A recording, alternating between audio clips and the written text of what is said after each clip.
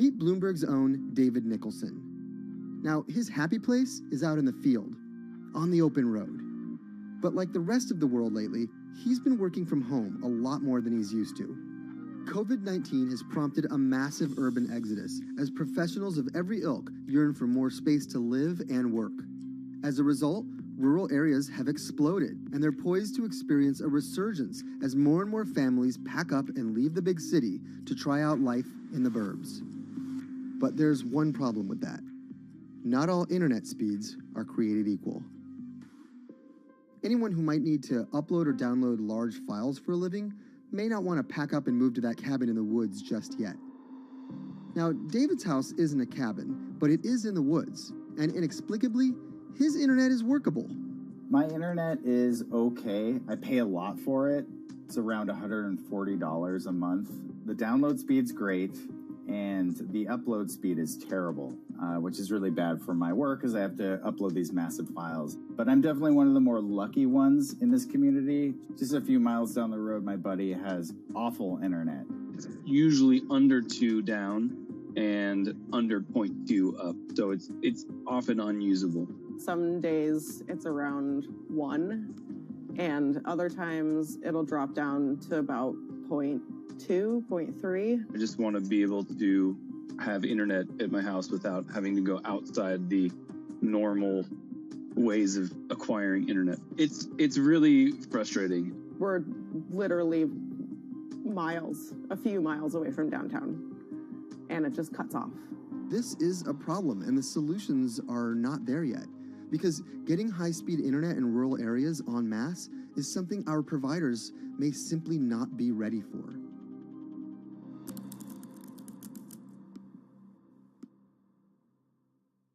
If your internet service doesn't have fast download and upload speeds, then you don't have high-speed harmony. You have.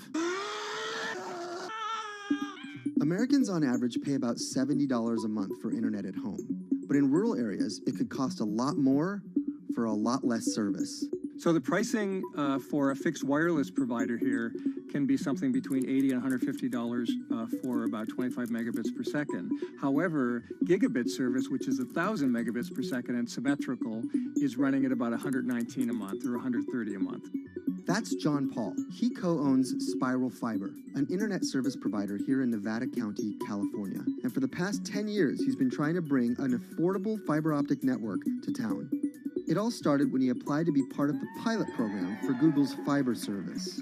Across the country, civic boosters have been going to extremes, chanting, singing, Google in the morning, and marching, trying to get the search engine giant to look at their town. The internet these days is crucial to be in the world, to be a part of the world, and to be connected to your community. Google ultimately went with Kansas City, Missouri, which left Paul on a mission to get funding to lay out fiber optic networks for gigabit service. Over the next several years, he would attend conferences and pitch venture capitalists and apply for grants to make his vision come to life. One of the biggest roadblocks to building infrastructure for the internet here in the United States are the existing large providers. They have their land staked out.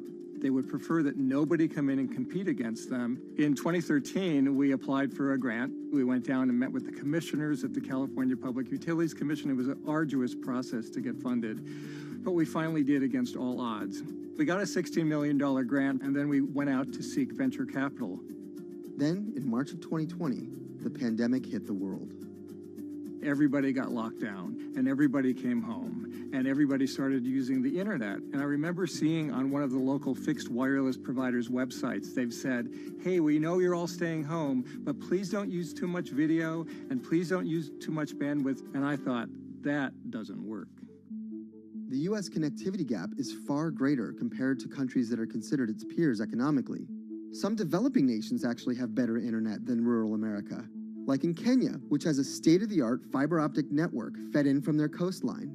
The American connectivity gap does largely affect rural areas that are either outside of service coverage or simply prohibitively expensive.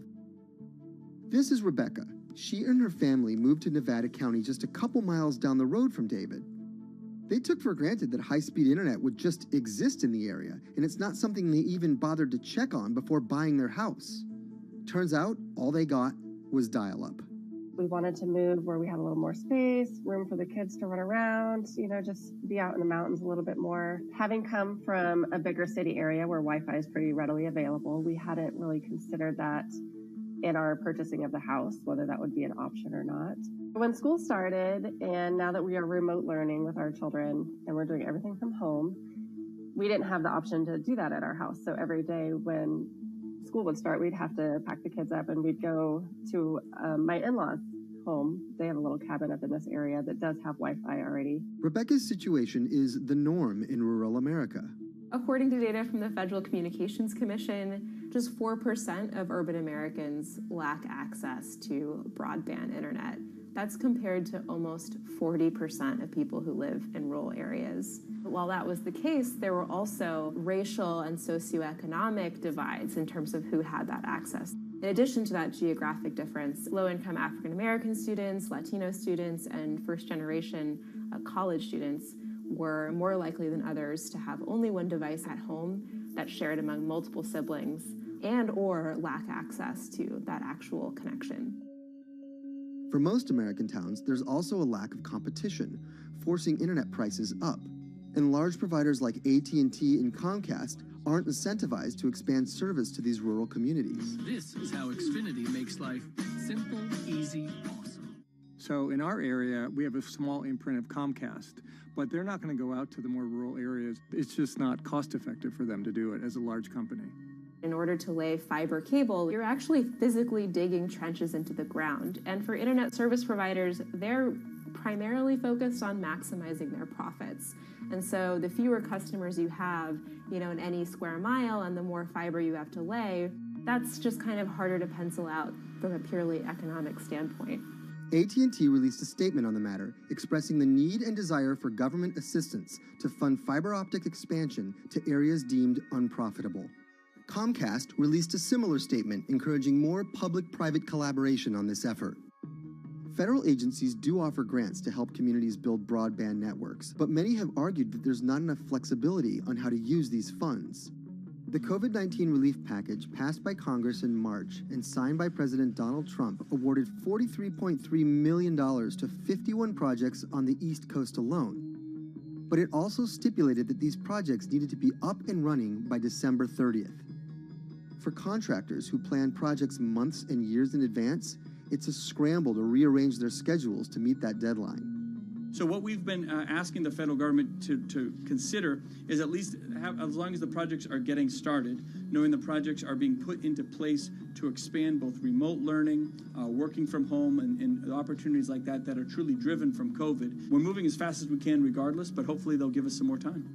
Talking to John Paul, it's clear that he believes broadband is something that can transform a community and should be considered a public good. One of the first communities to come on in the United States with full-on gigabit service was Chattanooga, Tennessee. Now, they're a bigger city, but they're a city that was economically in a downturn. In the last 15 years, the city of Chattanooga has turned around in an amazing way. It's a nexus for young people to move to. It's a place where technology happens. It's not just about logging on to Zoom, to connect with your colleagues who might be in New York City. It's also your ability as a small business, operating in the town of Nevada City or wherever it may be to, quickly upload your payroll documents or something onto the cloud, or to quickly, swipe a customer's credit card. There's just some really basic business functions and mechanics that I think people in big cities really take for granted, and that are just going to be a much bigger challenge for small business owners in rural areas.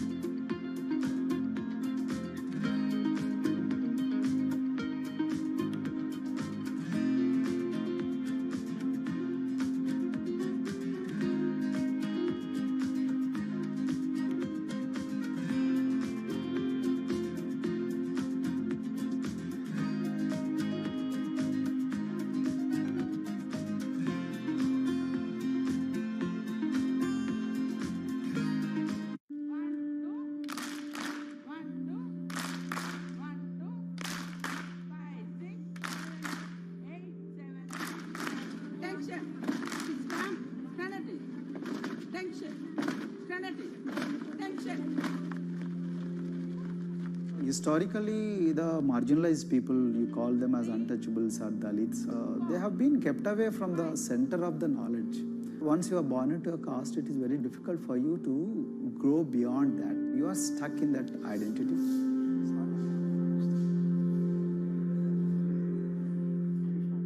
Education is the best way of liberating them. So that's how I chose to work in education sector. The kind of education that we are giving to the marginalized people is going to change not just the fate of these communities in Telangana, but it is going to be the source of inspiration, source of hope for all the marginalized in this country.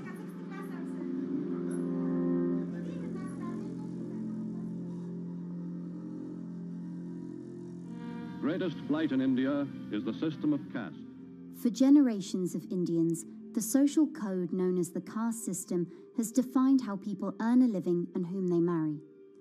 Although outlawed 7 decades ago, castes remain a significant factor in deciding everything, from family ties and cultural traditions to educational and economic opportunities. Dalits, people who are on the lowest rung of the caste system, constitute almost 1/5 of India's population of 1.3 billion. Not able to afford the high tuition of private schools, many are forced to attend government-funded institutions, which in the past have suffered from poor infrastructure, lower education standards, and high student-to-teacher ratios. But Dr. Praveen Kumar is trying to change that.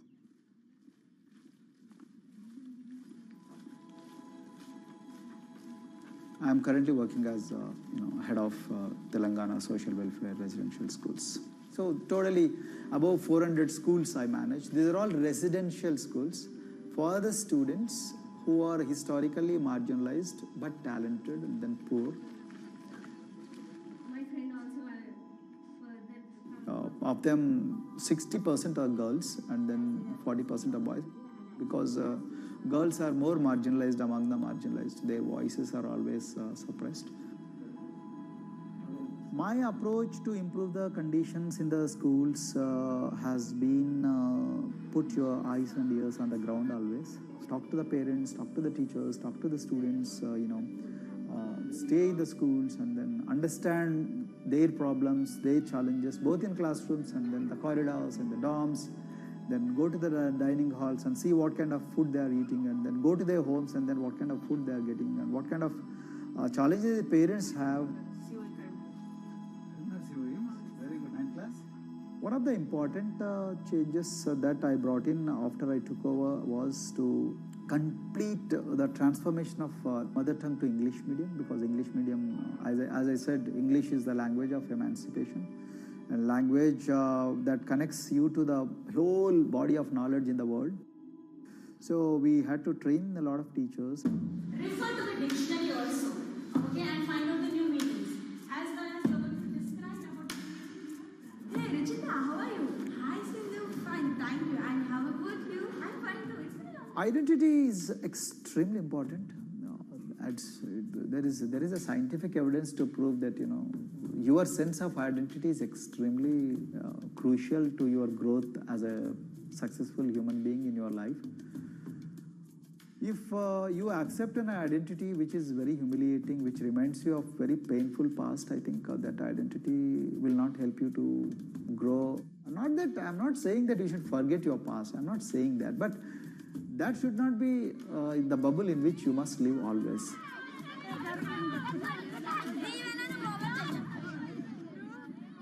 Sweros is an alternative identity. S stands for state, W stands for welfare, Aero, SW and then Aero is Swero. So the idea is your dreams have to be skybound.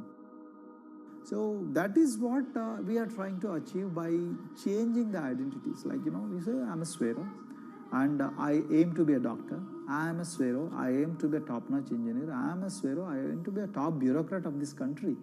I'm a Swero, I want to be a very good actor or, a musician in this world. So these are the positive images that are associated with the identity.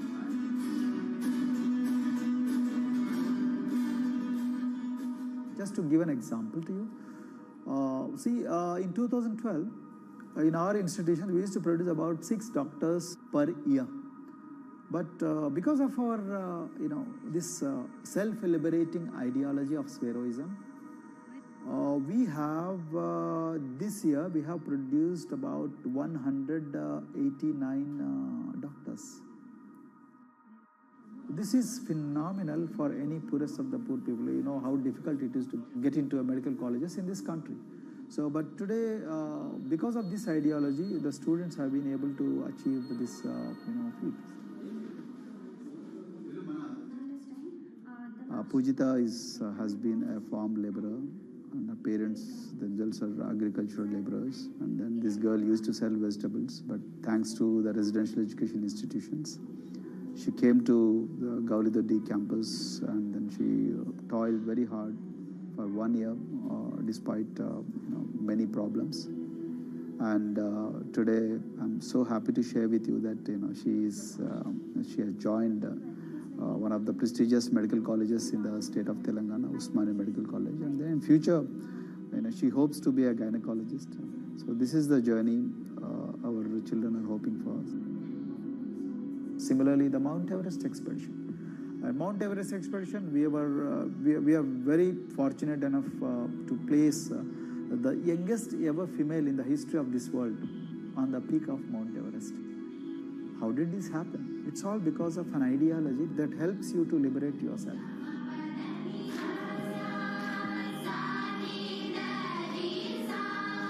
We brought a lot of extracurricular activities, and most of them got institutionalized now. So, for example, music. Similarly, the games. We have so many coaching academy. We have boxing academy, we have wrestling academy, we have handball academy. So we have, kabaddi, the traditional Indian sport. We have golf. We have introduced the golf also. Like golf is generally played by so-called rich people, but today even poorest of the poor people also are being trained in golf in our schools. Wow. So our intention has been to give all 360 degrees, type of opportunities to the students, so that whoever is interested in whatever activity, they can go and then do it. Break the barriers, break the fence, at least mentally, because poor people have been programmed to be victims, programmed to be subjugated, programmed to be on the margins, always, programmed to feel inferior. We wanted to change all that. There are certain games which are exclusive to rich people. There are certain languages which are exclusive to middle class and upper middle class in this country. To put it in one word, the sole aim of introducing all these co-curricular activities is to break the stereotypes which are recklessly imposed on these people. Their stereotypes Dr. Kumar knows all too well. Born a Dalit, his grandparents were labourers and access to the village well was restricted. Dr. Kumar credits his parents' belief in the power of education with helping him realise his aspirations. He went on to join the Indian Police Service, attended Harvard University, and then began pursuing educational reforms back home. I attribute whatever I am today, it's to my mother primarily. They educated me in the village, although there were no good schools. So then I stayed in social welfare hostels, the hostels which are managed by government for the poorest of the poor kids. I passed with reasonably good grades. Then I went to university, and then I faced worst form of discrimination in the universities. Like there were, in those days I'm talking about, so the bathrooms and the toilets were exclusively meant for scheduled castes and scheduled tribes. We used to fight discrimination on one hand, and then again, try to excel in academics, day in and day out. So that's how I came to education, because I deeply believe that education is the only important weapon that can really, place the poorest of the poor people from a very victimhood orbit to a prosperous orbit. I think in future, this is going to be a game changer for the marginalized in this country.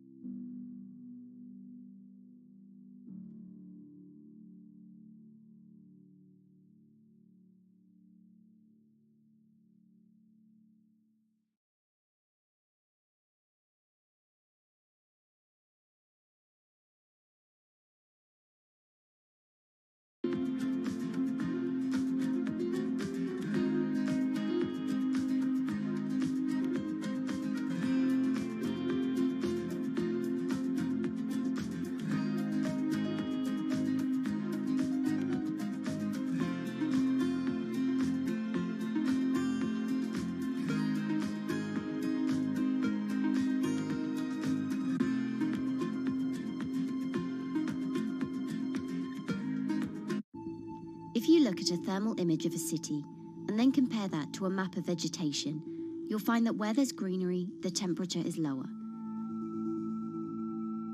That's because things like asphalt, concrete, and shingled roofs absorb more heat from the sun than trees. This is the urban heat island effect, and it accounts for higher temperatures in cities, often by several degrees compared with their surroundings. It's becoming a huge risk to human health as growing urban populations exacerbate the heating effects of climate change. Heat waves kill more people than any other extreme weather event, more than tornadoes, hurricanes, and even floods.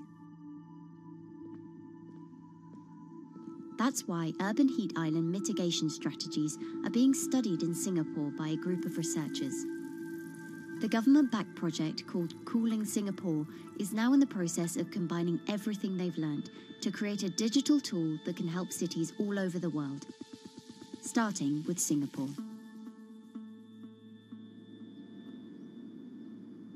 In Singapore, close to the equator, temperatures regularly rise above 32 degrees Celsius or 90 degrees Fahrenheit. And the city structures only make it worse. And that is also the case for Singapore, which is basically a concrete jungle, more urbanized, more developed city. And even in Singapore, what you have is a situation whereby there's a temperature difference of 7 degrees Celsius between the more urbanized and the more rural areas. The government has taken drastic steps to keep temperatures down. This is Gardens by the Bay, an award-winning park. And inside this greenhouse is a pleasant 24 degrees. That's because the dome, along with 24 nearby towers full of thousands of people, is chilled by what's probably the world's largest underground district cooling system. It uses a large central plant that cools water and then pipes it into banks, residential towers, an exhibition centre, shopping malls, and the city's iconic Marina Bay Sands hotel and casino complex. So one of the biggest perks of using this system for the buildings is that they can save 40% in terms of electricity usage compared to your traditional air conditioners. And with Singapore relying on natural gas for most of its power, this new system means emission savings equivalent to removing 10,000 cars from the city's roads. That has big implications for the rest of the world. If things stay as they are, more than a third of the world's electricity could end up being used to cool buildings and vehicles by 2050. As the world gets hotter, gets warmer, there is a greater need for air conditioning and as well as refrigerators, for instance. And the more people are buying these household appliances, the more energy usage they use, and they release heat more, and that then exacerbates climate change. It's a vicious circle. And so since 2017, researchers at Cooling Singapore have been identifying design solutions that reduce our need for so much cool air in the first place. One thing many cities have in common, and that's the importance of vegetation. That's a very important measure to mitigate the urban heat because of the shading effect, of course, and the psychological effects of the vegetation, and also because of the possible evaporative cooling effect of the vegetation. Vegetation can be, of course, on the ground floor in form of trees and shrubs, and you can walk under them. This is the so-called canopy layer that the vegetation forms above us. But vegetation can also go up the facades of buildings, and it can go to the roof of the buildings. Luckily, Singapore has been striving for the garden city feel for quite some time. It was a vision initially introduced by then Prime Minister Lee Kuan Yew in 1967 to make life more pleasant for people. And today, Singapore is one of the world's greenest cities in terms of urban vegetation. Kampung Admiralty, a community centre that contains health facilities and social spaces, now provides more green space than the plot of land it was originally built on. It's topped by a roofscape of staggered terraces covered in local plants, which functions as a community park, and a village green in the centre that contains farm plots for residents to tend to. Park Royal on Pickering was designed as a hotel in a garden that doubled the green growing potential of its site. There's now 15,000 metres of sky gardens, reflecting pools, waterfalls, planter terraces and green walls. And the government has big plans as well. Singapore actually has a plan to plant 1 million trees and add more green spaces over the next 10 years.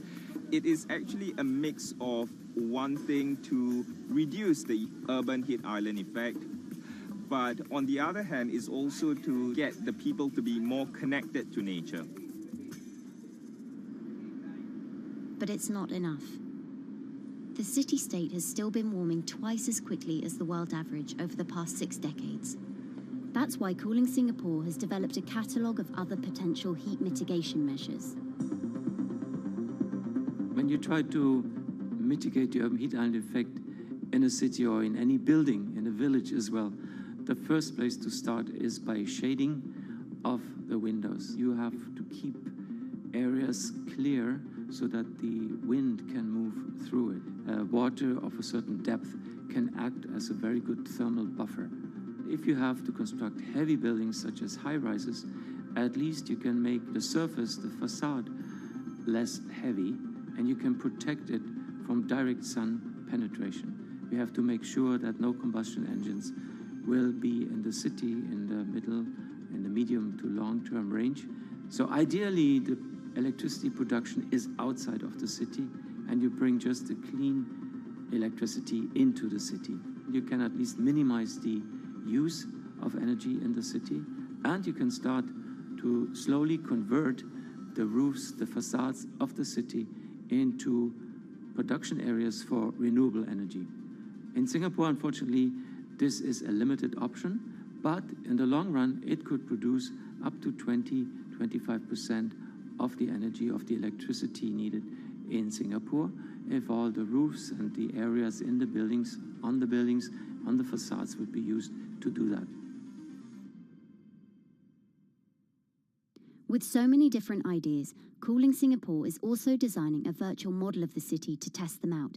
It's called a Digital Urban Climate Twin, or DUCT, that will calculate how each element of the city's design will impact the urban heat island effect. That means we model not only the geometry of the buildings digitally, but also we model the transportation, the insulation, the temperature, the radiation coming from the sun, the weather, the local climate, the even very, very microclimate of the city, the water, the movement of people in the city. We can invent scenarios, we can design scenarios, test them before we actually build them, and if they test very well and we are sure that they will function, then we can start to build them and put them into reality.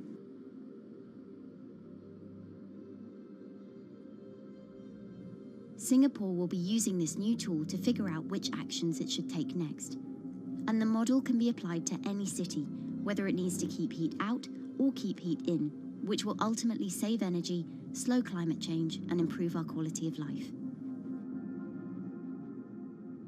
So this is something that Singapore will be able to export, maybe even together with its city development systems that it already has.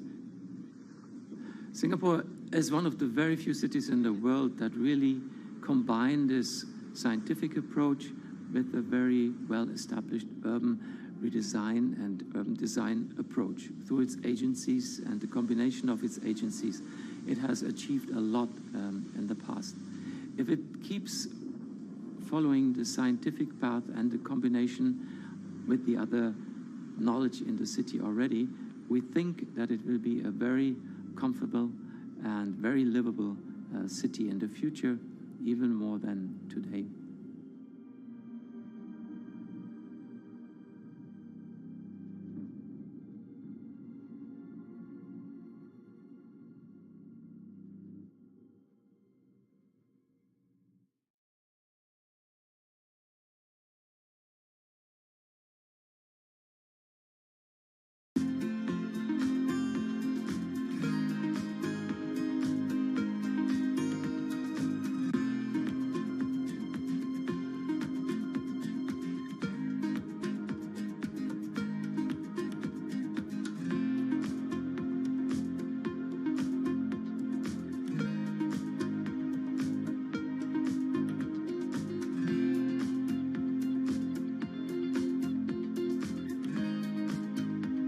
Times are tough.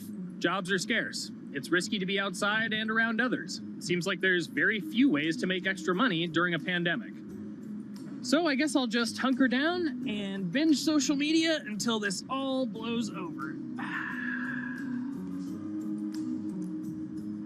Wait, don't these people make money? How do these people make money?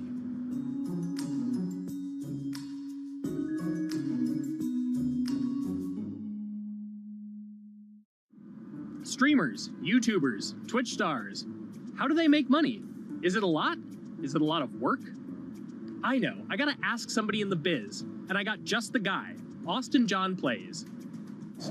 This is your full-time job now, right? As of November of last year, yes. This was always just kind of like a side thing. Like, any money that I made from doing my videos and whatever else, I never touched that because I didn't really think of that as being like real money. And then it started coming in more and more. And then it was like I hit my first day that I broke $1,000 and I was like, this is actually going to be money.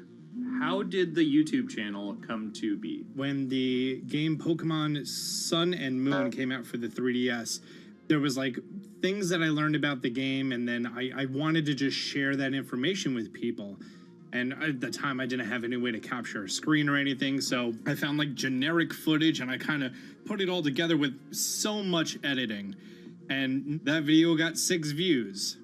And then 2 days later, I made another one, and that one got 12 views. And then I just started pumping out more and more content, and people were like, this guy knows what he's talking about. It really just started building on top of itself, and then it was like, my channel really focuses on tips and tricks. So I play a straight 18 hours, and I'll finish the game or get to about the 40-hour mark, and then I'll make my first video. While I'm going through, I have a giant notepad and just scribbles everywhere, and I make these notes of like the things that stumped me, so I know the things that may stump other people. What do you need to think about if you're building your YouTube channel? 1, you need to do something that you're passionate about. Not that you like, not that you think you're gonna make money on, something you're passionate about. The other thing is something that other people are passionate about. It holds a special place to them. And third is, it needs to be something that people are gonna seek out information on. In order to enter into the marketplace, you either need to be better than everyone else, you either need to be faster than everyone else, or you need to be more accessible than everyone else. And you can't be more accessible because it's already on the platform. Granted, if you understand how the algorithm works, which is very similar to Google Analytics, then yeah, you can have a little bit of a head start. But if you're not doing it faster, and if you're not doing it better than everyone else, then why should anyone watch your channel? So my income as a YouTuber kind of breaks down to 3 different ways. 1, which is the bulk of it, which is ad revenue. Whenever you go and you watch a video and then there's an ad and then you wait 5 seconds and you hit the bottom right corner and then you go on to the next video, or a non-skippable ad, or the video starts immediately, you get the little banner ad at the bottom, or if you scroll down from the video, the first thing that shows there is an ad. Those are the 4 different types of ads that can appear on every single YouTube video. And all of them pay a certain amount. It varies on lots of things, like the country of the person who posts it, the country of the person who watches it, the time of year, where you are in the quarter, if there's anything going on with a reduction in ad revenue. Like, great example, COVID-19, companies weren't spending as much on advertising. So because of that, CPM went down. CPM stands for click per thousand. I'm using the Roman numeral for 1,000. And that means that for every 1,000 views, you get a certain amount of money. Now, on low ads, when I first started off, my CPM was 30 cents. So every 1,000 views, I made 30 cents. But then once I signed with an MCN and I started making more quality content and more engaging content, some of my better videos and certain times of the year, I can see CPMs as high as $12 to $14. And there's a big fluctuation between, you know, if I post a video when there's no ads being spent, like January and February, that's a reason a lot of your favorite YouTubers and also TV shows don't post new videos in that time of year because ad rates are down. Why are they going to make content then? Instead, you're recording and you're bulking up for when ad revenue is higher. The second way that a YouTuber makes income is support, crowdfunding, things like that.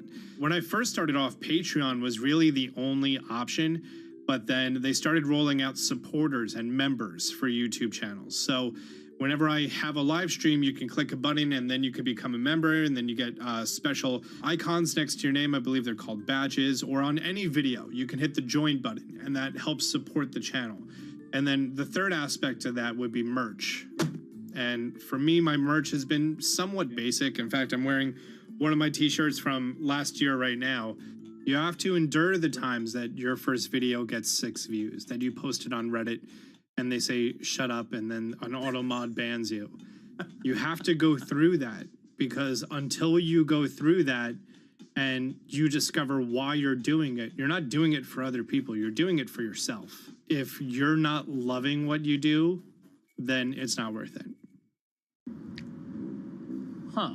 So make a channel about something that I'm passionate about. Oh, sweet. I guess I can make the channel about that.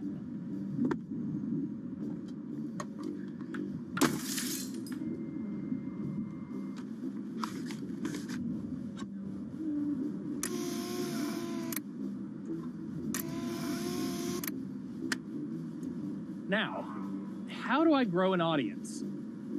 How do I get popular? It's all about diversification, right? You have to have a massive Twitter following. You have to have a massive Instagram following. You have to have a massive YouTube following.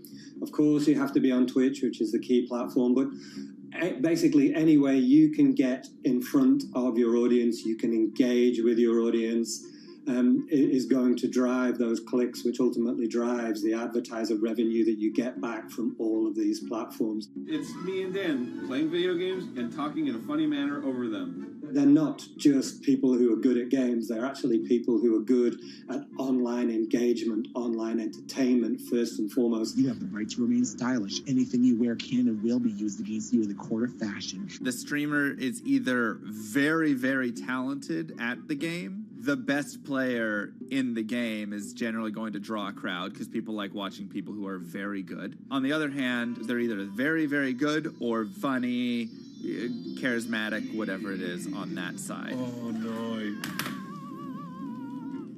You know, it becomes more of a show where they talk about other things outside of the gaming world, and gaming becomes really just a backdrop and an excuse to engage with that audience. There were those weird, like, Ronald McDonald, like, straight to VHS movies. You remember those? I'm personable, I'm chatty. I would kind of, when boring things were happening in the game, I would ramble on about, movies I'd watched or books I'd read and, or conversations I'd had and stuff like that. And so I think being personable was a big part of that. It's not just getting on and playing games.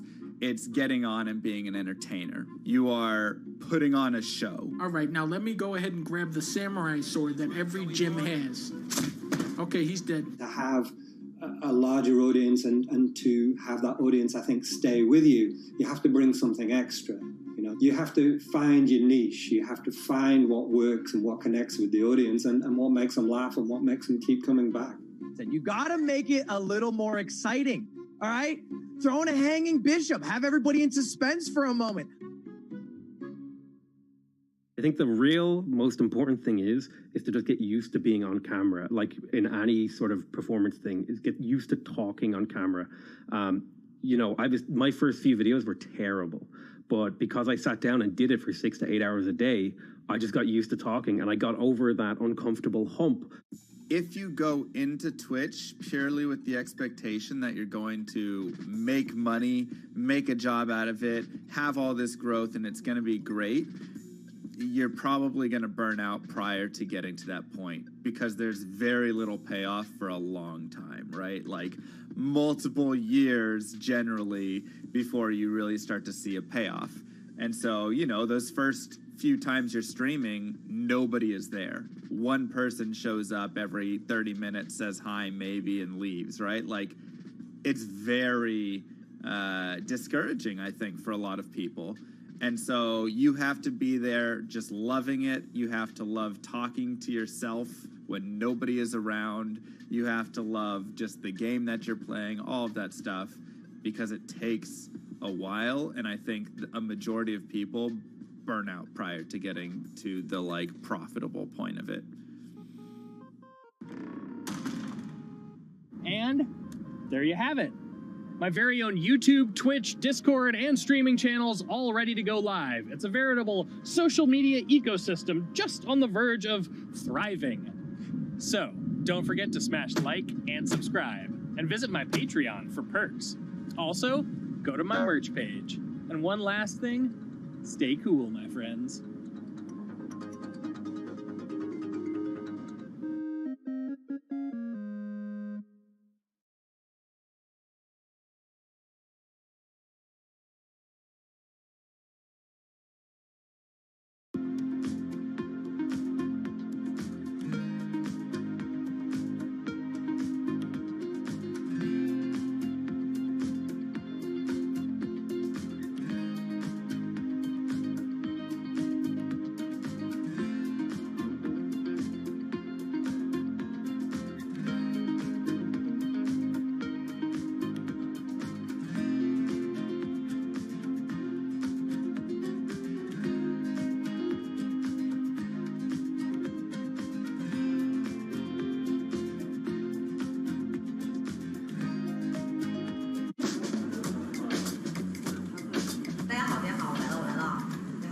This is live stream shopping, one of the hottest trends in China.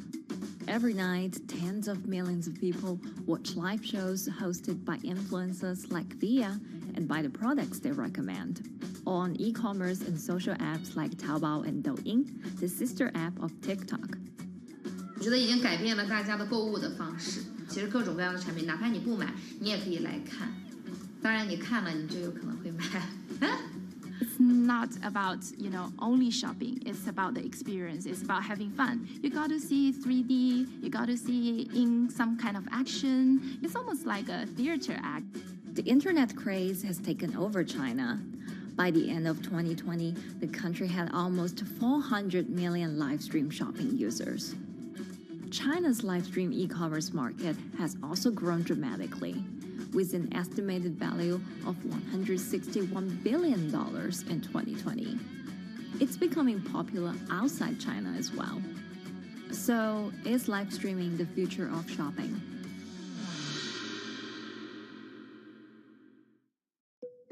Live streaming is not a new thing. In China, it started in 2015 with the rollout of 4G. And it was first used for entertainment and socializing. Many live streamers performed for their followers or chatted to them, making money by receiving virtual currency and gifts. In the West, live streaming is mainly the domain of avid gamers. In China, it's broken into e-commerce.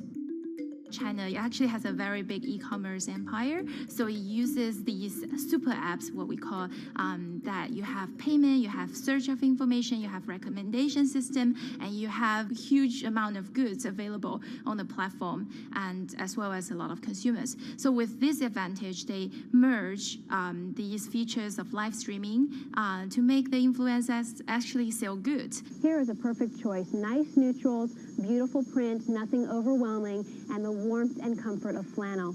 This is item. Traditional TV shopping involves a one-way direction, whereby a host introduces a product, demonstrates certain things, and say, call this number or something. But live stream shopping is live. That in itself is a very, very big difference. It causes different psychology. And live stream shopping is a very entertaining way of actually engaging someone else. When you shop, actually, this live streaming video will continue. It will minimize into a corner, and you can buy the items and pay all on the same app. And after that, the live streaming screen will just enlarge by itself, and the promoter will come back to screen. So it's very convenient. Taobao, one of China's biggest e-commerce platforms owned by tech giant Alibaba, added a live streaming function in early 2016. In the following years, other e-commerce and social platforms like JD and Douyin also integrated this feature.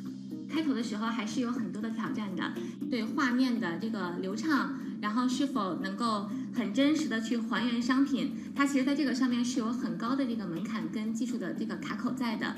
不管是我们的这个用户的接受度，还是商家的这个上手的这个难度都很高。但是这几年下来，基本上难点在不断被突破的。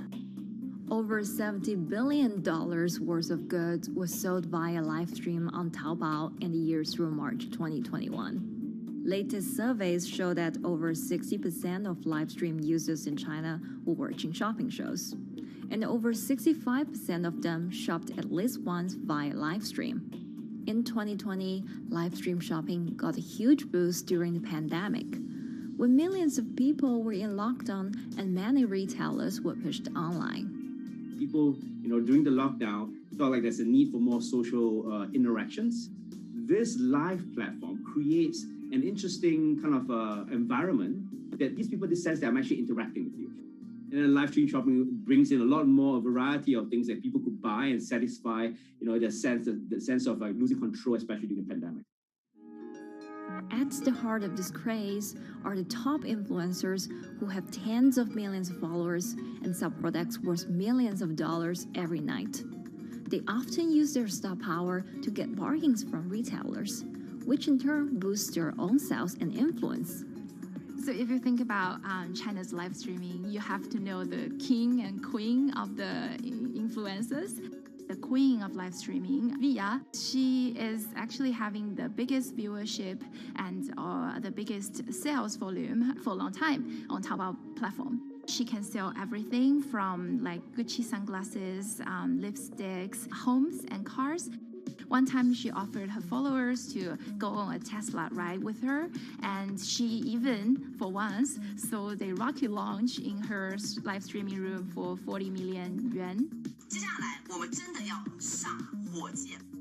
The king will be Li Jiaqi, more widely known as Lipstick's brother. He used to be a cosmetic sales before he turned into live streaming e-commerce, and he knows a lot about the cosmetics. So he's the one that will actually put the lipsticks on himself when he's on the show. Top live streamers like Via and Li Jiaqi have become celebrities in China and can earn millions of dollars a year. Although not everyone can be as popular, mid-ranking live streamers like Tiffany still earn a good income through sales commissions. 如果说单从收入方面来讲的话，那主播的收入是比普通的工作要高很多。但是呢，主播这个工作时刻对身体，包括对精神都有很大的一个考验的。就是每天需要集中精力，然后长达5-6个小时，这种状态是很累的。而且这5-6个小时的话，你是脑子是不停的，然后嘴巴是不停的，然后手也是不停的，眼睛也是不停的。像我们做主播，不是说单一的只做直播一件事情，然后还会有选品的一些工作，然后还会有一些其他的事情排在里面，其实是没有个人生活的。那我觉得增强粉丝影响力的话，不是说某一件事情。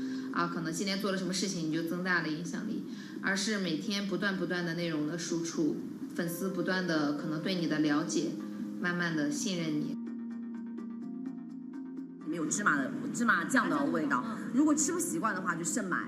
A lot of successful live streamers are generally very good at communication. They're very good at articulating very simply what a product does, what a product doesn't do. In order for them to sell, they need to be trustworthy and appear trustworthy, and they need to show in some ways that they're authentic, right? So for Via and Li Jiaqi, they are able to articulate that quite a bit through their body language, through what they say. For example, Li Jiaqi will also sometimes say bad things about certain products because to him there's his honest opinion, and sometimes people want to hear that. And so they seem very credible, they seem very trustworthy, and don't forget, they're also very entertaining and very interesting. If you're familiar with Li Jiaqi, he won a Guinness record for like the most lipstick applications to models in like 30 seconds. So if you're able to create a lot of buzz with interesting things that you do, people who may not want to buy lipsticks will also stream in just to watch what he does. And then from there, you might get hooked. 这就是一般女生出门的时候涂的口红的颜色。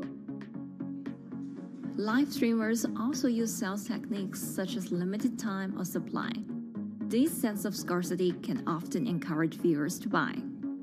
The platform in itself creates and enhances some of these things because you see it live.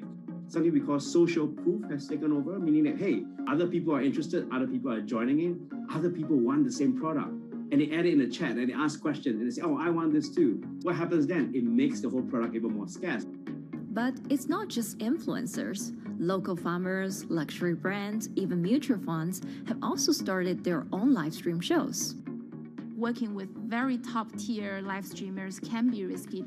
It's not necessary that the benefits will end up with the brand. So we see company executives opening their own shows, and we see like P&G have their own sales room which runs shows every day as well. We also have like local governors in like small towns to sell their agricultural products. So the live streaming is definitely transformed the way product owners can think about how to reach their consumers, and it enables a lot of players to actually sell. Live stream shopping is going global. Merchants in Southeast Asia have embraced this trend. And in the West, Amazon has upgraded its live streaming function, adding interactive features like chat rooms. Companies, including Google and Facebook, are also developing and investing in technologies to integrate video and e-commerce. 直播电商它其实已经开始成为主流，它未来的发展空间跟潜力都是巨大的。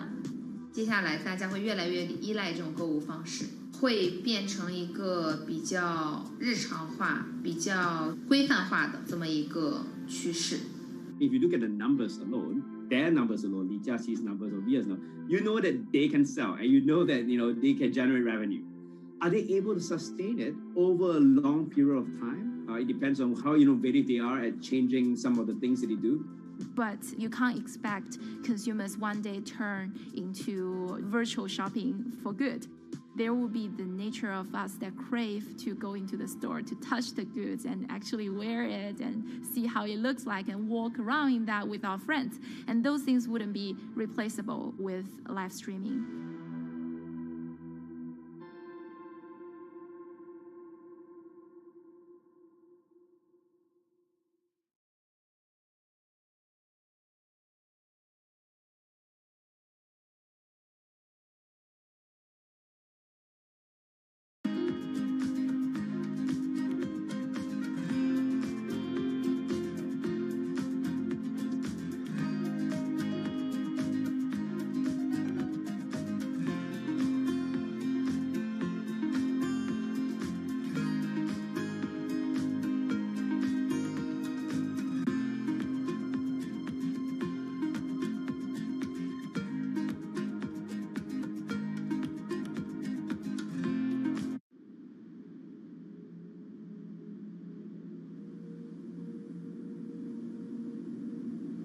You could imagine that the oceans are actually the largest battery. We're storing huge amounts of energy in the oceans. The wave motion can be very deep. It can extend down several hundred meters. And once it gets to the near shore, from about 50 meters, the whole water column is moving backwards and forwards. As we search for ways to reduce our reliance on fossil fuels, some are looking to a largely untapped potential source of renewable energy. In theory, waves off the coast of the United States alone could generate over 2 trillion kilowatt hours of electricity a year, enough to power more than half of the country. Waves intensify and subside not as quickly as the wind, and that means that it can produce a smoother power generation curve. One of the potential advantages of wave energy is that it could act as a complementary source of power compared to other renewables on the grid if it were to be scaled up to commercial scale.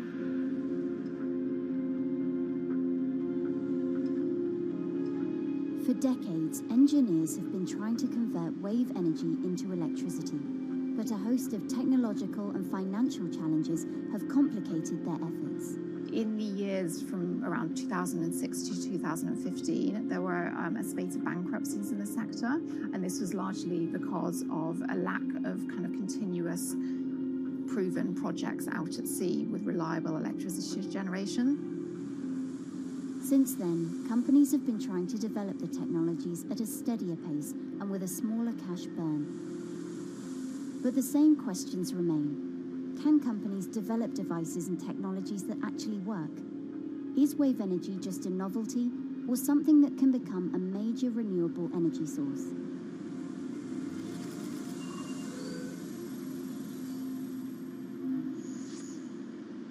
we see is a very challenging environment within which to operate a power project. So seawater is corrosive and conditions are very rough. So this means that power projects don't have a very long lifetime, and it increases operating and maintenance costs. Partly because of that, many early wave energy projects hit rough waters, such as the Palamas Wave Energy Converter in Portugal and the Isla Limpet project in Scotland. But that hasn't stopped others from trying.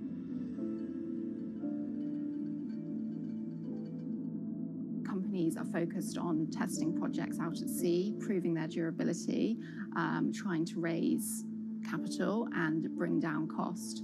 The sector hasn't really converged around one single technology design, and companies are kind of undecided about which design works best.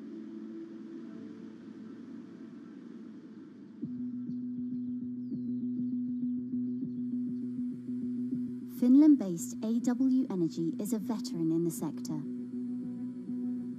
The first proof of concept of the company's device was made in the 90s after diver Rauno Koivusaari observed the strong back-and-forth movement of a hatch cover in a shipwreck in the Baltic Sea.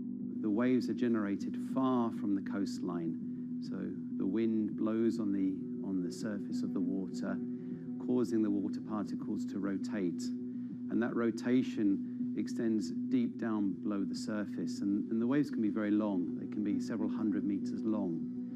And as they come into the near shore, this rotational energy turns into an elliptical energy, and eventually backwards and forwards, as you probably noticed if you've been swimming on the seashore in large waves, you're pulled in and out. That's the energy that we're extracting. There's a sweet spot where we deploy, so around 10 to 15 meters of water depth. That's where there's still strong wave energy coming in. After years of research, prototyping and testing, the company has deployed Wave Roller, a 350 kilowatt device in the waters off Portugal.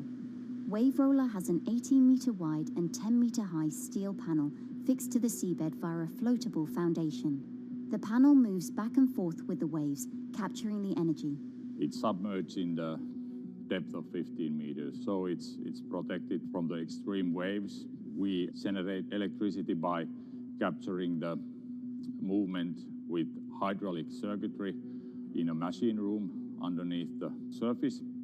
That hydraulic energy we turn to electricity with hydraulic accumulators and hydraulic motors, and also a generator. The Wave Roller has survived large waves at sea for over a year and delivered electricity via an underwater cable to the grid in Portugal. Meanwhile, the company has won a €2.5 million grant to work on an upgraded version of the Wave Roller, aiming to increase the electricity generation capacity to 1 megawatt. The upscaled device would have a bigger panel, 2 power takeoff units, and improved software to control the energy production. We have taken into use a wave prediction algorithm that kind of tells us what kind of waves are coming in to our device. That gives us few seconds to prepare for capturing more energy, and the difference in that is significant. Our future plans are to deliver technology around the world. So I'm hoping we can be working on delivering technology to projects in Asia and also in the American continent as well.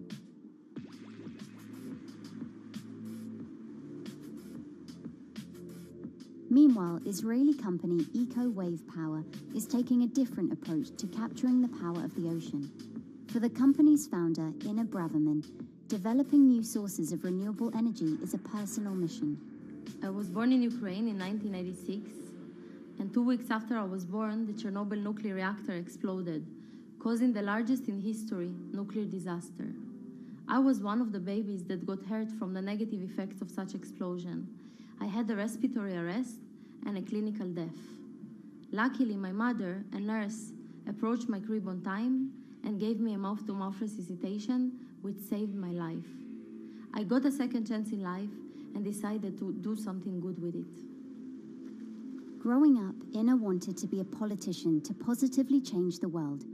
After working as a translator at a renewable energy company, she decided to change paths. Solar and wind energy were fully commercialized. There were a lot of amazing technologies implemented everywhere. I saw that wave energy, although it's an immense source of electricity, the biggest companies in the world are trying to develop wave energy with no success. And there was kind of a race going on in the world of who is the company that is going to develop a viable wave energy solution first. In 2011, the then 24-year-old Inna co-founded EcoWave Power. Instead of installing devices offshore, the company's devices are attached to existing breakwaters, jetties, and piers. Our technology is very cost efficient, especially in comparison to the offshore technologies, because we don't need any ships, divers, underwater mooring or cables. We install on existing man-made structures, and all our expensive equipment, the generator, the hydraulic conversion unit, the automation, is located on land just like a regular power station. This is the EcoWave Power conversion unit that has been operating in Jaffa Port since 2014 until 2020. Here you can see how the technology works. Basically, the floaters are going up and down and pushing the hydro cylinders, which transmit biodegradable fluid into land-located accumulators. A pressure is being built. The higher the waves, the higher the pressure, which is used to turn the hydro motor, which is turning the generators. The whole system is controlled by a smart automation system, which you can see right here. And in case of upcoming storms, the system automatically raises the floater above the water level and keeps them in the upward position until the storm passes.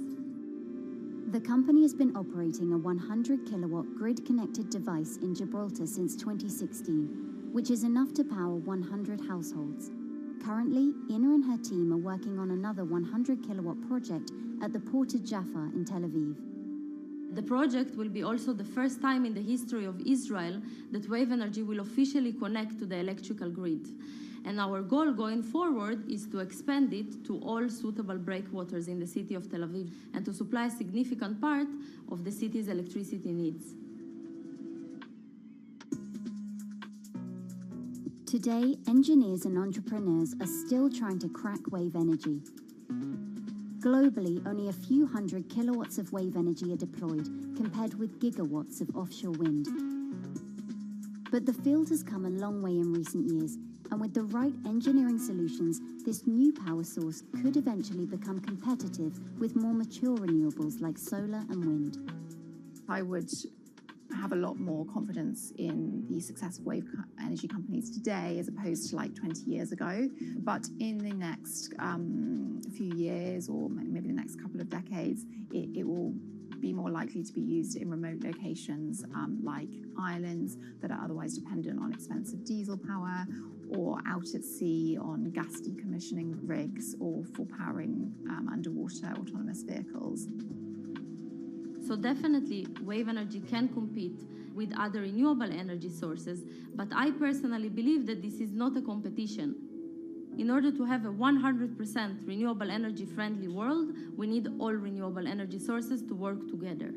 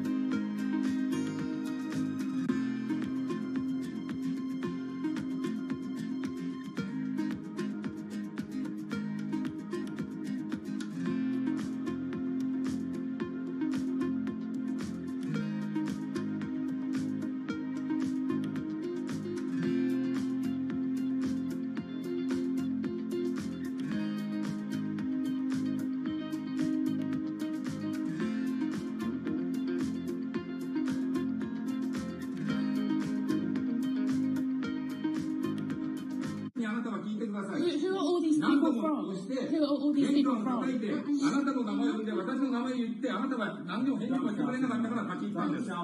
So can you please tell me? I'm not going to...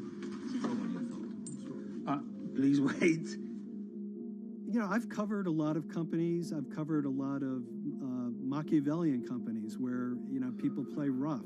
I don't think I've ever seen anything on the scale of Nissan. He is making you, but you act for Nissan. I mean, it's corrupt. The system is... One of the most dramatic elements was Ravinder Pasi's home being raided by court officials in Yokohama. You scared my wife. You scared my children. I worked in Nissan for 16 years. So Rav Pasi's journey into the darkest recesses of the Japanese corporate world started when he was the general counsel, the highest corporate lawyer position in the company. In the past few minutes, Nissan has revealed that its chairman has been arrested after allegations of serious misconduct. He was tasked with investigating Carlos Ghosn. And he was told, conduct an internal investigation and get to the heart of the matter. And then along the way, he started to notice serious conflicts of interest. He is one of the few people who knows an extreme amount of detail regarding the alleged crimes by Carlos Ghosn. And he's now ready to tell his own story on the record about some of the events that happened.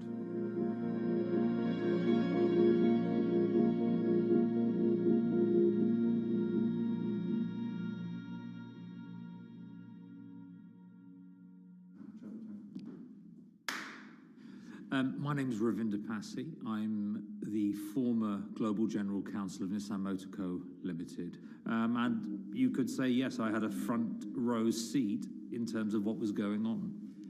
When Carlos Ghosn saved Nissan years ago, he was depicted in Japanese comic books as this hero, and now maybe we'll see comic books where he's the villain. In corporate Japan, Nissan was quite an unusual company. It was led for 2 decades by a non-Japanese executive. Well, Carlos Ghosn was a hero in the Japanese business world. If you had a global business celebrity in Japan and worldwide, it was definitely Carlos Ghosn. In a country with few foreigners at the top, he stood out. But over the years, he saved Nissan from bankruptcy, allied with Renault and Mitsubishi, and turned the alliance into one of the most competitive in the world. Yet as the years went on, you know, I think his ambitions changed a little bit. He started thinking about legacy plays, and one of them was to really tighten the alliance between Renault and Japan. And unbeknownst to him, there was a contingent of senior Nissan executives that were really felt threatened by that move. They really thought that they would lose complete control of the car company, and even in the government, there was probably a little bit of anxiety about a national champion in the auto industry falling under full-blown foreign control. Carlos Ghosn was an auto industry leader, respected by many in Japan. Now he's in jail. The arrest of Carlos Ghosn came completely out of the blue. This was in November of 2018. He was coming to Japan on Nissan's corporate jet for a regular executive meeting, and he was met on the tarmac by Japanese authorities who whisked him away to jail and charged him with financial misconduct crimes. So what happened was that a power struggle ensued inside the company, and somewhere along the way, it was criminalized. By that I mean that there were allegations leveled at Carlos Ghosn about the way he reported his pay to Japanese authorities, the way he handled money inside the company, that in other contexts might have been a board action, might have been handled internally. A number of executives at Nissan decided to take this difference and take it over to the Tokyo prosecutor's office, and that unleashed a chain of events that would shake the entire auto industry. So after Carlos Ghosn was arrested, Nissan launched an internal investigation into the events that led up to his arrest.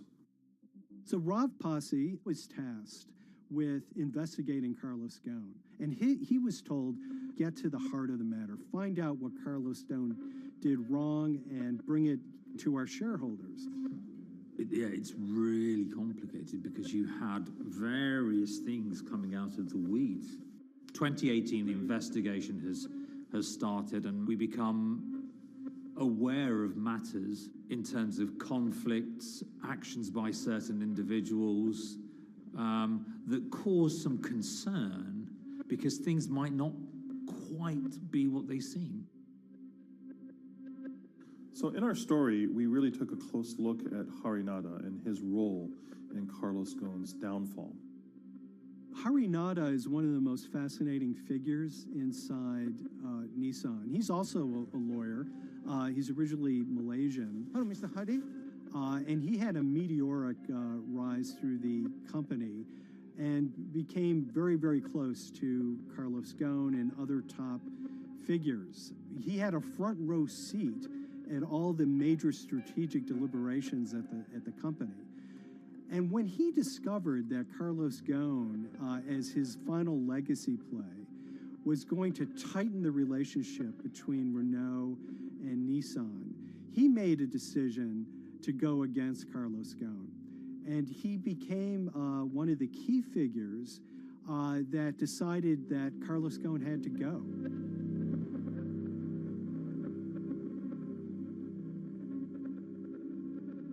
Harinada was somebody who actually recruited me into the company, so I have a long-standing relationship with him, or did have a long-standing relationship with him. For many, many years, he was a mentor. I had doubts about the credibility of the process right at the start. Harinada had a plea deal with the Tokyo prosecutors. Now, that suggests he was intrinsically involved in some of the wrongdoing, or the allegations of wrongdoing, and it just didn't smell right, just doesn't sit right. So there was a basic conflict of interest. In other words, Harinada had to deliver results to Japanese prosecutors to avoid his own criminal liability, and he's accusing and leading the investigation of Carlos Ghosn. Some of the people who had been involved in the original alleged crimes were also looking into the affairs themselves. Ravinder Passi began pointing out some of these conflict of interest issues. And the reason for that is essentially his concern was for the company.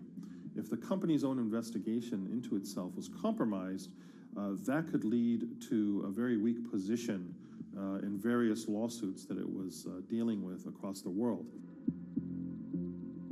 I had discussions with Harry, discussions with the statutory auditors about these conflicts, discussions with HR about some of these conflicts, because at that point, we reported into him. You know, at the time, everything was quite, as you can imagine, it was, we've got to do this, we've got to do that, we've got to move fast. But when you step back and look at some of these things, you just think, my God, what was going on here? Because me, members of my team, were being placed in immediate danger. Your chairman's been arrested, a representative director's been arrested. They both happen to be foreigners. And then now what we need to do, we're being instructed to do, is certain compliance professionals need to go into properties in Brazil, for example, and retrieve evidence. They've got to do it very carefully, because if they don't do it carefully, they're going to get convicted of criminal activities.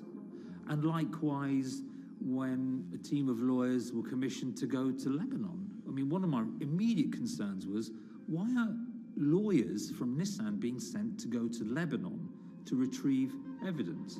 These are just lawyers, they're corporate lawyers from Nissan. You had revelations that a number of executives had benefited from share appreciation rights when they shouldn't have. I mean, you know, substantive amounts of money being taken by these guys when they weren't entitled to take them. And you do think, yes, how is this going to look later on? It's going to look quite concerning. So that triggered for me the sort of assessment that, well, I'm going to have to do something, because up until this point, I haven't put down on paper these conflicts and these issues.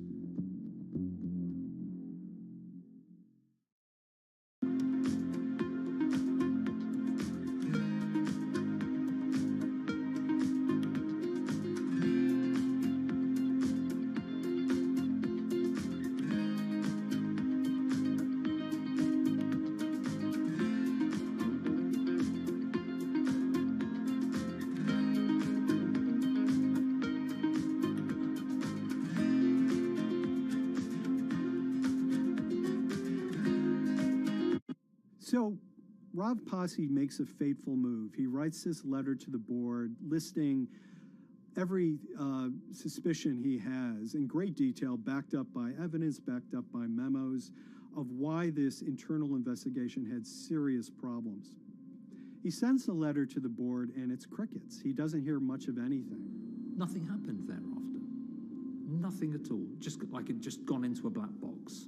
And he began to suspect that there was a desire, even at the highest level within Nissan, to kind of sweep these conflicts of interest under the rug.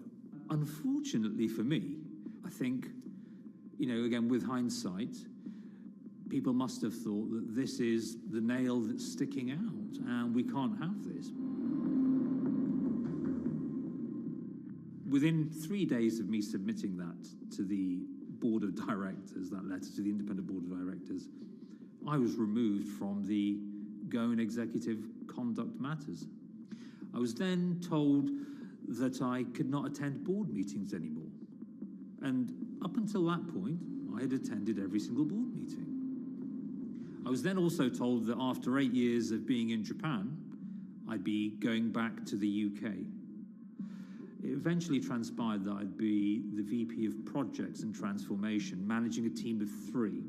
So you can imagine what this feels like at this stage.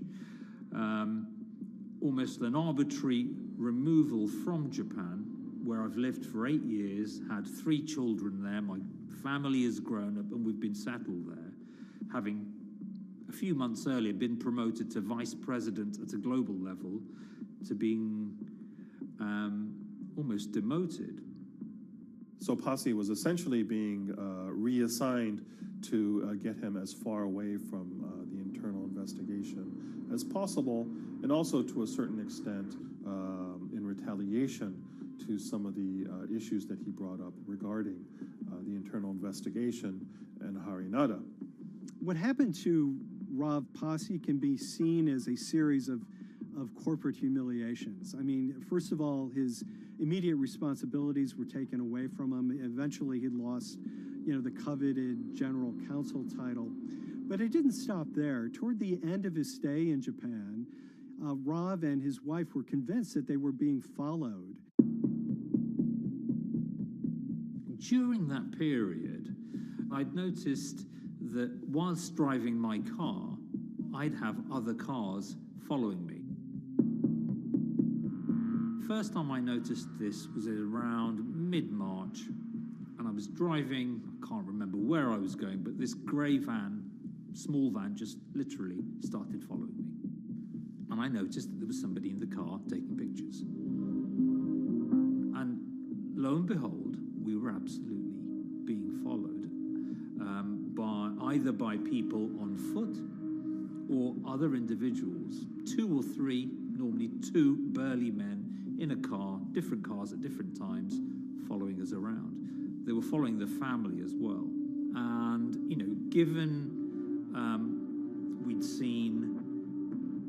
I'd seen the Nissan security department behave in a very, very egregious manner with others in terms of following and surveilling, I was very concerned as to what they were doing and who they were giving this information to.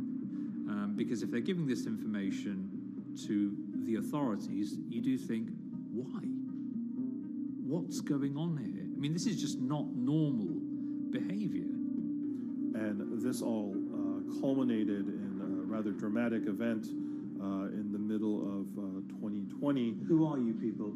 Where Nissan had hired a legal team and had obtained an unusual court order from the district court in Yokohama to basically do a search of his home and seizure of his corporate laptop and phone and other documents. If you don't let us in now, we have to break this key. So it's a pretty extreme way to treat someone who'd spent 16 years at the company. These people have all come in. We don't really know who they are, apart from the fact that I've been shown a badge that says the Yokohama court. And they're here to recover a laptop and a mobile phone. It was even more weird because I'd highlighted to the directors that certain Nissan executives were trying to recover this laptop and this phone whilst I was still in Japan. And I was very concerned because it had evidence on there that related to misconduct matters and other forms of inappropriate conduct.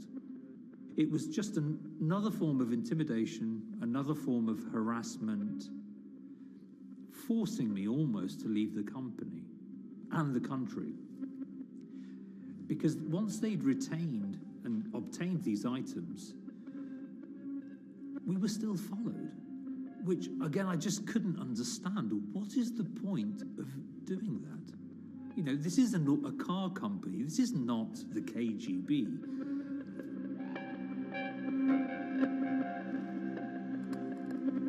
I think it's fair to say that Rav Pasi didn't have full battlefield awareness of all the intrigue going on at Nissan. I mean, Harinata is interesting because he's both charismatic and charming, and one of the most brutal corporate infighters one could ever run across. This is a confidential company email, right? You should not have this. If he had fallen into line, he would probably still have his job at Nissan, be paid very well, and continued his work. A career that he spent 16 years building at Nissan is irretrievably broken. It's been smashed to smithereens. He and his family paid a huge price, certainly. But in terms of being able to sleep at night, I think, he's come out ahead. I highlighted issues to the highest levels of the company so that they could be dealt with appropriately by those in charge. There was no response to those, and there was retaliation against me. What's really profound, like absolutely profound, is that none of your colleagues, I mean people who you have known for years, forget it. Yeah. You're on your own. Yeah. And you got to be ready for that. You've got to be ready for that if you take it on anyway.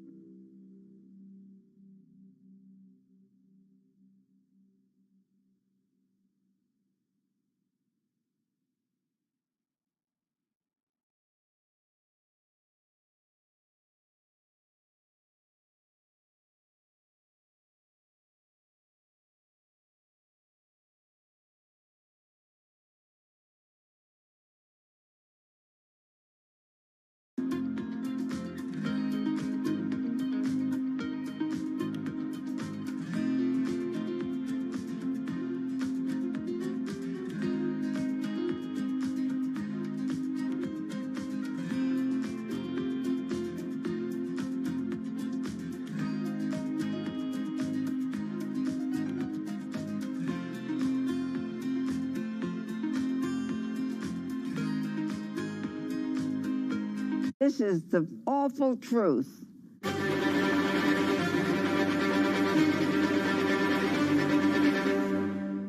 There's always someone in the family that's pushing it.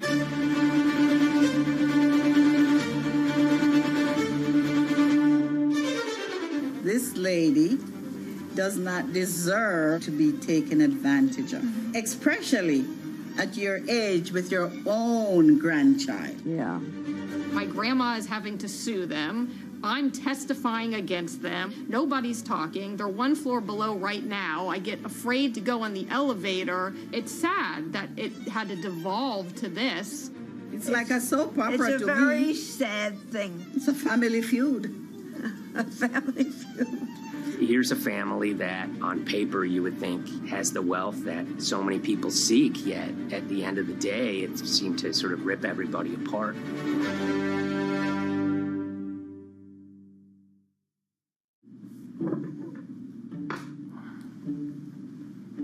My name's Tom Schoenberg. I'm a senior reporter here at Bloomberg News, cover financial enforcement. I was approached by someone close to the Schottenstein family and asked whether or not I would be interested in writing about Beverly Schottenstein and this case that she had against JP Morgan. And it was immediately clear that there was a great story here to be told. So I started just, assembling all sorts of documents that the family made available to me. That included a diary that Beverly had begun writing when she started having suspicions about what was actually going on with her money. Beverly obtained her wealth from the Schottenstein kind of retail empire that has at times included Big Lots, Value City, American Eagle Outfitters, DSW Shoes. Beverly's husband died, and at which point they sold off their portion of the company, bringing them an enormous amount of wealth at around 1990. Estimates of her wealth were around $90 million. She, for many years, had that pool of money being managed by outside advisors. Her grandsons in the late 2000s had both graduated and were becoming financial advisors. She gave them a little bit to work with, and over time, her grandson, Evan, became the trustee of her entire estate. Managing sort of family money is not a conflict. In fact, some ways in wealth management, it's kind of how you get your start. It's kind of the seed that you need to sort of get going in the business. But Beverly started having suspicions that something was wrong probably in around 2016. Well, there were suspicious things, but taken separately without everyone talking about their own experiences, it was hard to really put it together. She had written a check to her caretaker, Dawn, that bounced.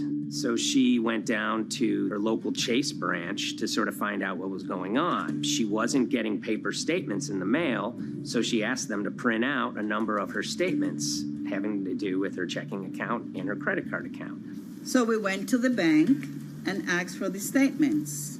And she got a whole year and going through all of them, page by page by page. And it was there she saw all sorts of charges that she said she didn't authorize or didn't know about.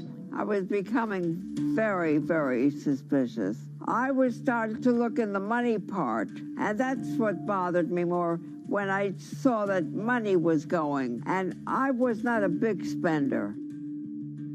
Around the same time, Dawn, she starts noticing Beverly's son, who lived in the condominium below her, came up with Evan with a shredder and started grabbing papers in her office area, including some with JP Morgan letterhead, and just started sitting at the kitchen table just shredding documents over and over. Yeah, they came in one morning. They used to do it in the back. Through the back door, and they brought the shredder inside. And then they went in the drawers in the office and took out all the papers, and they started doing it. I was very suspicious because I know you don't go around and destroying papers. Beverly said that they had done this many times before. That's when she said to me, Dawn, I'm going to write my feelings in this black book. Diary. And it's a diary, and she started writing. Each day she would write a little at a time. Around the holidays of 2018, a package had arrived, a FedEx package, and in it were materials about a venture capital fund based out of the Cayman Islands. Dawn and some other family members take a look at this, and they see that Beverly is signed up for this fund to the tune of $5 million over the course of several years. And that was really the beginning of it. That was sort of the tip of the iceberg when it became obvious that something was going on, that my grandmother really wasn't aware of this fund. You know, Beverly started to panic. She got really upset and called, JP Morgan's headquarters in New York and asked for Jamie Dimon. She said she was told someone would call her back, but she says that never happened.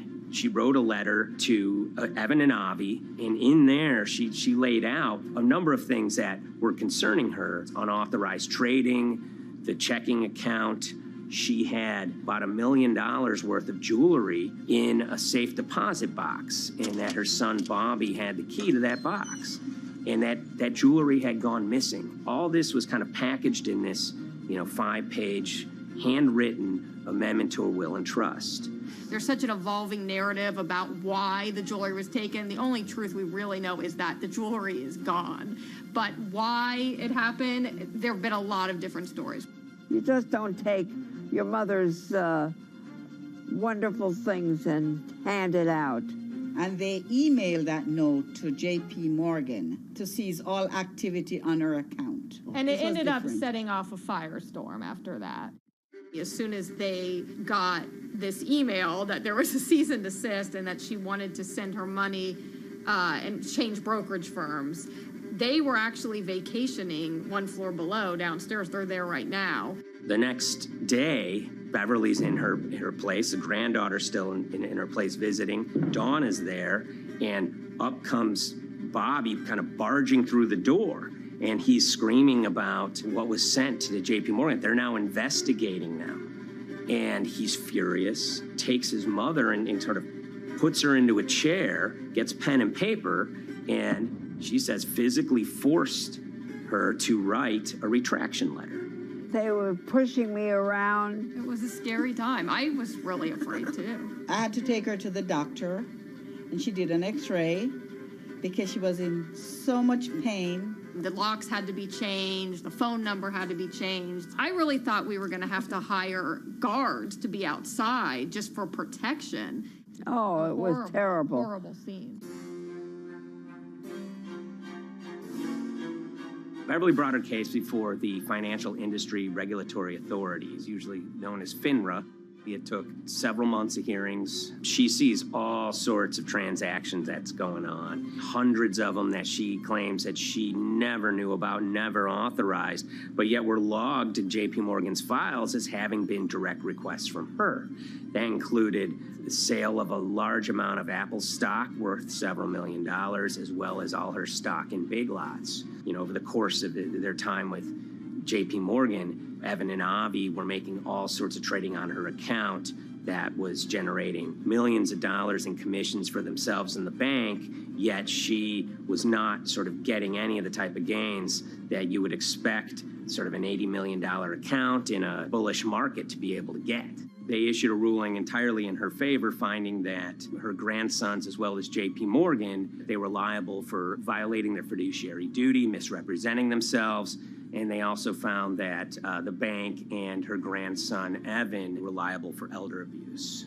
Evan and Avi, they were fired from JP Morgan. They issued an award of about $19 million. I reached out for comment, and JP Morgan emphasized that Evan and Avi were no longer with the firm and that their actions do not represent the sort of values of the bank. I reached out to Evan and Avi, heard back from their lawyer saying that, they disagree with the law and the facts that FINRA kind of used to decide the case against them and are seeing if they can have it withdrawn.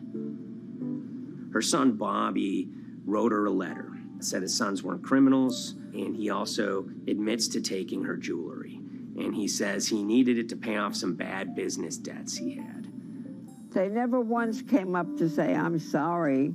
If there had been an apology and some acceptance, and asking for forgiveness from my grandmother, I don't think we'd be in the position that we are now. Since the piece came out, we've received dozens of messages from people, many of whom are telling their own sort of personal tales of got control of an estate and abused, those within.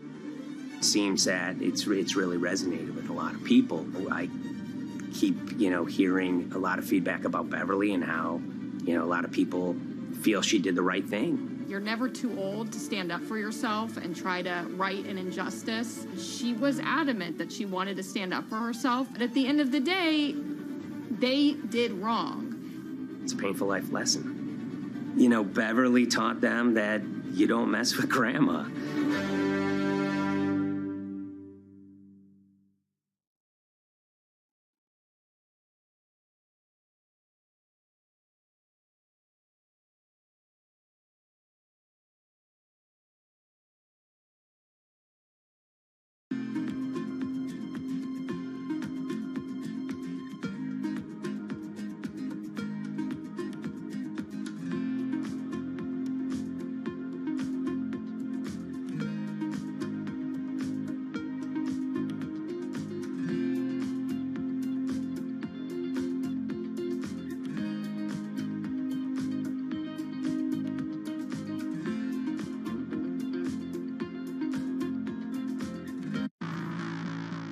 On April 20th, oil markets did something they never had before, and they crashed, went into negative territory and closed the day at minus $40. Meanwhile, in a place called Thaden Boyce in Essex, a group of 9 traders, led by a guy called Cuddles, made $660 million over the course of a couple of hours. The price of oil has collapsed to a record low. We've never really seen anything like it. WTI this morning down more than 35%. People maybe wouldn't have been so surprised if the oil price had fallen to zero, but the oil price went to minus 38. It went far lower than anyone had expected. And so lots of people in the market were saying, well, hang on, something else is going on here.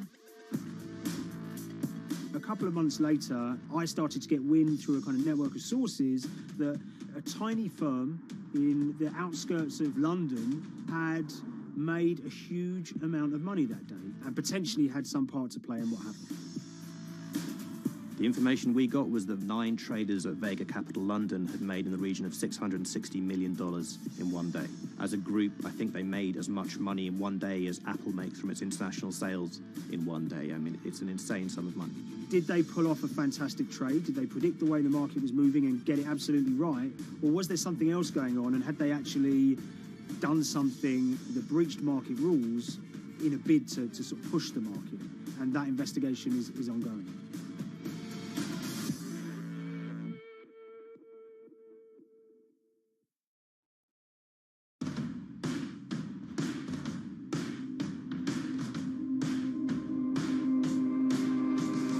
So Paul Commins is a trader who cut his teeth in the pits in the 80s and 90s. When everyone had a nickname, his was Cuddles. If you can imagine, that was a very sort of cutthroat type of world where people are doing, hundreds of thousands and millions of dollar trades by shouting at each other, giving hand signals, and then sort of scrawling on scraps of paper. The culture of the trading pits in London was very influenced by the working class guys who became traders there. They weren't like the city bankers that had gone before them. They weren't usually Oxford or Cambridge. They didn't wear Savile Row suits. They were ordinary working guys who happened to have a talent for trading. And a lot of them came from Essex. I think it was 400 traders in the pits, and Cuddles in his oil and gas pit was described to us as amongst the top 3 amongst that, was very successful and made very large amounts of money as a young man. But inevitably mechanization and the arrival of electronic markets was the kind of death knell for the pits, and in 2005 the IPE closed down. And when the pits shut down, a lot of the traders who worked there lost their jobs or quit or went to work for financial institutions. But Paul Commins decided to start his own trading collective out in Essex. Some of them are ex-pit guys, cut from the same cloth as him. Lots of them are actually sort of in their 20s, and they're his, drinking buddy's son, or they're his own kids' friends from football. They're young lads, hungry and ambitious, and he brings them into the fold. And fairly shortly, he's got, maybe a dozen or so traders that they're independent, let's be clear, but they're all part of this collective.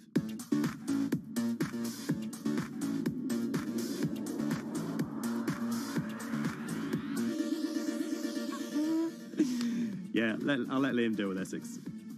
I am from Essex, so I feel like I'm free to, to get into this. Sweet, as they say. If you were to ask someone in Britain how they would imagine a kind of Essex person, they would see someone who's maybe slightly flamboyant, with a sort of Cockney accent, a sort of Guy Ritchie-style accent.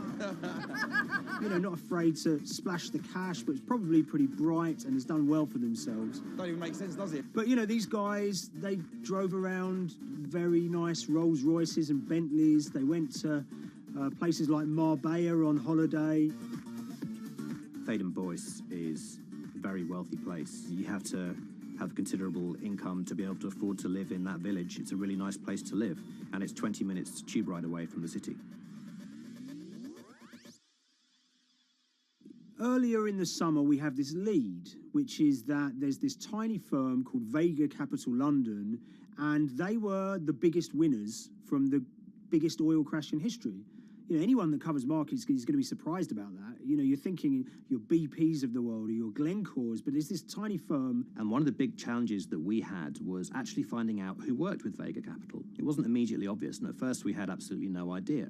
If you go to the Vega Capital website, it says it's under construction. If you do basic online searching, it's very difficult to find anyone who's publicly connected to the company. So inevitably, we're incredibly curious at this point. Like, who the hell are these people? The more reporting we did, the more it became clear that this group were connected socially as well as professionally. They went to weddings together, they played golf together, they would go on holiday together. We found out that a number of them were members of the West Ham Supporters Club in London. A few of them started companies together, so you could see all the connections between them and start to see a distinct group emerging. And it really just was this kind of shock that, this wasn't just like a hedge fund or a firm you'd never heard of. This was actually a group of buddies who all had the same experience on this day and had all made a huge amount of money. So if you're an oil trader, there's a number of different ways you can trade, and probably the most popular is WTI futures contracts. And it's basically a contract that says, I'm going to buy 1,000 barrels of oil from you at this point in the future, or I'm going to sell 1,000 barrels of oil to you at this point in the future. It's actually just a financial contract to gamble on to predict whether oil is going to go up or down. On the 20th of April in Essex, there had been signals for a while that this was going to be an exceptional day in oil markets. And we know that some of them arose early and started their trading in the early hours of the morning while it was still dark outside. Essentially what they were doing is buying contracts that gave them an obligation to buy oil at whatever the price ended up at 2:30 p.m. So they're basically placing a bet that oil was going to fall throughout the day. But they're simultaneously selling lots of oil as well. And whether they make a profit and how much profit they make is the difference between what they buy the oil for and what they sell the oil for. Now, of course, we now know throughout April 20th, the price dropped and dropped. So this is going very well for them. They are committed to selling oil at these prices, and the prices are continuing to fall, which means they're going to be able to offset it and buy oil at cheaper at the end of the day. Now, once it gets to kind of 1:30, 2 p.m., that's when things start to get really interesting. Suddenly there's a kind of influx of buyers and sellers, as desperation increases in the market and trading volumes go up. Now at 2:08 p.m. exactly, something bizarre and unprecedented happened, which is that oil passes into negative territory. And it fell to a record level of minus $38. We've never seen anything like it, period, in terms of the contraction of the global economy. That huge gulf between what they were buying the oil for and what they were selling it for enabled them to make more money than they ever thought possible. So their profit was the difference between minus 37 and all of these positive numbers on every contract they sold. The price of crude briefly hit minus $37 a barrel. For one group of traders operating from a small office, it was a very, very profitable day. It's important to remember this had never happened before in the history of oil trading. No one could have predicted it. I can't think of another example of where you enter a trade and you get paid on both sides. You get paid both to sell and to buy. It's unthinkable. One thing we know about the Cuddles Trading Arcade is that they were very comfortable taking large risks. And, you have to be clear, this was a large risk. Yeah, we spoke to oil traders, both people that know these guys and people that don't, and they all say that this is, incredibly risky. And that's actually what stops a lot of oil traders doing trading like this. They simply aren't willing to stomach the risk. But Cuddles and his friends were. So when the kind of final calculations came down, the group of the 9 most profitable traders made $660 million or thereabouts between them. I mean, if you can imagine, I think 3 or 4 of them made in excess of 100 million each. One of the astonishing things about this trade is that 2 of the individuals who made more than $100 million in a single day were in their 20s. One of them was 22 years old. Only a few years earlier, he'd been posting on his social media about doing teenage stuff with his mates in town and going to see girls and rap music. And here he is a few years later making $100 million in a single day's trading. When me and Liam discovered that, we couldn't believe it. We couldn't believe what we were seeing.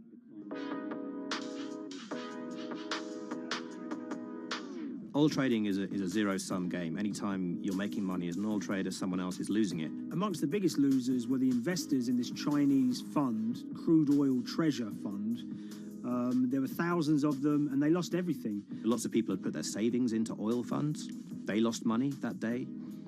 Big banks and brokers who sort of stand in the middle of trading parties, they lost money that day. And another interesting thing is that oil-producing countries like Kuwait or Canada, they sell oil as an average of the WTI closing price over the preceding month. So the fact that one of those numbers in that average was minus 37 meant, if you can imagine, countries like Saudi Arabia and Kuwait potentially lost a couple of dollars on every single barrel of oil they sold that month. Vega Capital's traders made such an extraordinary sum of money that it was inevitable there would be some scrutiny of what they did. But it wasn't just the sums of money they made. In the vital half an hour before the settlement price was set, they were by far the biggest sellers of oil futures in the market, which is an incredible thing to think about when you consider that the other participants in that oil market are going to be the world's biggest banks, oil majors, BP and Shell, and here you have a group of 9 guys in Essex who are having this significant influence over a global market for oil. I mean, I think you have to assume that if these guys had made $7 million or $10 million, they probably would be celebrating in Essex right now. But the fact that they made closer to $700 million has meant that they are facing understandable scrutiny. We wrote individually to all the Vega traders who did exceptionally well that day, and we got a letter in response from a law firm representing the group. And the law firm was at pains to point out, number one, that they haven't been accused of any wrongdoing, that they all traded independently and separately, and they'd basically all made up their own minds that this was what was going to happen in oil markets based on publicly available knowledge, and decided to execute this trade. What I love about these stories is there's a real variance of opinion, and some people will look at what happened and think that must be dodgy. They all traded at the end of the day. They all made a huge amount of money while all these people lost. That's shocking. But lots of people say these guys are at acute disadvantage. They're in a market that's inhabited by, huge technology-driven funds and firms and oil giants that have got all the advantages in the world, and when you get a bunch of Essex geezers who essentially beat the market and find a way to make a huge amount of money, they should get a pat on the back, really, because that's the dream. Since this happened, a lot of the guys have stopped trading the monthly settlements that they'd done so well at in the past. Several of them have set up new companies. They've essentially gone very quiet. Any kind of social media presence they had is kind of closed down. By all accounts, they're, waiting this out. It's certainly too early to try and predict how the regulatory investigations are going to pan out. We just don't know. There's a number of potential outcomes for these guys. Potential punishments if there are any findings of manipulation against Vega or anyone affiliated with it might be you could be fined, you could be banned from trading, and in the most extreme cases there have even been criminal prosecutions in the past of people who have been found to have been manipulating the settlement and misconduct related to trade at settlement. There are other outcomes too. One obvious one is going to be that they're able to walk away from this life-changing trade with all the money that they made and celebrated as heroes in the trading community. That they'll go down as legends.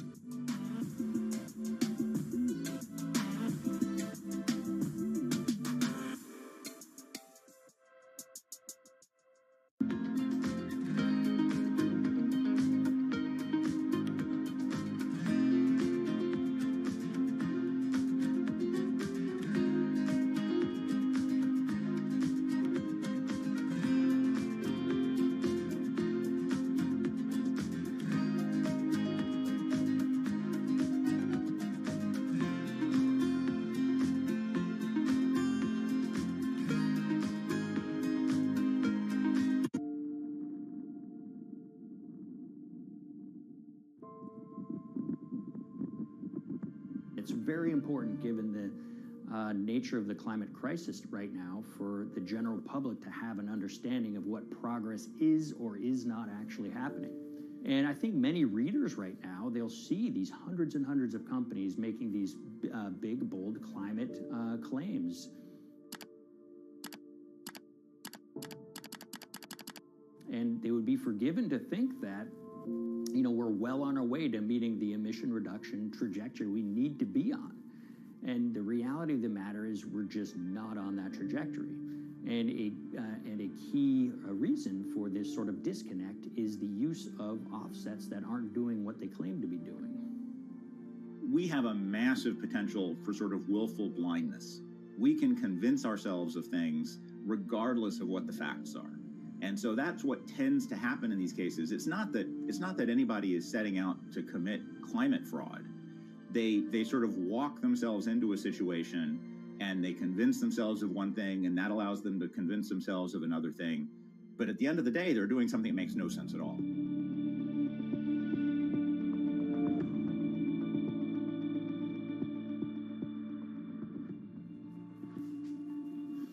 My name is Ben Elgin. I wrote the story about how the billion-dollar market for carbon offsets is setting back the fight against climate change. So one of the challenges in reporting on carbon offsets and trying to figure out what's going on is really finding good experts who have been steeped in this marketplace and are willing to candidly talk about it.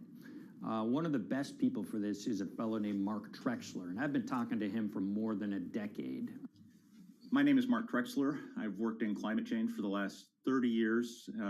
I was actually hired by the World Resources Institute in Washington to work on the first carbon offset project in 1988.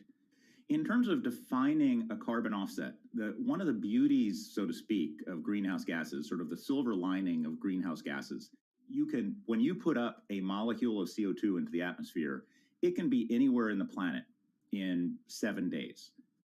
And therefore, if there's an option to reduce emissions on the other side of the planet, and you can do that very cheaply as compared to doing it in your factory, for example, then why not pay that person, that factory on the other side of the planet to reduce their emissions? Then you are, in a sense, offsetting your emissions, and the atmosphere doesn't really see your emissions anymore. So carbon offsets have been around for quite some time, and they were actually key with these international climate agreements, such as the Kyoto Protocol, which mandated the wealthiest countries reduce their greenhouse gas emissions. The treaty was signed on the 11th of December, 1997. Decided. The business community in general saw carbon offsets as a huge opportunity to comply with whatever policies and measures might be coming down the pike on climate change much more cost effectively. We've seen a huge surge in companies making big proclamations about how they're going carbon neutral or zeroing out all of their carbon emissions. We're going to reduce our carbon footprint to net zero. Unilever is committing to net zero emissions. We can achieve a net zero emissions world. We began looking at these corporate claims of dramatically reduced emissions, and we noticed so many of these companies were using carbon offsets to achieve these aims. And as we began to look at the carbon offset projects themselves, what we found is that the environmental benefits claimed by these companies are not actually what they seem to be.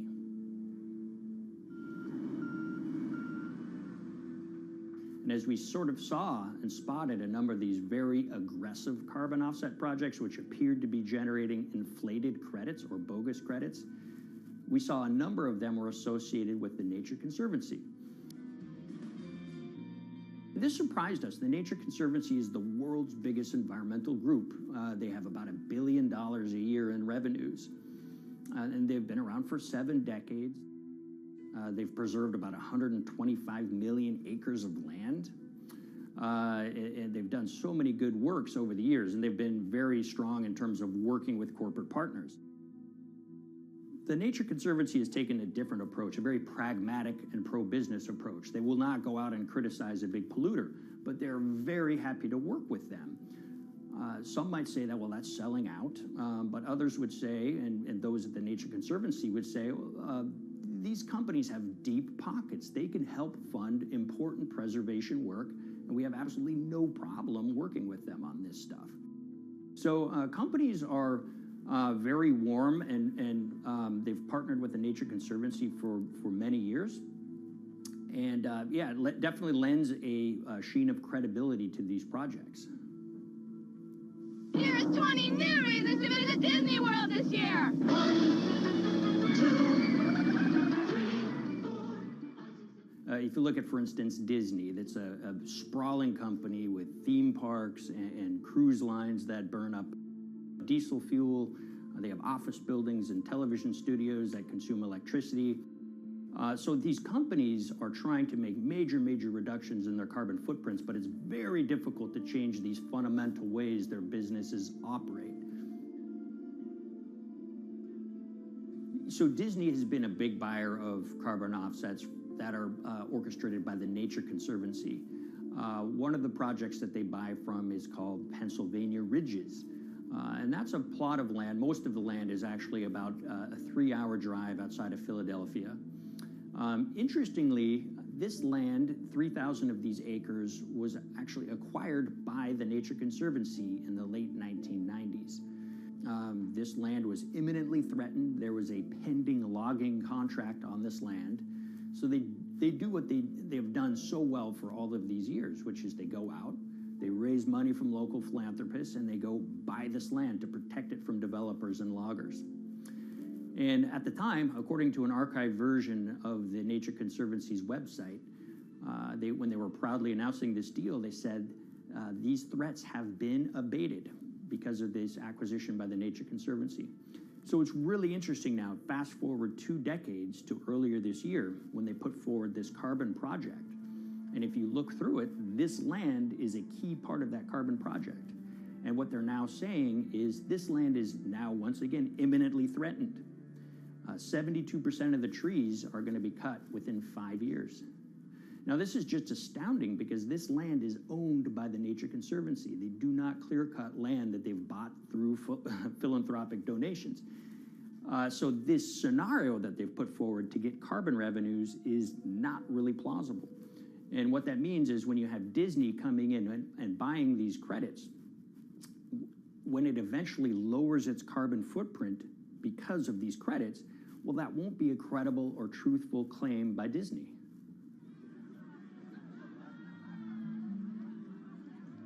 So this is an organization that truly understands the threat of the issue of climate change and is wanting to do its part to address this. However, in this situation, it just appears their drive, which they've had for decades, to increase the amount of revenues that it can use for land preservation work, Nature Conservancy and many others see that the carbon credits as a pot of money that they can tap into to further their own benevolent aims. But unfortunately, what this has resulted in is claims of climate progress that just aren't really happening. So the Nature Conservancy defends vigorously these deals, and they and others will say, look, our projects are just following the rules that these registries set up. So some would also put some of the blame on the registries themselves because they're setting up the rules which allow these vapid projects to get up and sold. So we've reached out to all of the companies we mentioned in this story, including Disney. They didn't want to be interviewed for this story, but they all told us that, look, we have to rely on the experts out there, and those experts, they say, are these carbon registries that have been set up. Most of these Nature Conservancy deals are set up and sold on this exchange. It's called the American Carbon Registry.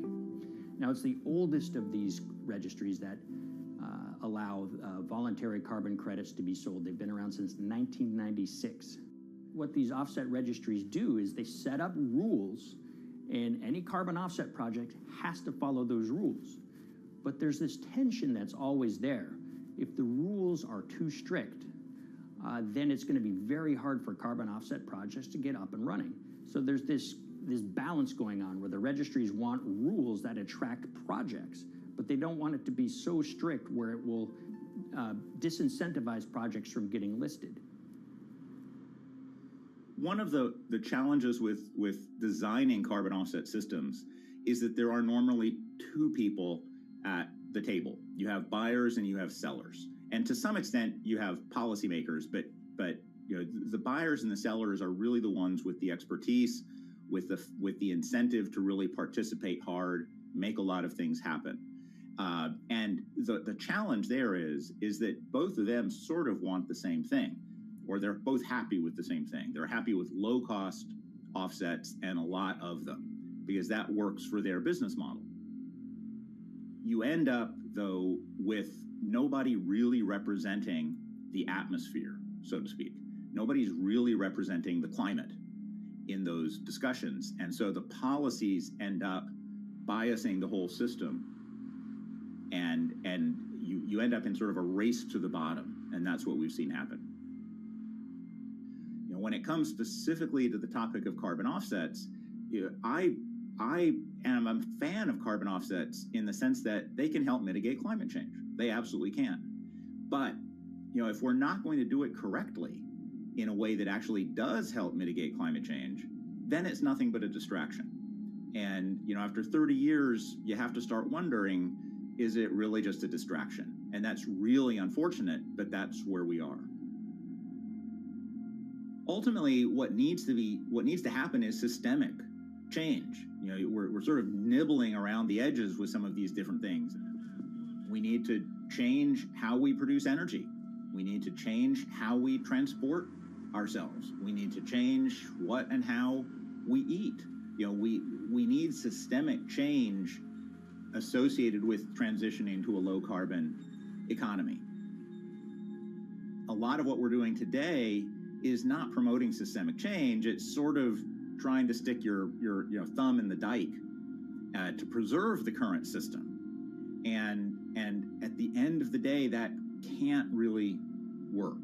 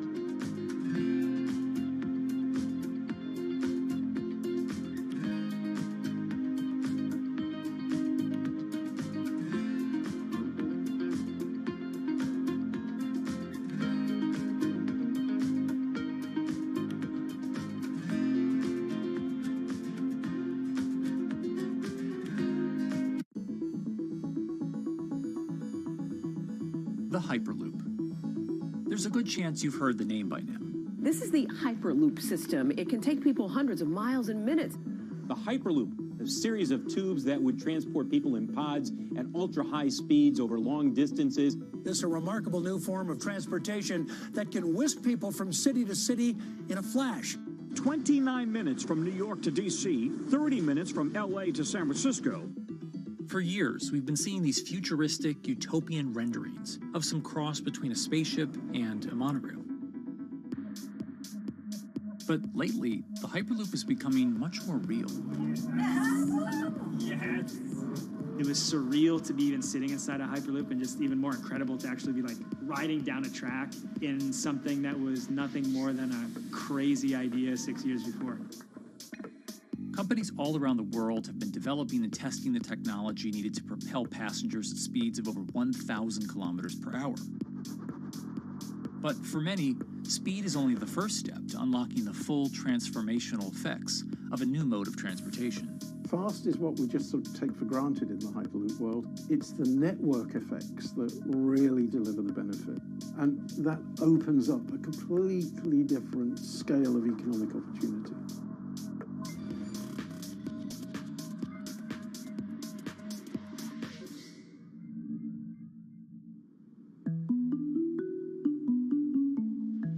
We've got planes, trains, automobiles, and boats for getting around Earth. But what if there was a fifth mode? And I have a name for it, which is called the Hyperloop. The Hyperloop? Hyperloop, yeah. In 2013, while riding high on the growing success of Tesla and SpaceX, entrepreneur Elon Musk released a white paper outlining the basic framework of the technology he called Hyperloop. The basic idea goes a little something like this. A tube reduces the air pressure to a near vacuum-like environment. A Hyperloop pod is then suspended in the tube, usually by magnetic levitation. The whole pod can then be propelled forward. Because there's no traditional friction sources like air resistance or rolling friction that would push back against the pod, the Hyperloop is able to move at incredibly high speeds and do so fairly efficiently. Despite its futuristic name, however, the general concept behind Hyperloop is actually pretty old. In fact, New York City's first attempt at an underground public transit system in the 1870s was based on a similar principle. The pneumatic transit system was short-lived, however, only stretching one block and topping out at a rather leisurely 10 miles per hour. While Elon would make some 21st century improvements to this concept and bestow a very 21st century name, he wouldn't end up pursuing the technology itself, instead electing to focus his efforts on something a little bit deeper, literally digging the requisite tunnels via his boring company. It would take another billionaire industrialist who dabbles in spaceflight. No, wait, not that one. Yeah, that's the one. After Richard Branson would make a large investment in the company Hyperloop One, it would be renamed to Virgin Hyperloop. What we've always been trying to do as a company is show that this technology could work, that it could be made safe, and that ultimately it's something that's happening in the next couple of years, not the next 20 years. Josh Geigel is the co-founder and CEO of Virgin Hyperloop. In a familiar tech startup story, he's seen the project go from a garage to a large-scale testing facility outside of Las Vegas. So we started building the first kind of Hyperloop system in 2016. We've done a lot of work, about 500 tests that we've done on that over the last 5 years. And what we realized that we need to do is take that technology, show that it can be commercial, so drive the cost down, improve the efficiency, improve the performance. But the key thing is actually making it approachable and safe for individuals. In order to do that, Josh, along with Virgin's head of passenger experience, Sarah Lucian, bravely volunteered to take the inaugural ride. What her and I were realizing is we're the first two people sitting in a Hyperloop. The only type of people that have gone through this environment are in spacesuits, and there we are in just normal clothes because of the system, the safety of what we've designed. 3, 2, 1, launch. And then once we started going, you felt a bit of acceleration. We accelerated a little bit harder than we would in commercial, be like a sports car. Yes. We got up to about 108 miles an hour on that test. And it's a short run, it's about 500 yards or so, and came to a stop. The test, lasting only about 20 seconds and covering only a quarter of a mile at just over 100 miles per hour, is a long way away from a true functioning Hyperloop. But as for optics, it's a crucial step for the future of funding. The number one question we got from investors or from project proponents or just people in general was like, is a Hyperloop safe? And what better way to show something is safe than by actually getting people on it? But convincing investors and governments that would likely be fronting some of the construction costs for an unproven technology is no easy task. First and foremost is the question of safety. Most people don't know how an airplane works, but yet they get on an airplane. They get on an airplane because, it's faster than driving, and most importantly, they've probably gotten off of one before, they've seen someone get off of one before. And so what we set out to do was actually show that Hyperloop could be safe with two normal people, not astronauts, not adrenaline junkies or test pilots or anything like that. Two normal people getting on a Hyperloop, and then most importantly, those two people getting off. But beyond safety concerns, constructing Hyperloops will undoubtedly require a significant capital investment to the estimated tune of around $60 million per kilometer of track. So a track from San Francisco to Los Angeles, for example, is likely to come with a price tag over $10 billion. And before large governments are willing to come in and front those costs, investors who are funding Hyperloop development must accept it as a long-term mixture of technology and infrastructure investing. Investors that are used to short returns because you're developing apps or something to that effect, those aren't the investors that really get excited about Hyperloop. What you start to see is the people that are looking at platform technologies, right? So this idea that because the smartphone existed, Uber could exist, right? So who are like the Vanderbilts of this century? And that's the part where you're going to get a lot more no's than yeses. But those people that have the ability, the fortitude to stick it out, to see the game-changing platform here, those are the people that we're looking for. And since we've done that passenger test, there has been a lot of interest that's really, this is a lot sooner than I thought.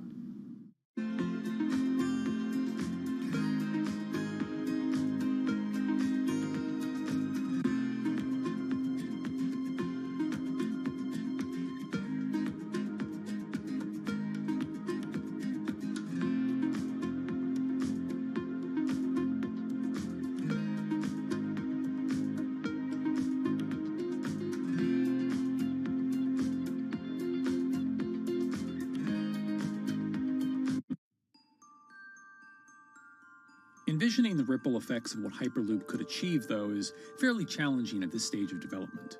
It's fast, yes, but for point-to-point travel, traditional maglev trains can move pretty fast as well. And outside of China, South Korea, and Japan, even those haven't seen much adoption elsewhere due to the high costs and questionable profitability. The Shanghai line in China, for example, loses around $100 million every year. Hyperloop companies, however, believe they can offer something different than traditional railway lines. My name's Alan James, and as far as I know, I'm the only guy on the planet who's written a government-level business case for 300 kmh conventional high-speed rail, 500 kmh maglev, and 1,000 kmh Hyperloop. It's fundamentally about moving people from where they are to where they want to go, when they want to make those journeys, and doing it in much smaller numbers. So pod designs for Hyperloop range from 12 to 28 seats, typically. Why are they small? It's because small enables the network to operate flexibly. And a great example of that is the east-west strategic route across the north of England, from Liverpool to Manchester to Leeds. So to get from Liverpool via Manchester to Leeds by train is just short of 2 hours today. It'll probably take you 2 hours driving as well in average traffic conditions. Net result is those three city regions remain three separate entities: Liverpool, Manchester, Leeds. There's very little commuting traffic between those urban areas. Hyperloop absolutely changes that from the ground up. Liverpool to Manchester is a 5 or 6 minute journey. Manchester to Leeds is also a 5 or 6 minute journey. What that effectively does is create a single supercity economy. In this vision, the Hyperloop acts a little more like a highway, where pods have fixed destinations and don't need to stop along the way. Meaning you can travel on a Hyperloop network from, say, Liverpool to Leeds, while the pod behind you travels from Liverpool to Manchester. And if that metro Hyperloop network is connected to other networks from the same location, you could travel from Liverpool to Paris or Liverpool to Amsterdam, all without making a single stop.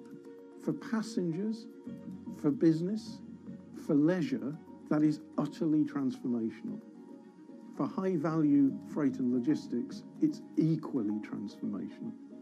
But critically, if you do a Hyperloop network at scale, you begin to deliver massively significant carbon savings too. A multi-regional Hyperloop network could become a replacement for both short-haul passenger and cargo flights and traditional ground transportation, both of which are significant carbon producers. One Hyperloop-connected distribution hub, perhaps at an airport that is predominantly used for international air freight, replacing maybe 10, 12, 15 distributed road hubs. It takes a lot of polluting and inefficient truck haulage off the roads. That itself means roads gain extra capacity. Hyperloops will still need to use electricity to both move pods and maintain the near-vacuum environment in the tube. Proponents of the technology believe that this can be done by using renewable sources, including a combination of solar panels and battery technology that could be used along the Hyperloop itself.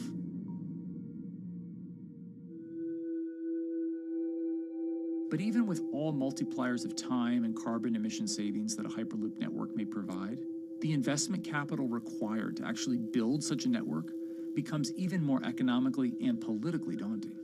Committing doesn't mean spending billions on day one. Committing means, how do we phase it?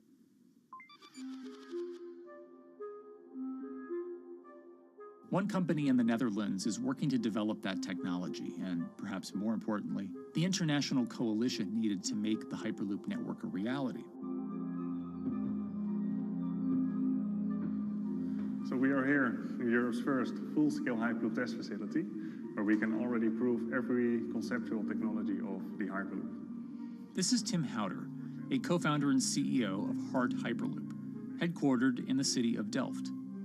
And while this testing tube might not seem as large as others, inside is a key technology to create the on- and off-ramp type infrastructure of a Hyperloop network, that is, a lane switch.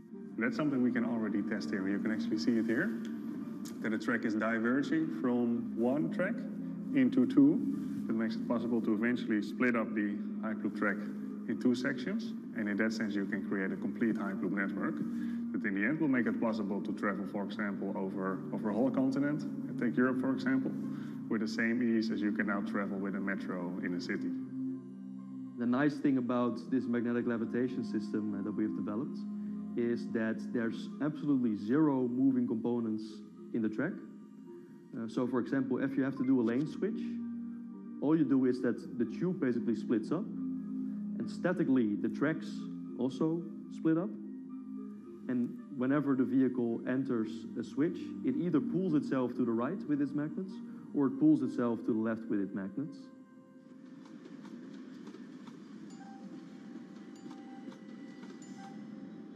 Lane switching on traditional rail requires the physical movement of the rail.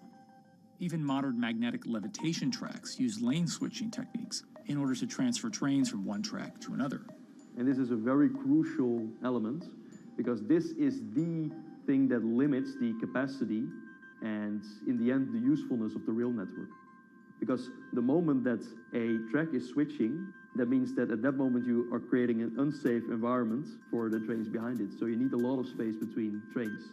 But in a Hyperloop, because you have no moving components in the track, all the vehicles can be much closer to each other. You can achieve a very high frequency and basically have your vehicles moving and merging in and out of the network very much like a highway. For now, though, Hart's physical testing has been limited by the size of their tube. Because the test track is only 30 meters long, they haven't tested this lane switch at speeds greater than 20 kilometers per hour. However, the company is working to build a new test site where it plans to increase that testing speed to 300 kilometers per hour. We're now in a phase where we have proven most of the most important technologies in the test facilities that we already have. And we have also demonstrated the viability and the feasibility of a network. If you look at all the subsystems that it consists of, most of those are proven systems, already demonstrated in lab conditions. So we don't really believe that the technology itself is going to be the biggest challenge. Because for all Hyperloop companies out there, actually building a Hyperloop system requires more than just a good product. We're talking about the safety aspects, we're talking about integration into the environment, we're talking about the social aspects. Do people feel comfortable traveling in such a system? So it's about all these different aspects, and the complexity is really getting all the different stakeholders that are relevant and that do need to contribute to bring this to market, to get them all following the same roadmap.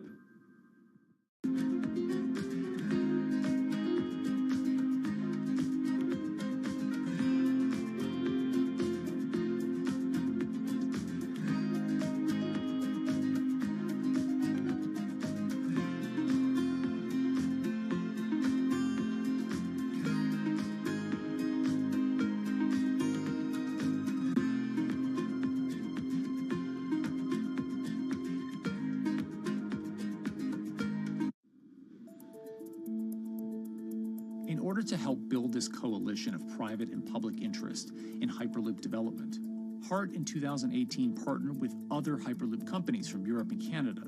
The goal was to define, establish, and standardize the framework to regulate Hyperloop systems. Right now we are working with all the Hyperloop developers together in setting up the first, let's say, structure for starting the standards drafting. One of the most important goals for HART is interoperability, which is essentially making sure the different systems can communicate with each other. Interoperability is so important because what we want to achieve is actually have this seamless travel experience. So you don't want to end up, for example, going from Madrid to Paris and then switching because you need to use a different technology to get, for example, to Amsterdam. The idea being that as companies around Europe create the first commercial Hyperloop tracks between individual cities, one day those can all be connected to a larger network. Everyone that believes that Hyperloop is a future transport system also realizes that there is a need to have this network because that's where Hyperloop thrives. Hyperloop is such a huge project. It's definitely not something that you can do on your own or as a single company. So you need to do it with a lot of other companies. You need to have the governments. I think in that sense, the biggest challenge that we've encountered is to really get all the required parties together to take the steps in development and in commercial implementation. HART's next plan is to build the European Hyperloop Center, an open testing facility which will include a 2.6-kilometer test track. And the company hopes to test travel speeds there at up to 700 kilometers per hour. Virgin Hyperloop is also racing to construct the first commercial Hyperloop route, with projects in various states of development in India, Saudi Arabia, and the United States. Recently, the company announced plans to build a Hyperloop certification center in West Virginia, which will include a 6-mile-long test track. Proving the technology here will be crucial if Hyperloop networks can find a home among infrastructure investments that the Biden administration hopes to make. The idea that there's multiple Hyperloop companies, I think, is a redeeming aspect in the business. People really want to see something happen, so having multiple people move forward is good for that. I was struck when Josh and Sarah rode the pod. 2 or 3 of the major outlets used the phrase, "We now have a new mode of transport." And although all of that technology had existed before those 2 human beings rode it, it was the moment at which those 2 human beings traveled that short distance down the tube that in popular imagination, Hyperloop became a mode of transport. The metaphor I use with my team is that, the Wright brothers were first, but none of us fly on Wright Brothers Airlines anymore. If you don't continue to innovate, you're not going to be around, and so we'll continue to be at the forefront of building Hyperloop. Back in 2013, Elon had an idea. I think the difference now in 2021 is some brilliant engineers have spent real time grinding out the details. And I thoroughly expect the next 3 to 5 years to be decisive.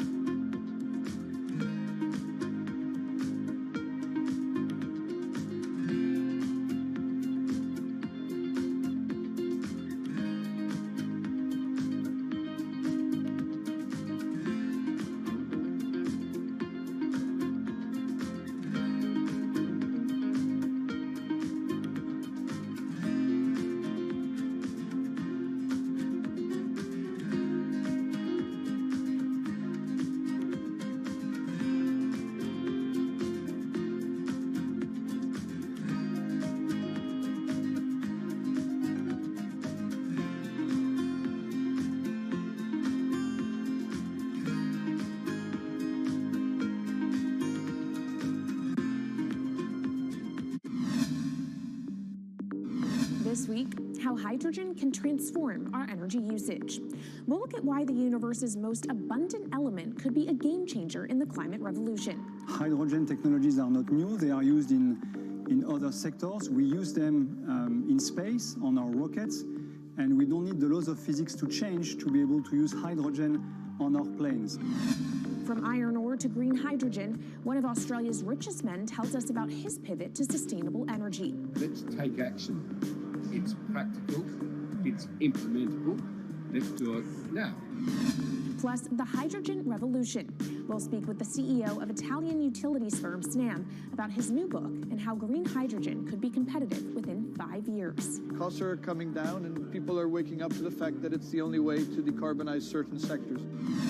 From Bloomberg's global headquarters in New York, I'm Kaylee Lyons, and this is Bloomberg Green.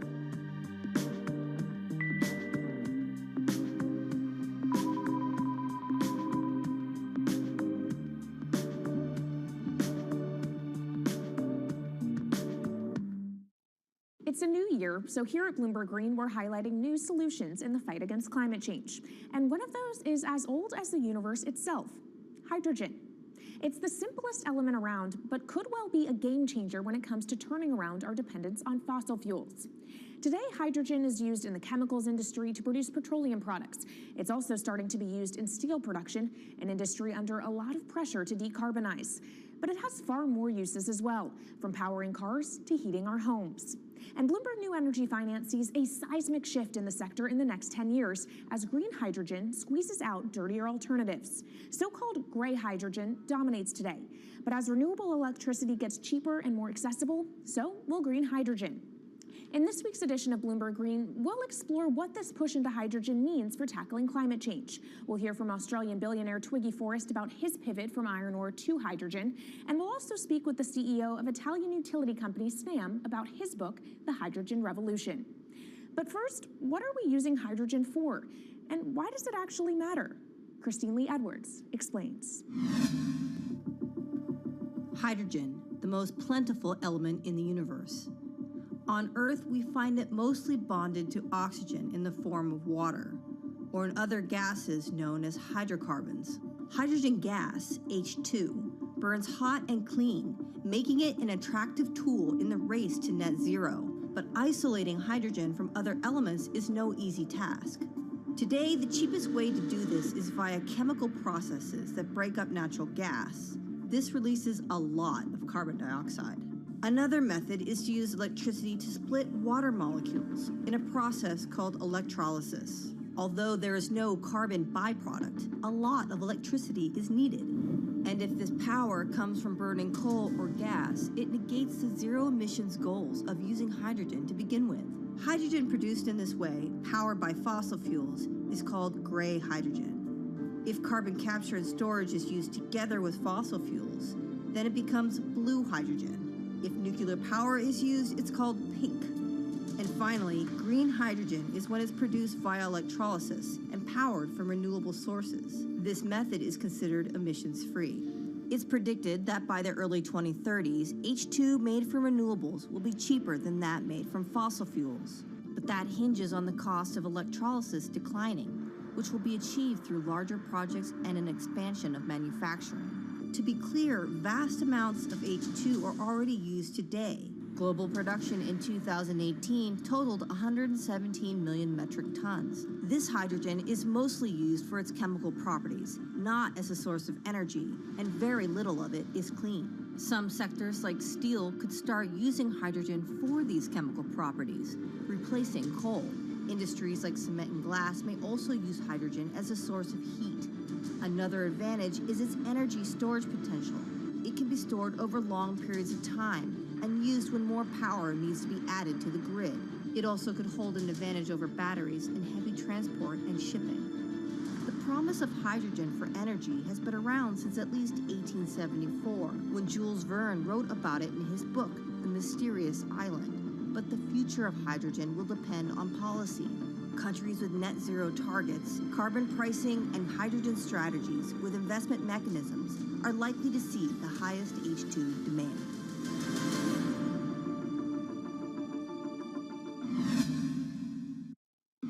That was Bloomberg's Christine Lee Edwards explaining what hydrogen means for the energy transition. But how are businesses approaching the sector? Well, one of Australia's richest men is making a big play into hydrogen. Andrew Forrest, better known as Twiggy, made his fortune from iron ore, being the chairman, former CEO, and major shareholder in Fortescue Metals, one of the world's biggest miners. But after having made over $10 billion in profit from the metal in the last fiscal year, Twiggy wants to transform Fortescue into a clean energy company. He's been scouring the planet in search of investment opportunities in hydrogen and renewables. The firm plans to allocate up to 10% of its annual profits for green energy investments and is exploring projects across the globe, from Indonesia to Argentina. Francine Lacqua caught up with Twiggy Forrest. There's only one type of clean hydrogen, all the rest is dirty. Yeah. That is green. If you say green hydrogen is clean, the rest is dirty, then you've actually nailed it. And, you know, anyone else who produces any other rubbish, any other argument, just look them in the eye and say, why is global warming accelerating if anything you're saying is true? And then you'll know, actually, it's greenwashing. Yeah, but there's a lot of greenwashing because I keep on being told it's a transition. We can't just, make the transition at a click of a finger. So what are we doing wrong? What can we do better? I don't remember the personal computer having to transition the typewriter. I really don't remember that. I don't remember the smartphone having to transition the pocket calculator and the old landline. You know, its transition line is complete rubbish. The lie got put to it 2 days ago when JCB, a really loved British company, every right for the country to be proud of JCB, and Fortescue, holding a bit of a similar reputation, fantastic track record, everyone's done super well from Fortescue, huge balance sheet, super strong. When those two companies got together and agreed a $7 to $9 billion US agreement per annum, right, then that's a real wake-up call to say, hang on, green hydrogen is obviously commercial now. You know, every other form of fossil fuel hydrogen, you know, it can compete with it on price, it can probably lose on price, but what we know, it is cooking the planet. And only green hydrogen zero methane, zero carbon in the supply chain. Don't worry about the molecules in the supply chain. But at the moment, we're not even phasing out coal, if you look at the G20 communique. So we have a long way to go to talk about only using green hydrogen. Yeah, so look, I have a call, which I'd like to make now, that the world should not fund any more coal-fired power stations, coal mining projects, ever. We should wind them down as quickly as possible because they are cooking the planet just like grey and blue hydrogen is cooking the planet.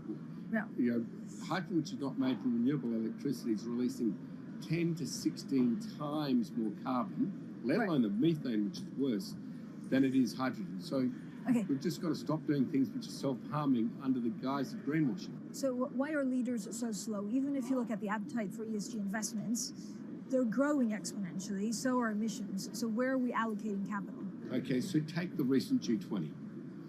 There's probably a reason why there wasn't strong action coming out of the G20 because people were not aware that major transactions between large companies were taking place now on green hydrogen, that actually this pollution-free all the way through the supply chain fuel was now being transacted at multi-billion-dollar scale. If they'd known that, I don't believe any sovereign leader or any energy minister or climate change minister could not take ultra seriously that green hydrogen is now here to stay. It's broken through. History has been made. It will never go back. Okay, what is the one thing that you would tell leaders today and business leaders? How do we transition faster than what we are now because we're at real risk of missing our targets? Oh, so that's really simple. You stop funding, you stop subsidizing, you stop using money into fossil fuels. It could be carbon sequestration, it could be fuel rebates, could be anything. Hundreds of billions of dollars getting ashed while we ash the planet on fossil fuel subsidies. Because we haven't had that renewable electricity, we haven't had that green hydrogen, we've kind of been pushed down. It's all sorts of excuses. Oh, it'll never be commercial. It'll never be supplied in the quantities we need it. You know, blah, blah, blah. Now we know, let's take action. It's practical. It's implementable. Let's do it now. Okay, if we do it now, is there going to be a shock to the energy system? Is there going to be a shock actually to economically? And is it worth, you know, not talking about transition, just going from A to B? Yeah, it's a fantastic question. A to B is the solution. Let fossil fuels do what fossil fuels do. Just burn their coal, burn their oil, burn the gas. At least they're pumping up carbon and methane into the atmosphere, honestly. Well, not that honest because they don't measure methane, which is 90 times worse than carbon. But at least the carbon is being done honestly. Encourage the green hydrogen sector to come in really fast. Okay, it's there. There's renewable power all over the world. We now know how to make electrolyzers much cheaper, like 25% of the original cost. We know how to do that now. We don't have an excuse to get into it. Does it need to be cheaper than oil and fossil fuel for it to be viable worldwide? Well, right now it is. Okay, so let's just swallow that bit of financial data. Right now it is cheaper, and it's getting more cheap. It's the only fuel you know of which is declining in value. You don't have enough of it, right, to power the world. Yes, that's only because we haven't had policies to support it. If we had policies to support it 5-10 years ago, it would be everywhere. You'd see the global warming budget start to come down. Now, we've got 5 or 10 years to make a huge difference. I need policy leaders all over the world to appreciate now, okay, big business is transacting with green hydrogen in multi-billion-dollar agreements. We now know it's here and it's here to stay. Let's spread it everywhere. Coming up on the program, the hydrogen revolution. We'll speak with the CEO of Italian utility firm Snam about his new book and why he thinks green hydrogen will be competitive in just 5 years. Plus, how are airlines working to become more sustainable? We'll look at how Airbus plans to step up in the climate fight. This is Bloomberg Green.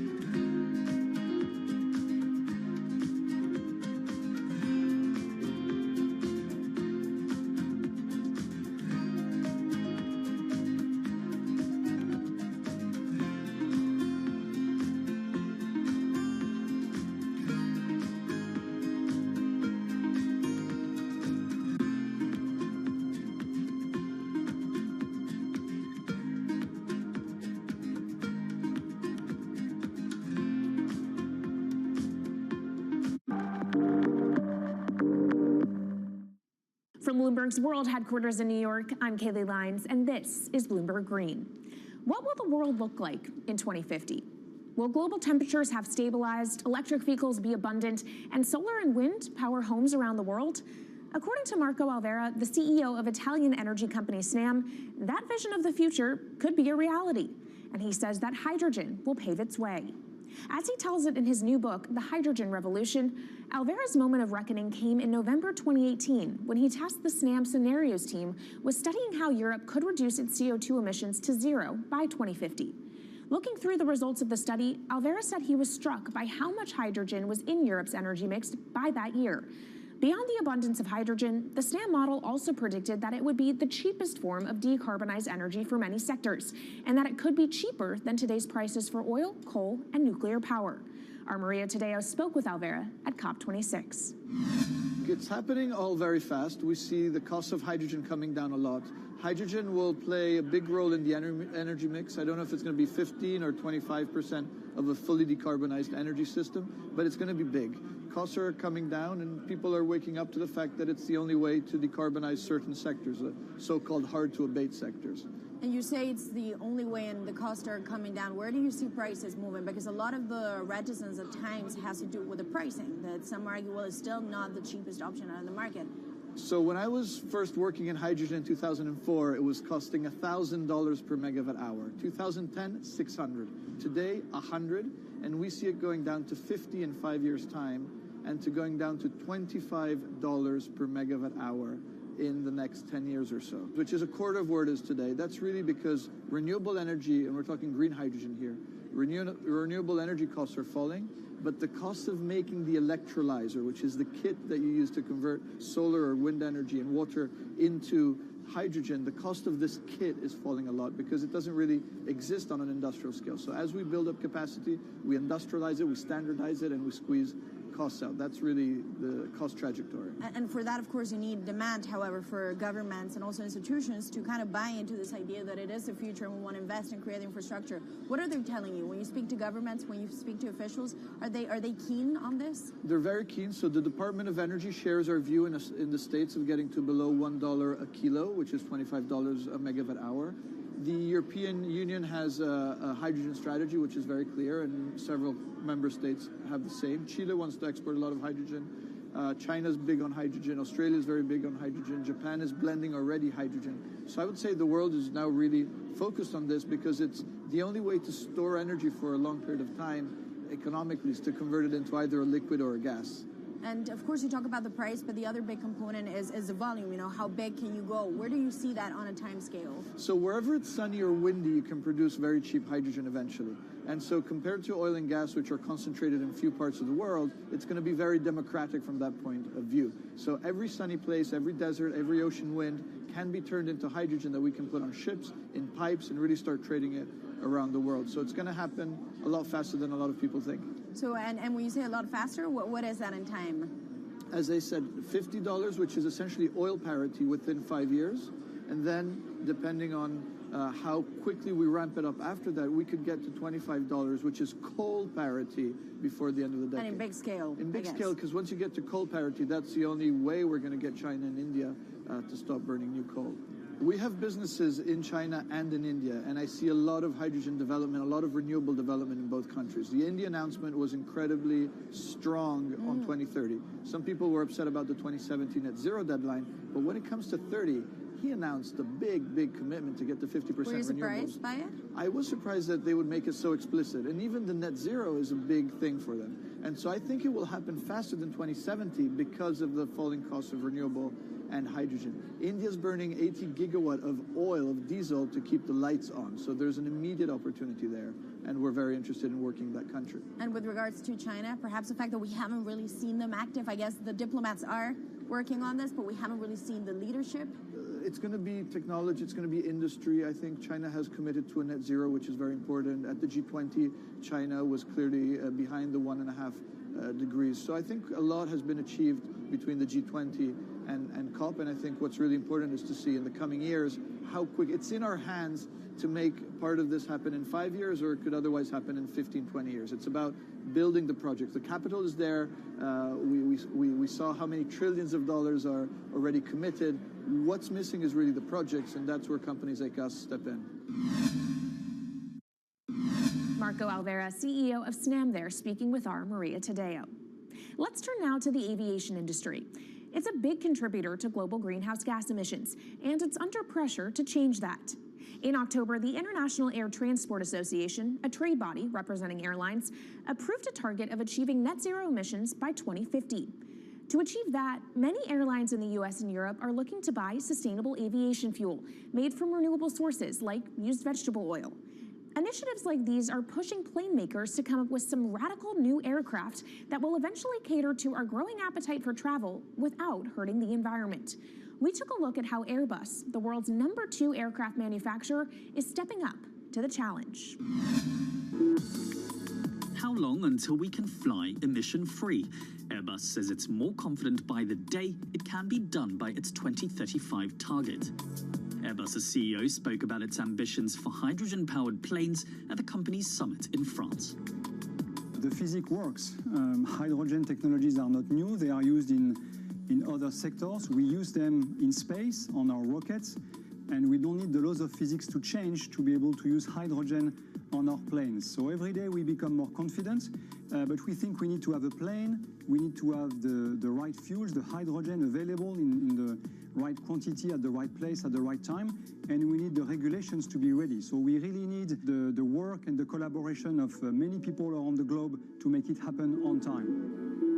But it could be a long wait until green passenger jets go mainstream. Larger aircraft with more than 150 seats are not expected to feature globally until about 2050.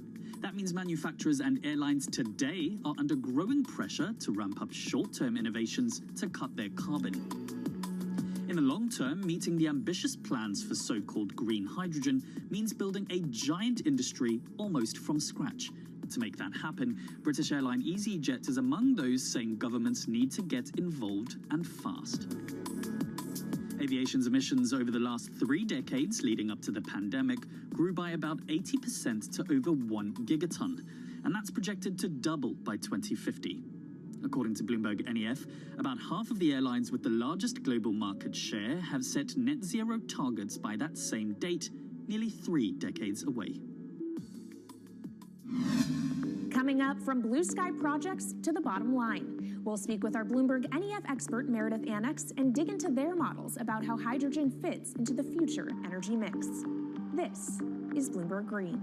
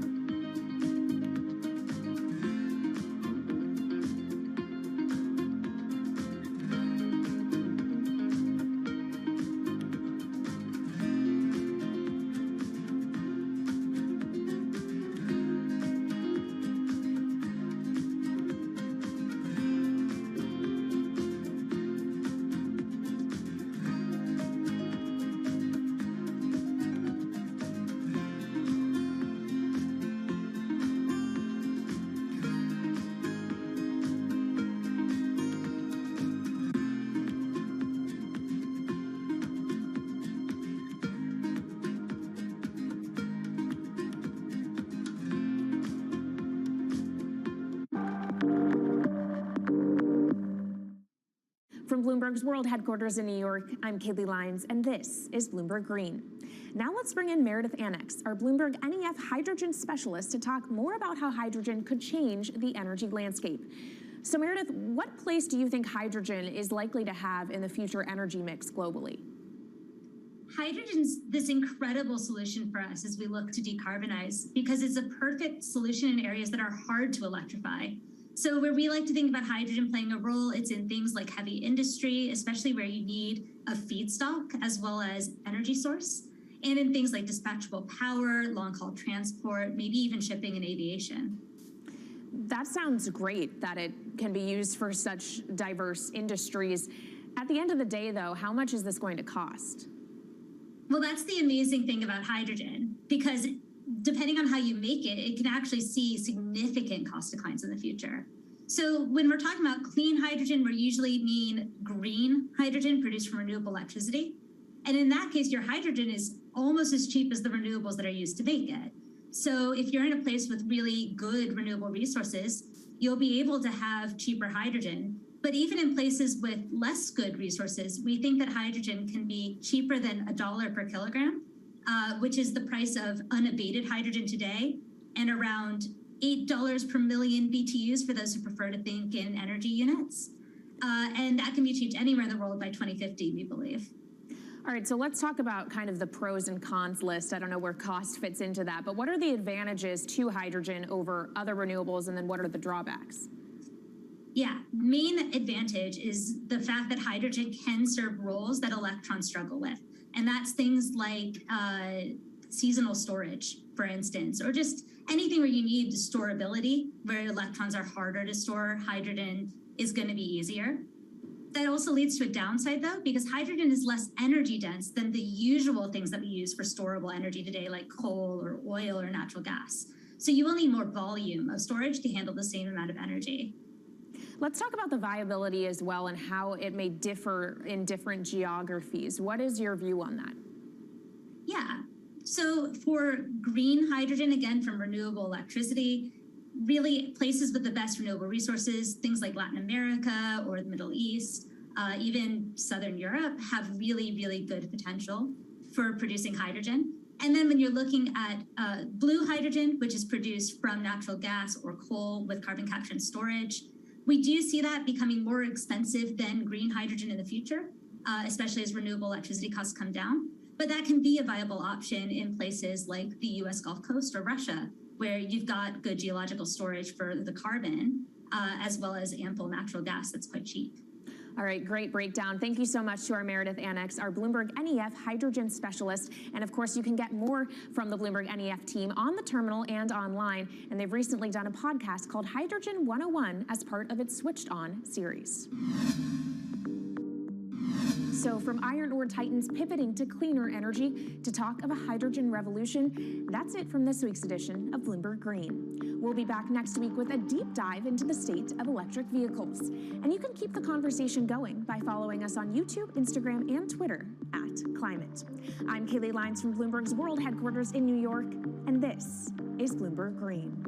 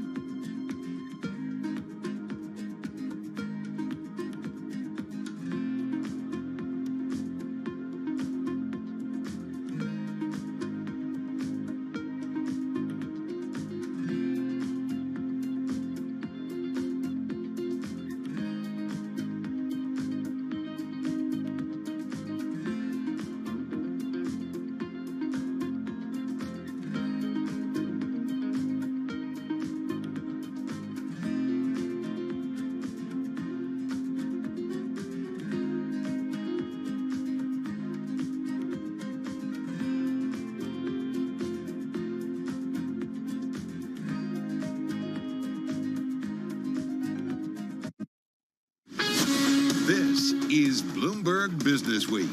Insight from the reporters and editors who bring you America's most trusted business magazine, plus global business, finance, and tech news as it happens. Bloomberg Business Week with Carol Masser and Tim Stenevec on Bloomberg Radio. And a very good afternoon, everybody. Live from the Bloomberg Interactive Brokers studio, streaming on YouTube and on Bloomberg Originals. It is Friday. We made it. Friday. Friday. Sarah Livesey. That's what she calls it. Friday, I agree. Friday. Is that not great, guys? It's amazing. I love it. I told her I'd give her credit. So any kind of royalties go to Sarah Livesey. I promised I would do it. All right, it's a Jobs Friday. Molly Smith is cracking up right now for so many reasons. I love it. I gotta say, after this week, man, it's been a full one. Yeah, we're going to get to Molly Smith in just a few minutes because investors seem to shrug off just about everything right now, including that wild jobs report and big disappointments from some big tech. We're going to have more on the trade, too, with Creedy in just a minute. We are indeed. With all of that in mind, we're going to check in with the president at Manpower Group North America on that jobs report, what she is seeing, and then party balloons. I like party balloons. Don't you like party balloons? Party balloons are great. What about Chinese surveillance balloons flying over Montana? Do you like those? Not so good. Oh, okay. Well, we're going to tell you what you need to know about that story. Plus, AI, it's a thing. Everybody's excited. We're going to talk about AI in manufacturing because it's a thing as well. And the billionaire's son coming for wrestling giant WWE. And then let's talk food. Works for me. Okay, founder of JE Restaurants is going to be joining us a little later in the program, too. Sounds like a Friday edition of Bloomberg Business Week. All right, let's get to it. Let's begin with a check on the trading day. Here is Denise Pellegrini. Hey there, Carol and Tim. This Friday, we check the markets all day long for you here at Bloomberg, and stocks are lower across the board now. The Dow down 0.4%. The S&P 500, it is now down 0.9%. The NASDAQ down a whopping 1.2%. And that is even after that way stronger than expected jobs report and job creation, and the lowest unemployment rate since May of 1969 triggered new inflation worries on Wall Street. And former Treasury Secretary Larry Summers says the economy is moving in a bunch of different directions, and it's really hard to tell what's actually happening right now. I think it's as difficult an economy to read as I can remember. A year ago at this time, I was pretty confident about what the principal imbalances were and how things were going to play out. I don't have that kind of confidence right now. And Summers there on Wall Street Week with David Weston, which you can hear at 6 p.m. Wall Street time, right here on Bloomberg Radio. And right now, the yield on the 10-year Treasury, it is sitting at 3.5%. That means watch for mortgage rates to fall more from here as well. Commodities sharply lower. Right now, West Texas crude down 3%. And gold, spot gold, it is down 2.5%. Disney exploring selling more films and TV series to rivals as it tries to earn more cash from its content library. And Disney shares ahead of next Wednesday's earnings report, they are down right now 1.2%. And that's a Bloomberg Business Flash. Carol and Tim. It is indeed. All right, Denise, thank you so much. Let's get to it, guys, and let's get to the market drivers report. Let's set your Friday Business Week agenda, because every time I say it, Kriti cringes, so I'm just going to go for it. Kriti Gupta is in the house. She's anchor and markets correspondent at Bloomberg News here in our Interactive Brokers studio. Molly Smith, economics editor at Bloomberg News, here in our Interactive Brokers studio. Since Molly didn't cringe, she gets to go first. Oh, hey now, hit me. Jobs news.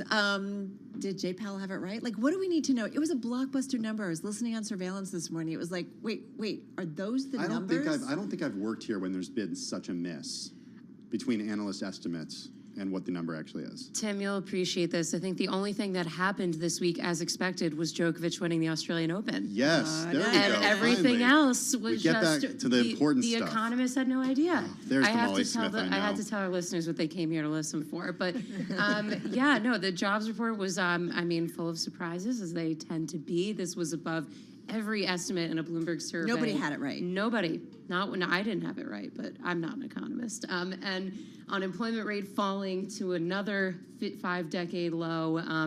It's I would say, first glance at all that, definitely hard to make the recession case, but Powell had it right. Yeah, the labor market is definitely too tight. I don't know if he thought it was this tight. I mean, granted, no one thought it was, but we can talk about it later, but some people are questioning whether the seasonal adjustments and other revisions here maybe played an overstated role in this, but there are a lot of people who also think that this really is the underlying trend. What about the average hourly earnings? They came in line with analyst estimates. This was good news, right? That it wasn't. There's no higher sign than of a wage expected. price spiral here, right? Right. No, and that's I don't think anyone really thinks that there is right now. But as Powell said this week, the problem is that you can't really tell until you're in one, and then you have a problem. But the thing that I would note with the wage data that we got was that the December numbers were revised higher. Okay. So, but then that does fit that. Okay, then if January was lower, then they slowed down. Okay. We still love you, Creedy. Do you? I feel like I've burned a few bridges with the whole Friday thing. No It could have bridges been burnt. Froyo, which I like to feed to the puppies, but okay, no, come on in on it because in your house. It's crazy. let's talk. It feels like it's been such a mega risk-on trade as Yeah. of late. Today we did see a rally. We kind of rolled off, came off our lows, but we're rolling over again. What's important, or what are you noting about today's trade? Yeah, so the way this is being interpreted is twofold. On the one hand, naturally, blowout jobs number, and it really spooked a lot of people, even the people who would have benefited off positions they had placed off of this. They were like, wait, what?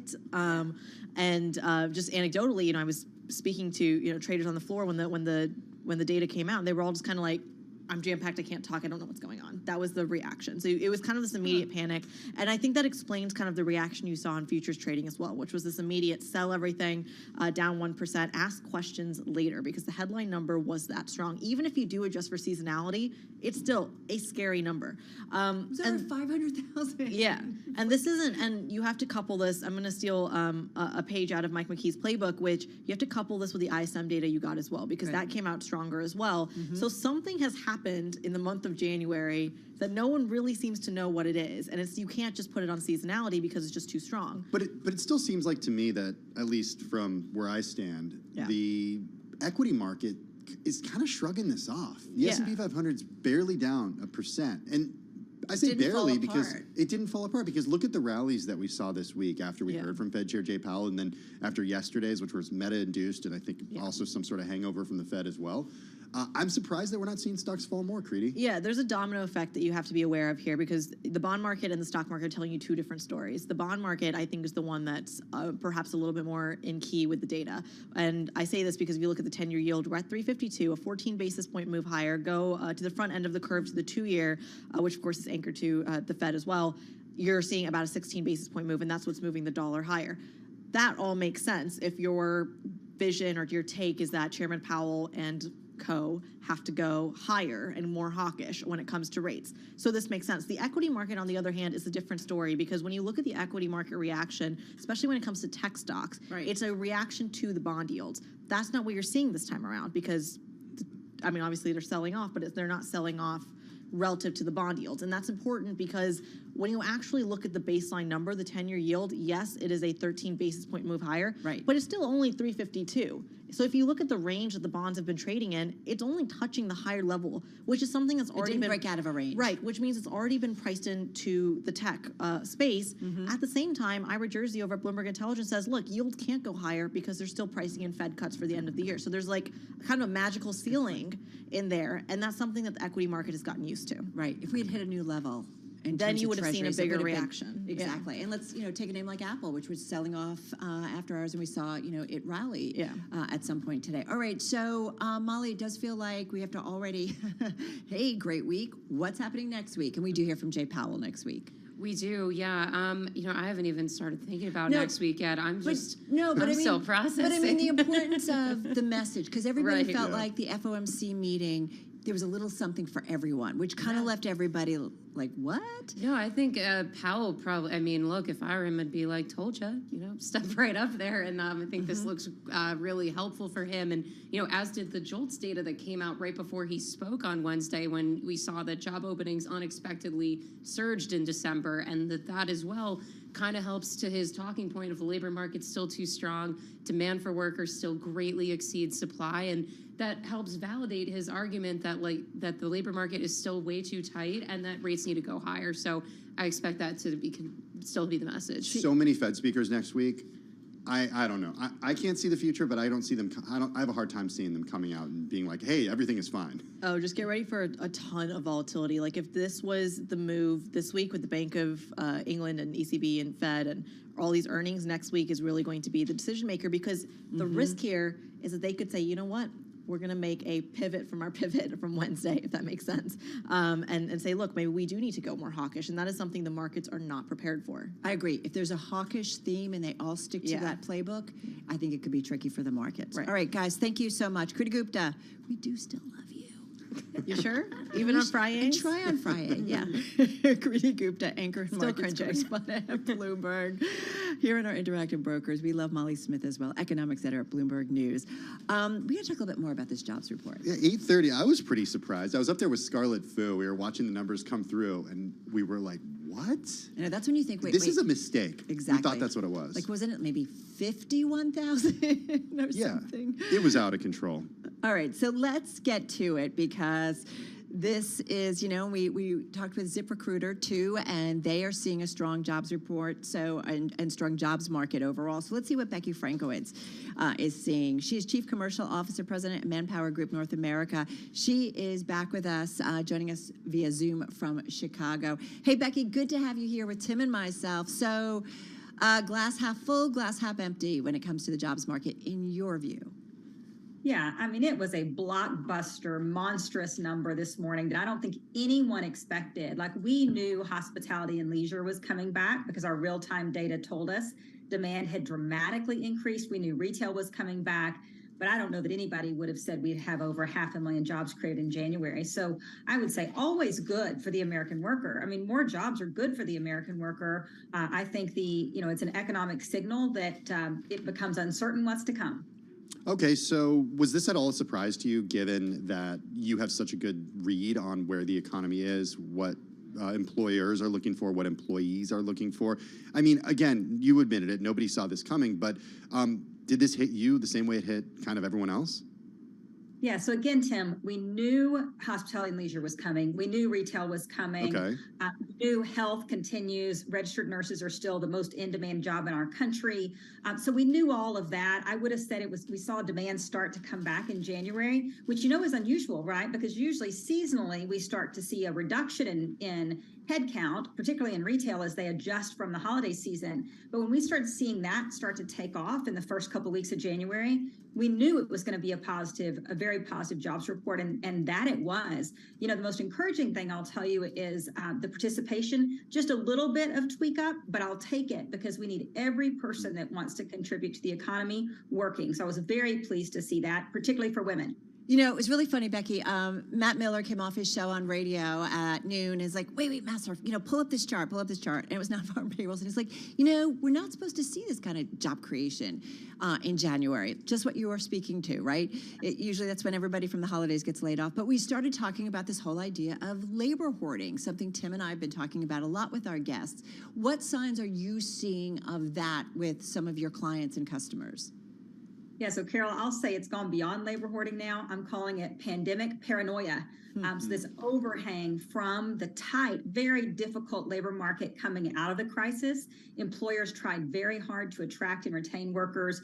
It was challenging, so they are holding on to their workforce with both hands. So that's the first thing. The second thing is we see all these headlines around layoffs, but if you put it in perspective, in December 2019, robust economy, jobs are growing, layoffs were 1.2% of the workforce, December 2019. Fast forward, December 2022, layoffs under 1% of the workforce. And so even with the headlines, there's some rebalancing that's happening for some overhiring, particularly in tech.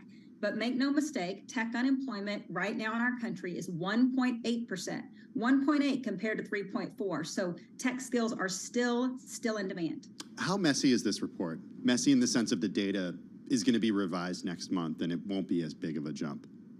Yeah, well, the revisions have all been upwards recently, so that was announced this morning as well.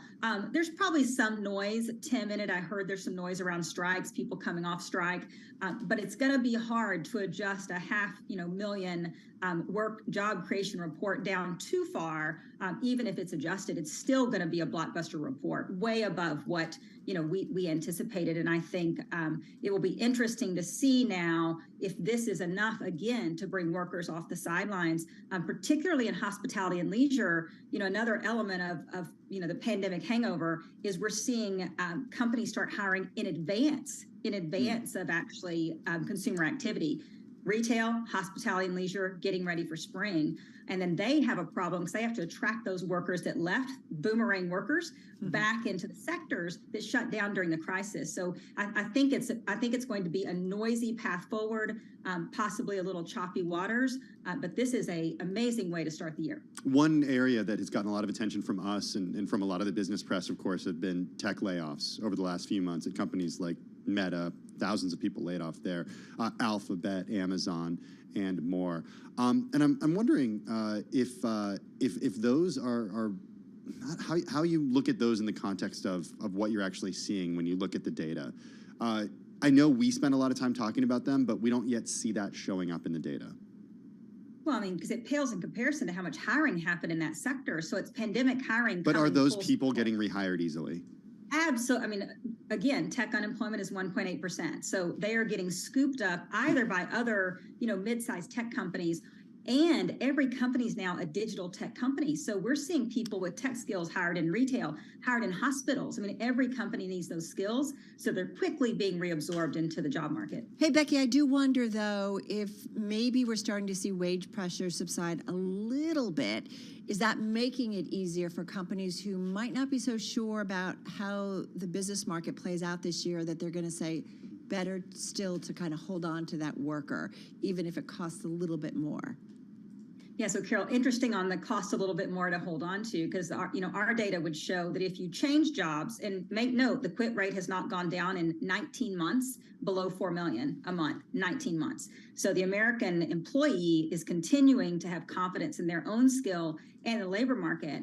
But it has been amazing to me to see the confidence people have in their ability to get pay. If you change jobs in the last year, you got on average, and this is average blue collar, white collar, the whole spectrum, 15% increase in your pay. If you stayed at your company, you got on average a 7% increase in pay. So while we're seeing muting in the overall numbers, actually I'd say stability, I wouldn't call it muting, stability at 0.3% in overall wages, that we're still encouraging, the labor market's encouraging people to change jobs. Is that unusual, that jump and that difference? I would assume that if you leave a job, you tend to typically get paid more. Just got about 20 seconds.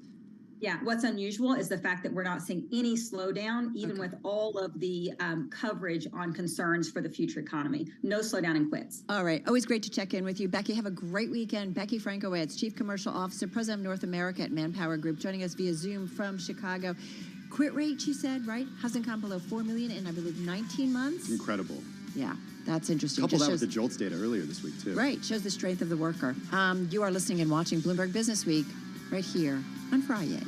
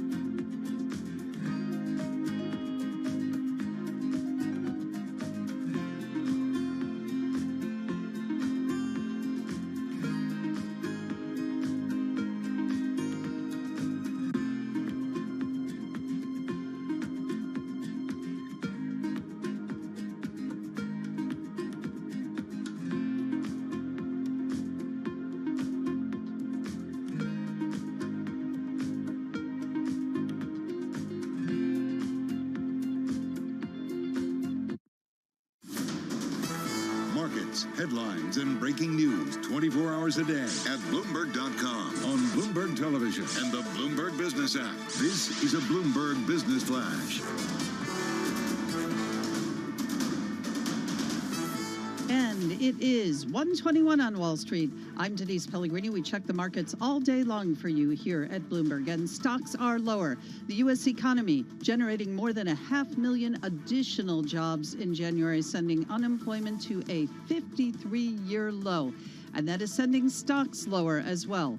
The Dow down 0.4%. The S&P 500, it is down 1%, and the NASDAQ is down almost 1.5% right now. Some tech stocks in the Wall Street glare. Google parent Alphabet missing earnings expectations. Shares are lower. Amazon sales for last quarter beat, but current quarter guidance coming in a little light, and Amazon shares, they are down almost 8%. Ford also in the headlights. The automaker missing earnings expectations, and Ford shares down almost 8%. And we are also monitoring that situation with the Chinese balloon over Montana. It's elsewhere now. But just the whole feeling of tension between U.S. and China, that may also be having a negative impact on stocks. And that's a Bloomberg Business Flash. Carol and Tim.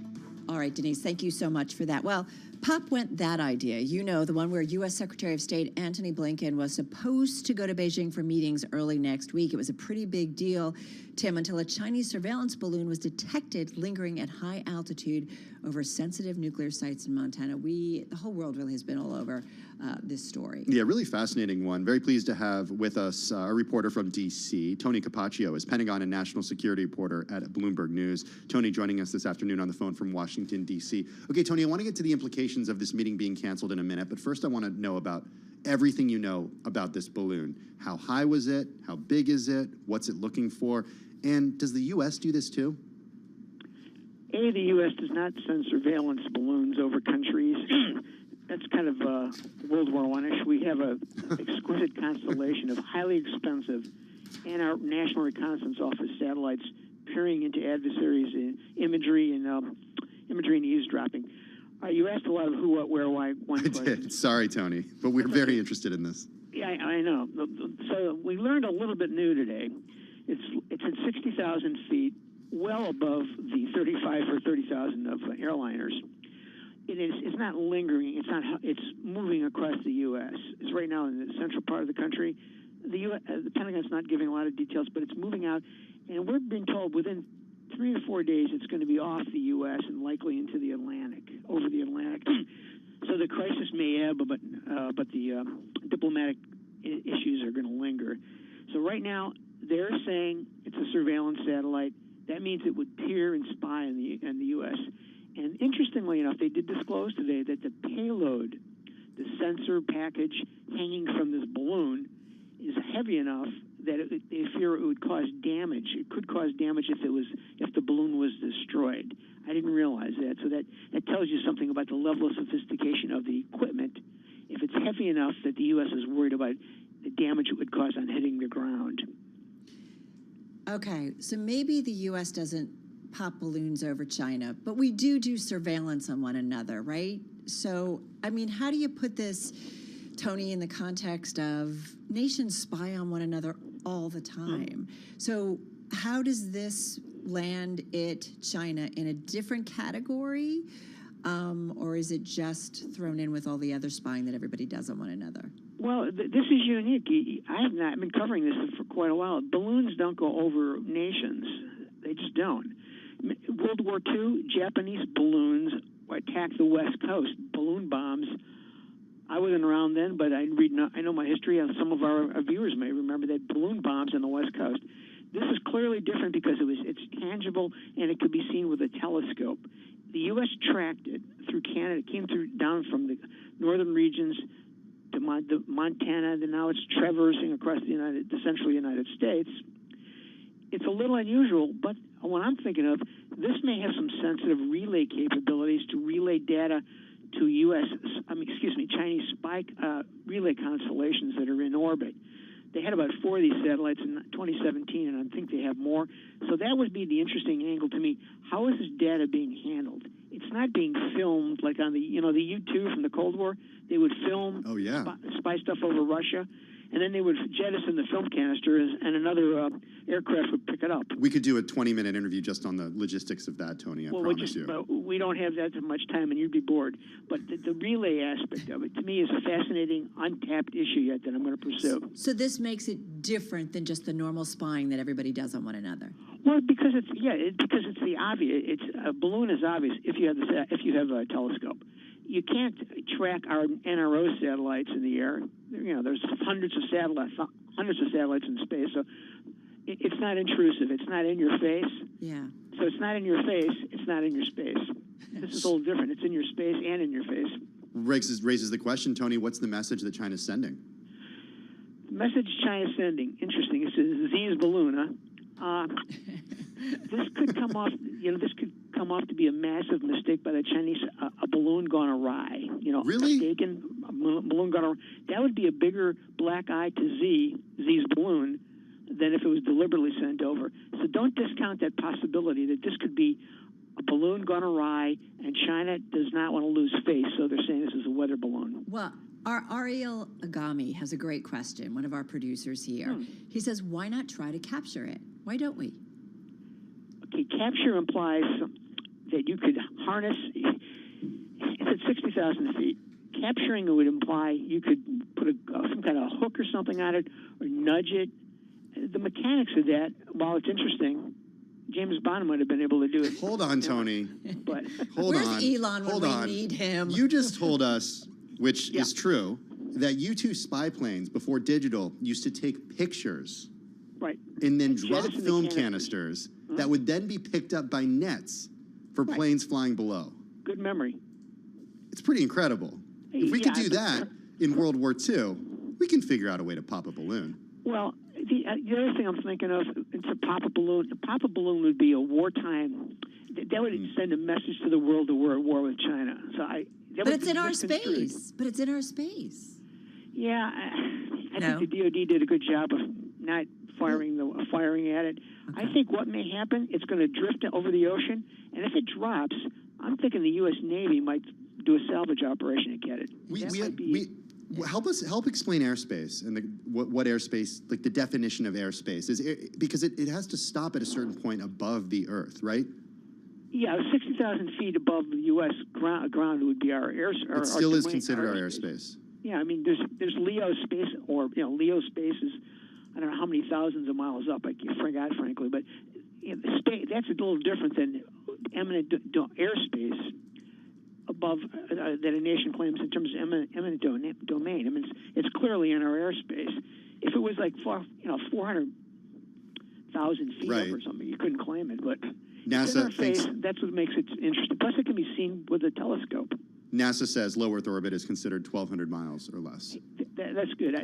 Excellent. Good move on the. All right. I don't think this is 1,200 miles though. So what I want to go is I want to move forward to what it means in terms of relations. I have a daughter who's studying international policy, and I think what a great way to learn as all this stuff is happening. So what does Blinken canceled, supposed to go to China next week. I guess he didn't have a choice but to cancel. What do you make of the implications this has potentially for the U.S.-China relations? Because it doesn't feel like they're that great anyway, but put it in context for us or help us out. You know what? I think this is going to ebb, and relations will return to their semi-contentious status. You remember 2001, before 9/11, the biggest foreign policy crisis the U.S. had was an EP-3 Navy spy plane brought down in, I think it was Tinian Island in Japan, China. That had the world on edge for quite a number of weeks. They captured our plane. It was on Chinese ground.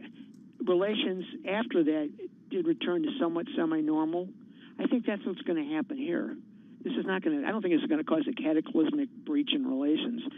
But I got to tell you, I think the U.S. may disclose more as the days and weeks go by about what this capability of this was and is, as a lesson, the message to China that we know what you know, we know you're watching us, and we know what you have.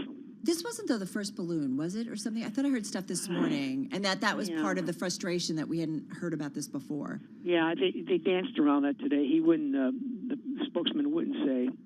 They threw this out last night, and they wouldn't tell us what it was. We're told that those prior incidents are classified, which is a lesson in transparency, not that the Pentagon sometimes practices. Well, yeah, but just in the last minute we have, because you cover this, you're at the Pentagon so much. Is that pretty typical for how information is given to you? You mean that they don't disclose? Yeah, the Pentagon and the way that they're communicating around this. Well, they're dancing in this because the White House is calling the shots. They released this like at 5:15 last night. I think they were forced to do this because the Billings, Montana paper and NBC were running stories about it or threatening to run stories about it, so they needed to come out.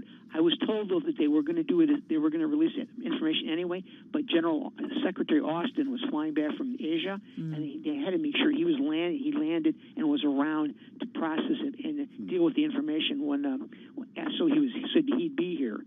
But this place is tough to get information out of. I'm sitting at my booth now. It's pulling teeth without Novocaine. Unbelievable. You were incredible, and just really putting it in context and what it was all about. Tony, thank you so much. Look forward to future reporting on this. Tony Capaccio, Pentagon and national security reporter at Bloomberg News, joining us on the phone from Washington, D.C., just waiting for kind of the next piece of information on this. The next balloon to drop, you could say. The next balloon to fall. All right, well, let's stay in Washington, D.C. Got to check the latest world and national news. Nancy Lyons is in our 99.1 newsroom. Hey, Nance. Thanks, Tim. President Biden is crediting his economic policies for the creation of 517,000 more jobs last month and unemployment coming down to 3.4%. Bloomberg's Irv Chapman has more on today's better-than-expected jobs report. The president previewed a major theme of his forthcoming State of the Union speech. Today, I'm happy to report that the State of the Union and the state of our economy is strong. The strongest job growth in history, the lowest unemployment rate in 54 years, more working-age folks coming to the labor market looking for jobs last month than have in a long while. The economy growing at a solid clip. The president contrasted that record with the economic distress when he took office, when he said inflation was already soaring. In Washington, Irv Chapman, Bloomberg Radio. Well, the U.S. is sending Ukraine a new $2.1 billion weapons package. The Pentagon's Brigadier General Pat Ryder says it includes a new ground-launched bomb-tipped rocket. This gives them a longer-range capability, long-range fires capability, that will enable them, again, to conduct operations in defense of their country and to take back their sovereign territory in Russian-occupied areas. General Ryder says the new aid package includes $425 million in equipment drawn from existing U.S. stockpiles and $1.75 billion in contracts to the defense industry. A top Southwest Airlines official will testify before senators next week following the airline's holiday meltdown. It canceled thousands of flights, and that left many travelers stranded. Hall of Fame horse trainer Bob Baffert is fighting to get his Kentucky Derby suspension lifted. Testimony is underway in Louisville in Baffert's case against Churchill Downs. He's currently serving a 2-year suspension after his 2021 winner, Medina Spirit, tested positive for a banned drug. Global news powered by more than 2,700 journalists and analysts in over 120 countries. I'm Nancy Lyons.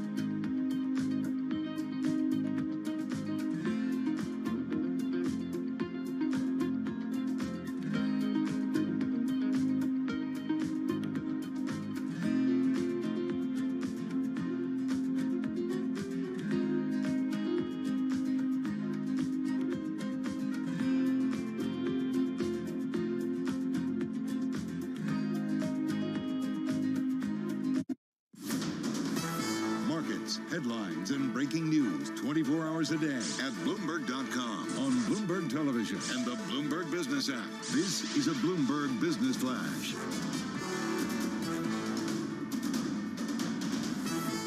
And it is 2:40 on Wall Street. I'm Denise Pellegrini. We check the markets all day long for you here on Bloomberg. And stocks are lower. We had that stronger than expected jobs report, and that is triggering some new inflation concerns. Nadia Lavelle, senior strategist at UBS Financial Services, says investors are just nervous.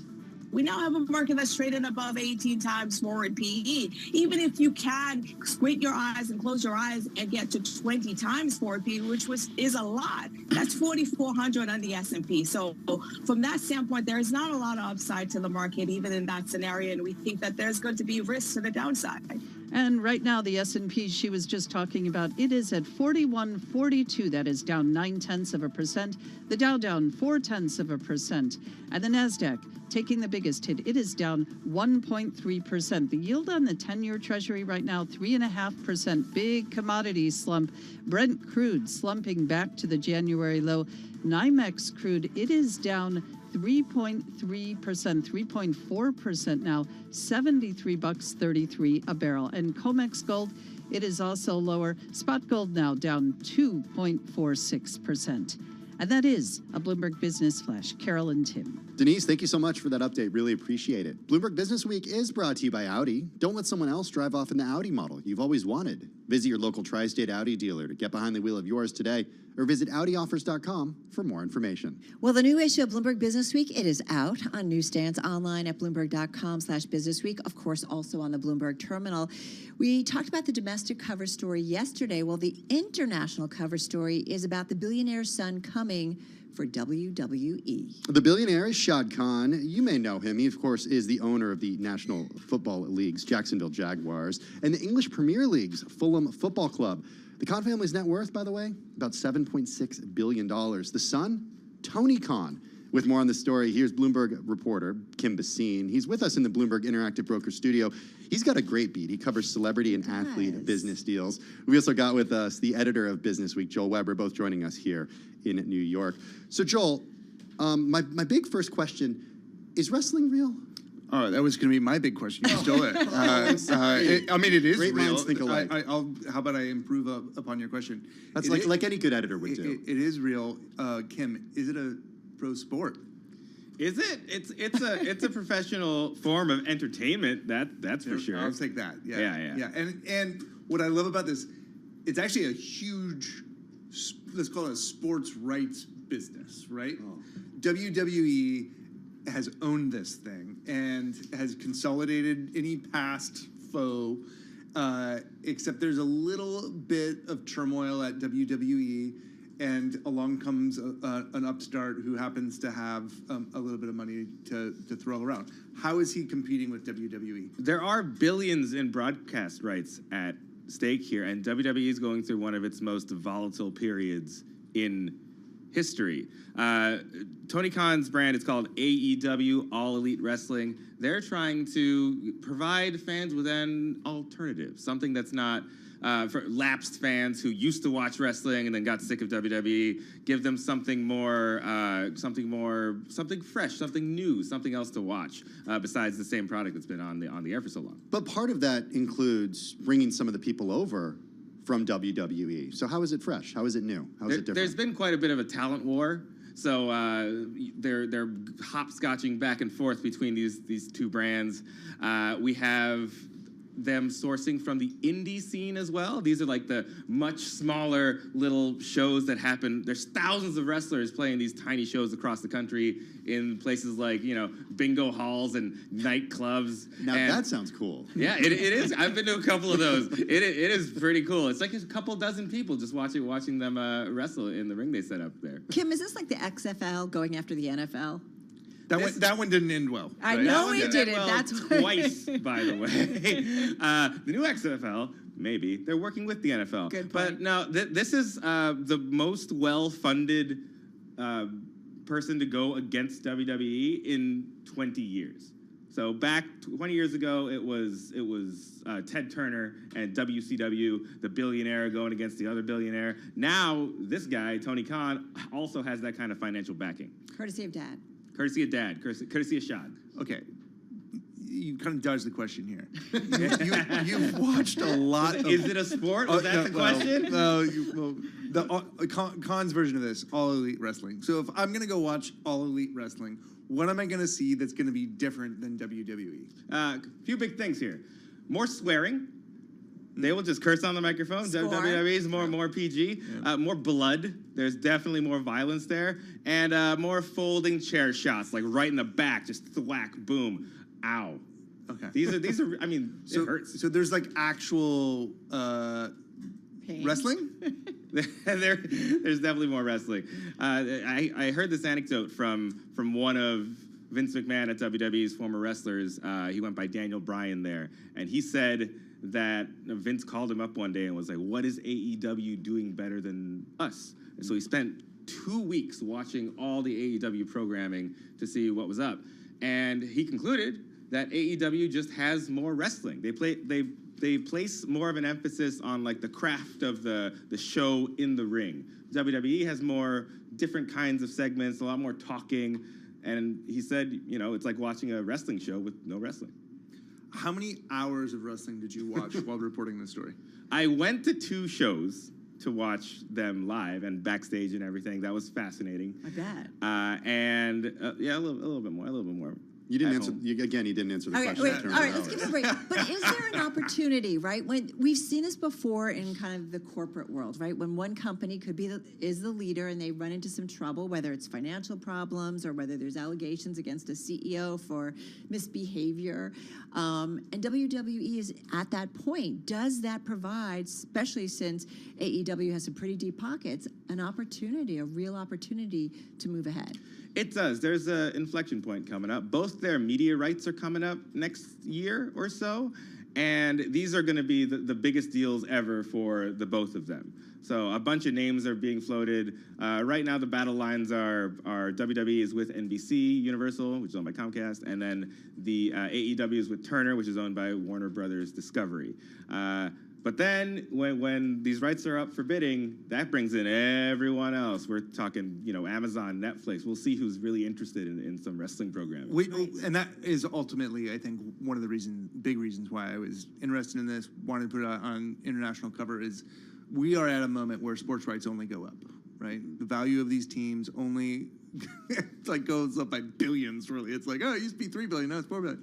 The rights are why the billionaires are buying them, right? And so if you can keep this off of someone else's network and maybe get yourself a buck in the process, it kind of seems like an ingenious strategy. And in this case, it basically Khan created something out of nothing, right? And then goes poaching some talent. So how does he have to, broker? What's it going to look like when this media circus come to town to feast on these rights? That's actually the reason he formed it, is because he heard from the guy who at the time ran TNT and TBS that he was about to consider bidding a whole bunch of money, like more than $100 million, on WWE rights for Fridays, and he said, maybe there's a better option here. I feel like there's demand. Those rights ended up going to Fox, and now TNT and TBS, they have his show. I think the big ones here are that Warner Brothers Discovery is likely going to want to keep them. So we'll see how high that goes. Speaking of bidding and buying, our Sebastian Escobar, who is directing our show right now, reminded us that Tony Khan talked about or was considering, right, maybe buying WWE. Is that still a possibility? Just got about 30 seconds. He will need a little help with that. I don't know if he can afford right now. Does Dad have deep enough pockets for that? Analysts expect it to be up to $8 billion. So he would need some partners on that one. Cool. Let's pull it up. Sell the football team. Get in there. Yeah. Sports, buy the wrestling. Sports or entertainment? Have we decided? Sports entertainment. Put it together. Sports entertainment. He's right. All right. Thank you, Sebastian. Also weighing in on it. Joel Weber, editor of Bloomberg Business Week, here in our Interactive Broker studio, along with Kim Basine, reporter covering the cool stuff, celebrities, athletes, wrestling, and more here at Bloomberg News. This is the international cover story find it on newsstands if you're traveling outside the U.S. You can find it online at Bloomberg.com/businessweek and always on the Bloomberg terminal. This is Bloomberg Radio.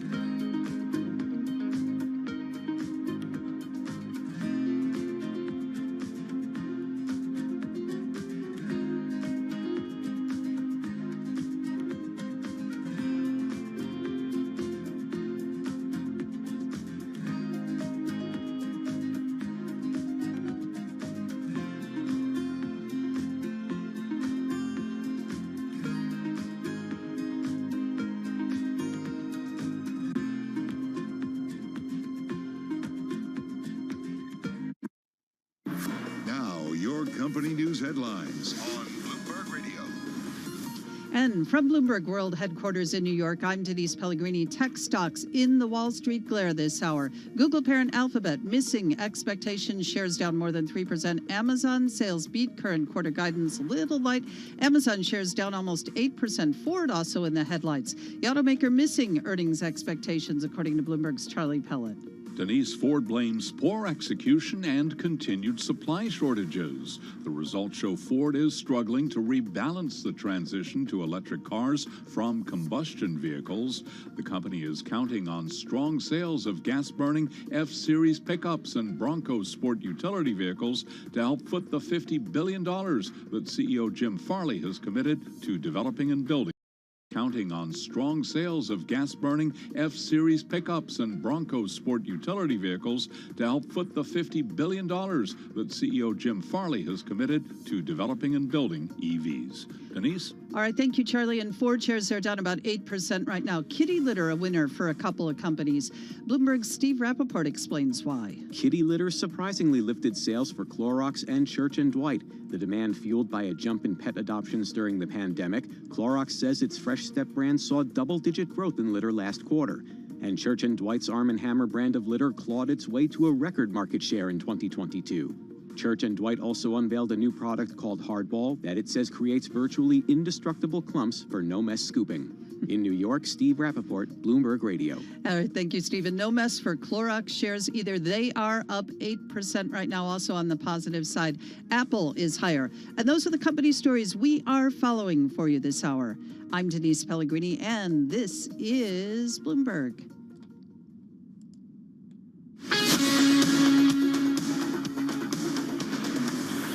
This is Bloomberg Business Week with Carol Messer and Tim Stenevec on Bloomberg Radio. It is Bloomberg Business Week. Let's get a check on the latest world and national news with Nancy Lyons. She's in our 99.1 newsroom in Washington, D.C. Hey, Nance. Thanks, Tim. The Defense Department says it is keeping track of that Chinese spy balloon now over the Midwest and moving east, and says it currently poses no threat. Pentagon spokesman Brigadier General Pat Ryder says he's taking issue with China, saying it's a weather balloon that veered off course. We are aware of the PRC's statement. However, the fact is we know that it's a surveillance balloon, and I'm not going to be able to be more specific than that. General Ryder says the U.S. has told China the balloon is in violation of U.S. airspace and international law. The incident has prompted Secretary of State Antony Blinken to cancel his planned trip to Beijing. Well, the state of our economy is strong. That's President Biden's takeaway from the latest jobs report, coming days before his next State of the Union address. 517,000 new jobs added in January. The president says his first 2 years have been the strongest for job growth in U.S. history. While we may face setbacks along the way, and there will be some, there's more work to do, it's clear. Our plan is working because of the grit and resolve of the American worker. The blowout number is raising market concerns about inflation, but President Biden says he takes no blame for that. He says price pressures were there before he took office.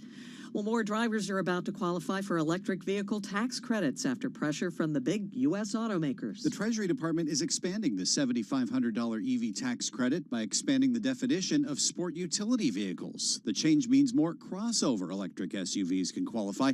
The tweak matters because under the Inflation Reduction Act, SUVs that cost up to $80,000 can take the credit, while passenger cars don't get anything if they cost more than $55,000.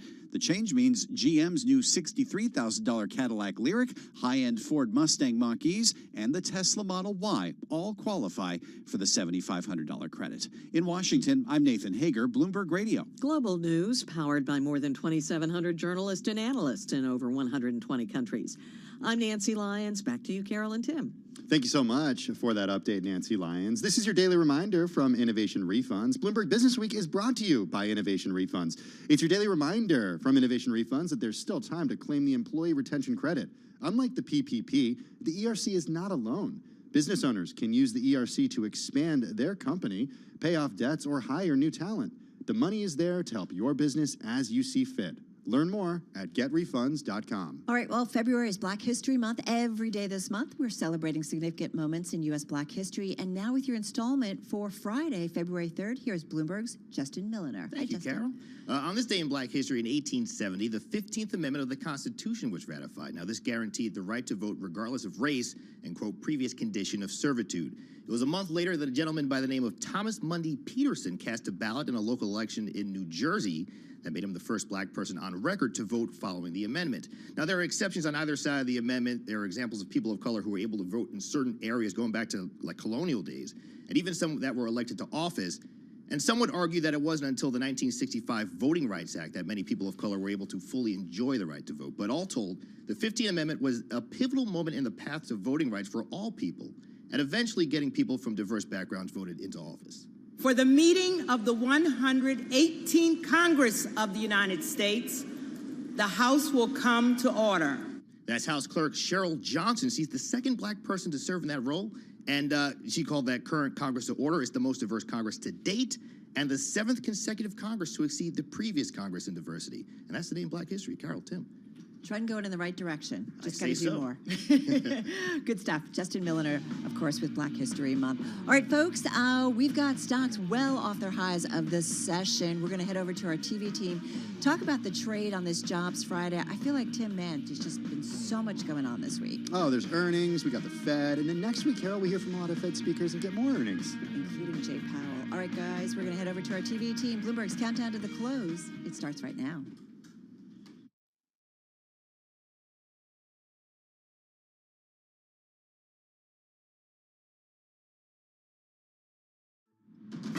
Countdown to the close. Bloomberg's comprehensive cross-platform coverage ahead of the U.S. market close starts right now.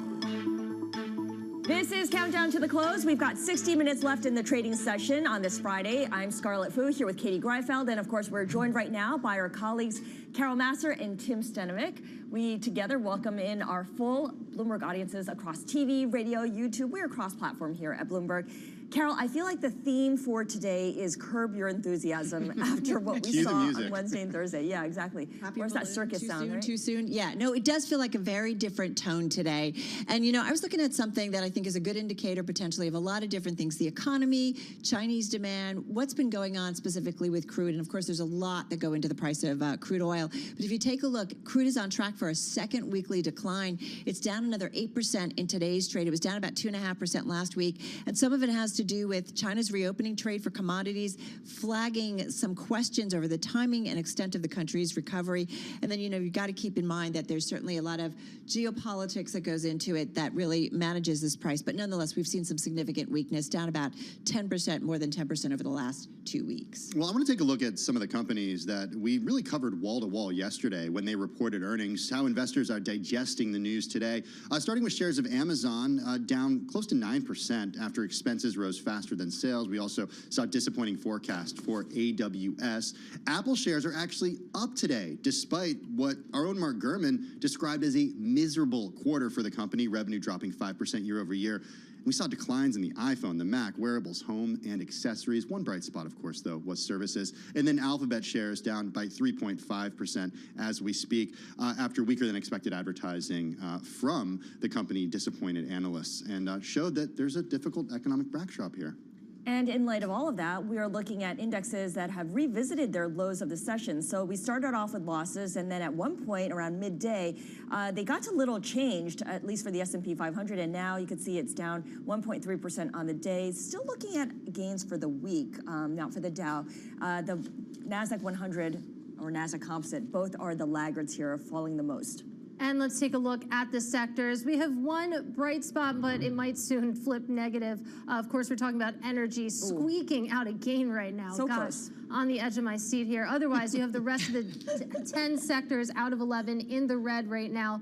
To the bottom is consumer discretionary, it's real estate, it's communication services. So this sell-off that we're brewing, it is broad-based. But let's go one level deeper and talk about some specific names here. I'm taking a look at Ford, tumbling the most in about 4 months or so, down over 8%. The car maker, of course, missed earnings expectations. It blamed poor execution, continued supply shortages. There was an interesting comment from the CEO saying that we should have done much better last year. We left about $2 billion in profits on the table. I hate when that happens. Let's move on to a brighter note. We have Clorox here, reported quarterly profit, sales, and gross margin that topped estimates. What caught my eye was you had the CFO say that really kitty litter was the star of the group. That, of course, caught your eye because of your memes. Of course it did. Cats, they need to go to the bathroom. So there you go. Clorox up about 8% or so. Nordstrom, this also a really interesting story. We have Ryan Cohen, the famed activist here, building a large stake in this department store operator that did earn one upgrade from the likes of Gordon Haskett.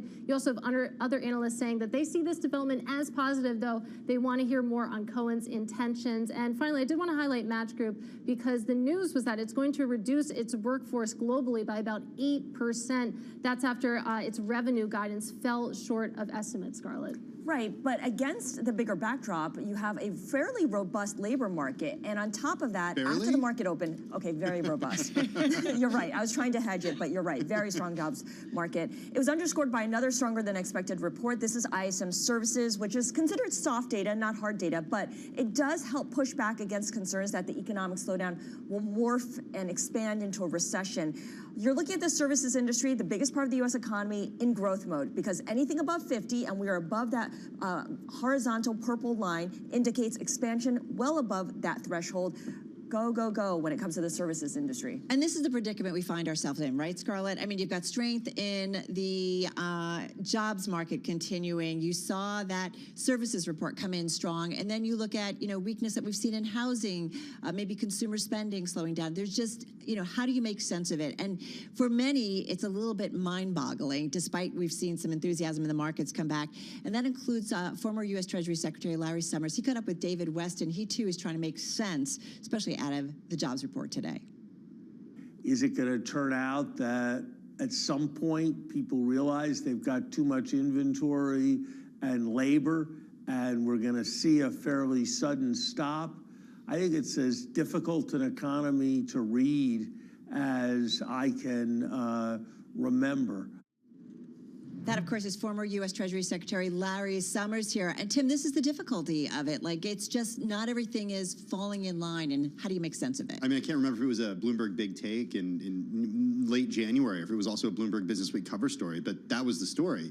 Forecasters right now are having as hard a time as ever trying to make sense of what's going on. Look no further than the huge miss that they had when it came to this morning's employment report and how off they were with their estimates. I mean, more than 500K. They really whiffed it. Yeah. We compiled, 77 economist estimates here at Bloomberg, and the actual number came in was like 61% higher than the highest economist estimate. So that just gives you a sense of how off the mark everyone was. And that's the thing. I know that there were a lot of seasonal adjustments. I know there was a lot of noise, but doesn't this happen every January or every time period around this time of year? You would think that, that would get factored in a little bit, but it's easy to beat up on forecasters of all kind, whether it's the market, whether it's the economy, or the weather for that point. No doubt about it. It's been a big week. We surveyed the newsroom, and I got to say, we had Fed, we had jobs, we had Tom Brady retiring.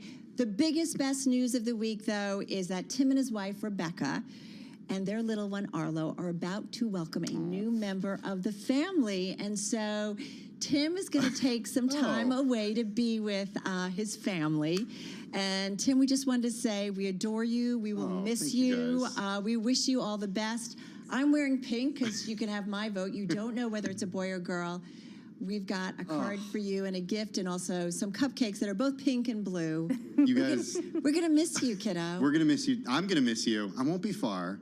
I'll come back. You'll be in Brooklyn. I'll be in Brooklyn. We also have cupcakes on the TV side. Carol planned this very well, see? Did. Well, yeah. I will Thank say you guys. Thank you so much. The whole Bloomberg family across so many platforms, we just adore you. We all had a hand in this. Minnie Masucci spearheading it, as you would imagine, and we're just going to miss you. We know we have you for probably one more day, unless things go early. Yeah, we'll see what happens this weekend, but I'll miss you guys too. Thank you so much. Doing your part for the economy, huh? Yeah, exactly. You know what? I bet when you come back, we're still going to be talking about whether we're going to have a recession or not, whether this is a soft landing. Maybe the Fed will have cut rates by then. So much could happen while you're gone, Tim. Maybe it's something about a debt ceiling too. Oh, God. Well, the little one like crypto, that's all I want to know. Not allowed to. All right, guys, that's a wrap. Tim, congratulations to you and Rebecca. And We'll miss you, Tim. Can't wait you. We will miss you. He's going to come back, though. We have one more to do. Cross-platform coverage will continue. We're going to count you down, wrap up this Friday. Beyond the Bell, we'll be back at 4 p.m. Wall Street time. Everybody hurts sometimes.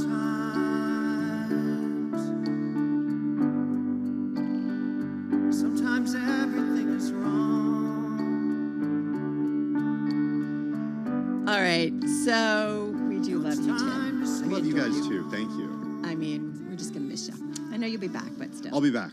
Yeah. I'll be back. When you want some rest, come back. Yeah, to us. exactly. It's like a break from, being up all night and changing diapers. Well, getting a bit of a break, I feel like today is the tech trade because it has been on a tear this week.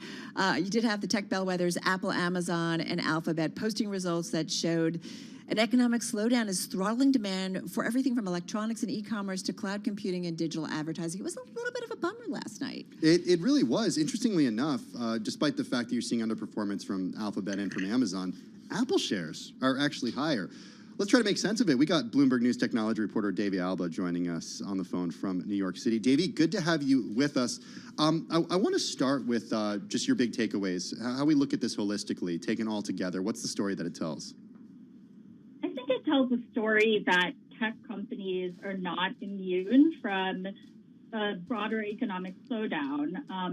Tech is usually seen as this industry that holds strong throughout all sorts of ups and downs in the economy, but even these giants like Apple and Amazon and Alphabet were hit by the broader economic conditions. And, I think that it's pretty significant that some of these, Apple was reporting the first quarter of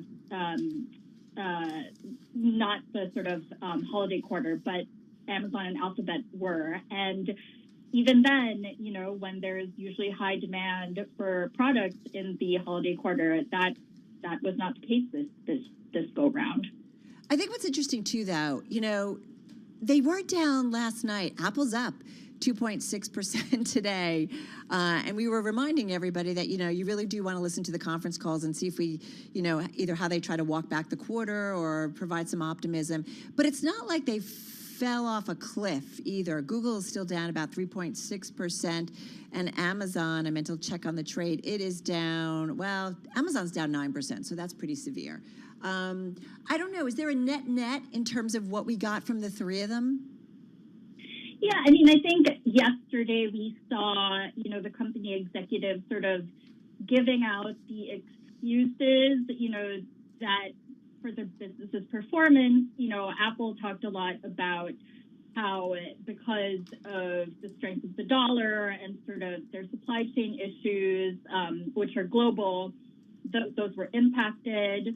Alphabet, sort of talked about how economic headwinds were impacting the business as its search product is maturing, and it really tried to spin things forward, emphasizing their AI products and talking about what's to come. But I think another piece of context here is that these companies are sort of down relative to the year ago period, which was when everyone was sort of, still in the middle of the pandemic. There was like flush demand at that time, and all of these companies were flying really high. And so comparing it to this time 1 year ago, I think is kind of a tough comparison when you think about it that way.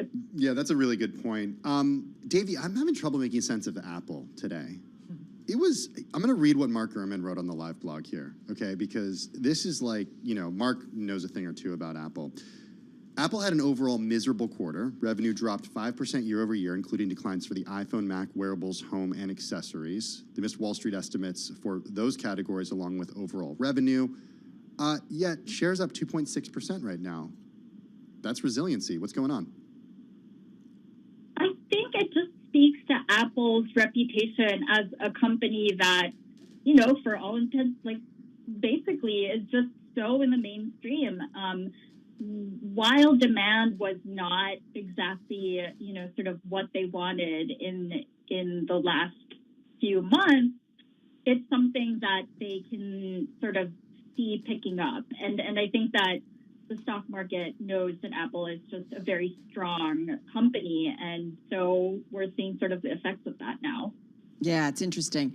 I'm thinking about the NASDAQ, man, the pop-up, The NASDAQ or ARK? Yeah, the new NASDAQ, as Kathy Wood called it, yeah. Which is kind of interesting, right? And I mean, I don't know, how do you, Davey, it brings up a good point, Tim, because Kathy does look forward to who will be kind of the next players that will be very dominant in some of the developing technologies. And it does make me think about, Apple, Google, Meta. Meta's going through its own transformation. They got a big pop this week. But, time will tell whether this bet really makes sense. Well, I'm trying to pull this up on the oh, go ahead, Davey. I was trying to pull this up on the terminal, and I think probably you and I are going to go to the same place, which is the comments from Alphabet, from Google CEO, Alphabet CEO, Sundar Pichai. About all AI? about AI. Mm-hmm. Yeah, about AI. I think there are a few things here.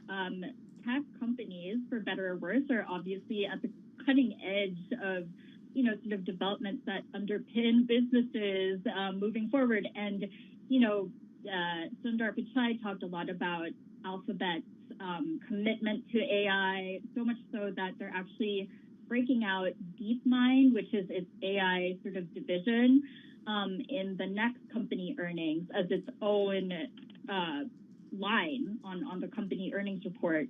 And they're also, making all sorts of moves like investing in Anthropic, which we reported on today. That's sort of an AI startup in this new field of generative AI. If you're not familiar with that, think about ChatGPT. That's generative AI because it generates text and other content based on a prompt. So that's kind of spinning it forward. And yeah, I think, the future for these companies looks possibly good. The other piece of context is just that there was so much on these earnings calls about efficiency, about sort of slowing hiring, making more strategic moves as the next year comes towards us. Mark Zuckerberg talked about kind of this being the year of efficiency for Facebook, and I think that that's something that the companies will really double down on, especially after we saw these waves of layoffs in the past few months. Well, I want to point to the story, and you mentioned this, the story that you and Dina wrote about Google investing almost $400 million in that AI startup. $400 million, that's serious money. I mean, that's like, it's not, pivoting to the metaverse money, but it shows that Google's taking this very seriously. Yeah, absolutely. And, they've also talked about their large language model, sort of their answer to ChatGPT coming out in the coming months.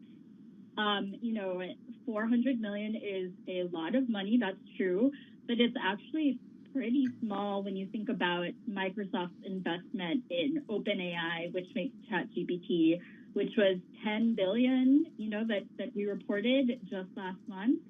And that builds upon earlier investments of about $1 billion. So, I think another thing to think about is how these giant tech companies are partnering with smaller AI startups to sort of stay at the cutting edge and forefront of these buzzy new AI products, which also in turn need them for computing power and resources and cloud capabilities, that sort of thing. So it's kind of a happy partnership for these companies at this point.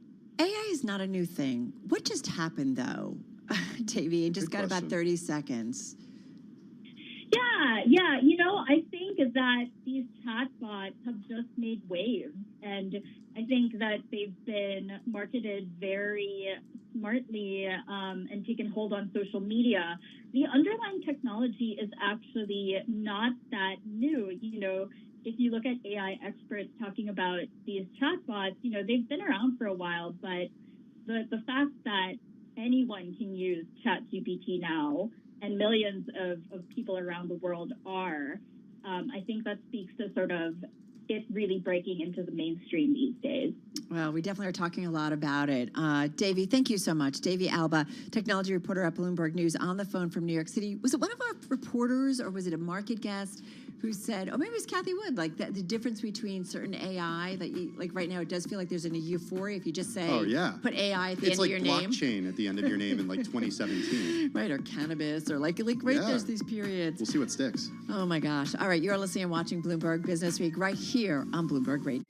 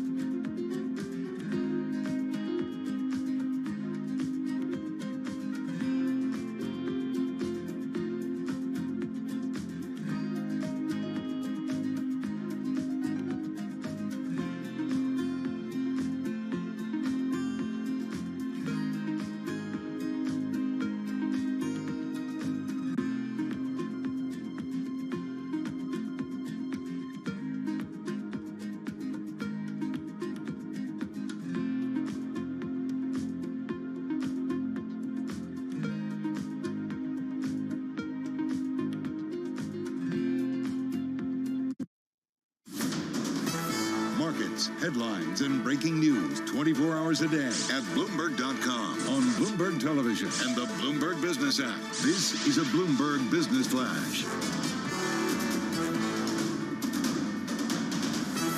And it is 3:21 on Wall Street. We check the markets all day long for you here on Bloomberg, and stocks are lower. And for more, let's head right over to the First Word breaking news desk. For today's afternoon call, here is Bill Maloney.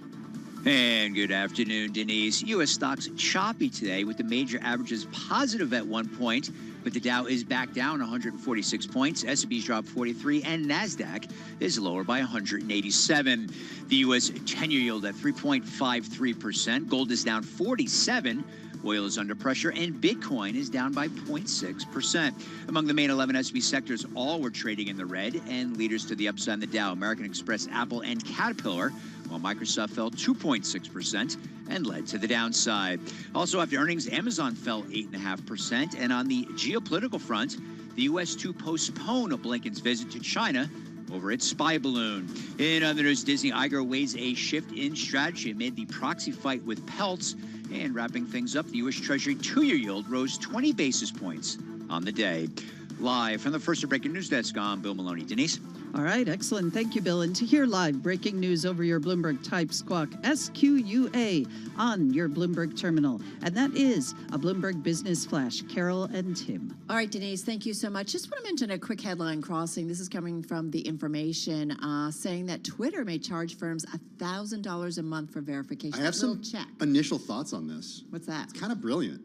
Why? If you're a brand on Twitter, I'm going to throw it out there, Delta Airlines or something. You're going to do it. You're going to do it. It's a business expense. It's a business expense. It's nothing. Right. It's nothing. But taken together, that's a ton of money. Yeah. Every business is on Twitter. Certainly a new revenue stream. Kind of brilliant. Yeah. And I wonder if there's like a snowballing if one journalist does it, because there's so many journalists and media outlets. But I think this is for firms. I don't think this is for individuals. Okay. That's how I'm reading the headline. Oh, that's true. So I'm not paying $1,000 a year for So maybe that's the way they get around this. Exactly. And not everybody.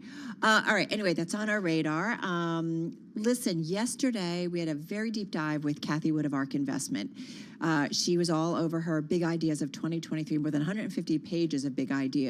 And it included 5 innovation platforms that are converging to create unprecedented growth trajectories. One of the platforms, public blockchains. In our weekly crypto segment, our next guest has some thoughts on building better blockchain hardware. He's Michael Gao, founder and CEO at the cryptography hardware tech company Fabric Systems. He joins us via Zoom from Lafayette, California. Michael, good to have you with us. How are you? Great. How are you? I'm doing pretty well. So explain what exactly you do at Fabric Systems, because when people think blockchain, they don't think of something physical, but you're working on building a better blockchain hardware, and that, of course, is physical. Well, yeah, that's exactly right. So what Fabric Systems builds is Fabric is building much faster computers designed from the ground up specifically for next generation cryptography algorithms. And when I say cryptography, I mean cryptography and not cryptocurrency. And there's a very, very big difference there. And we're going to talk about that. Well, dig a little bit deeper into what you mean specifically and more of what your company is involved in. Yeah, sure. So the main algorithms that we accelerate are zero-knowledge proofs and fully homomorphic encryption. And basically, those are a mouthful, but what zero-knowledge proofs are is, imagine that you walk into a liquor store, right? And let's say they card you. You show them your driver's license, but basically, you're showing them your home address, you're showing them your real age, you're showing them all these things that you don't want to show the liquor store clerk, right? And so what zero-knowledge proofs are is it's the equivalent of showing just a certificate that a certain statement is true. For example, I'm over 21. And this has a host of applications in and out of blockchain. In the blockchain, it helps the blockchain link up to real world applications like credit scores, insurance scores, bank accounts, things like that, and makes blockchain actually be able to be useful for real world applications. But even outside the blockchain, you can think of it as a new point on the privacy trade-off curve where, government regulators can enforce laws without invading privacy.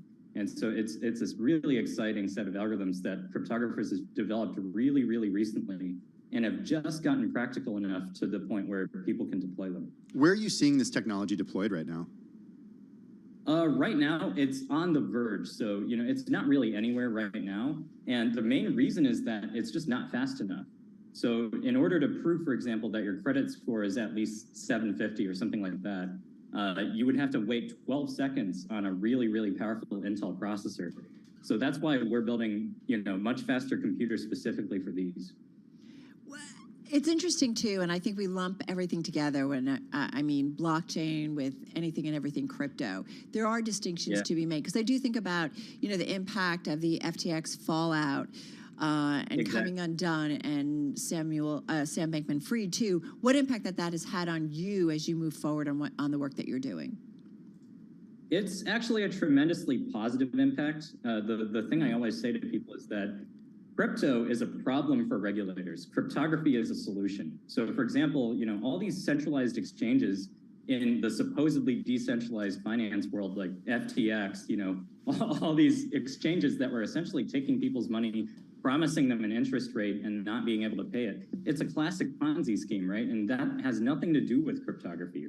And so what cryptography is a solution to those problems. So if zero knowledge proofs had been around and exchanges were using them in the time of FTX, then exchanges would be able to prove that they have a certain amount of reserves and they can cover all their liabilities. That's actually a solution, not a problem. We should note that Sam Bankman-Fried is still awaiting trial at this point, but a lot of the allegations that you mentioned have been allegations that have been made by officials at this point.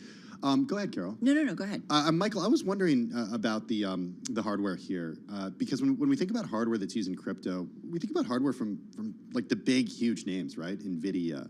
And you think about computers that use those chips. What is your technology? When you say you're building a better computer, what are you building, and who are you competing with, and how can you compete with those companies? Yeah, our main competition, as you said, it is NVIDIA, and we're basically the NVIDIA of cryptography. So NVIDIA focuses on video games, on AI, on graphics rendering, and on a host of very important applications. And what we do is we focus on cryptography. And by building the computer specifically just for cryptography, we're able to achieve better performance on those algorithms at the cost of, for example, being worse at AI computation, which we don't focus on. So talk to us about time development and kind of, it's interesting.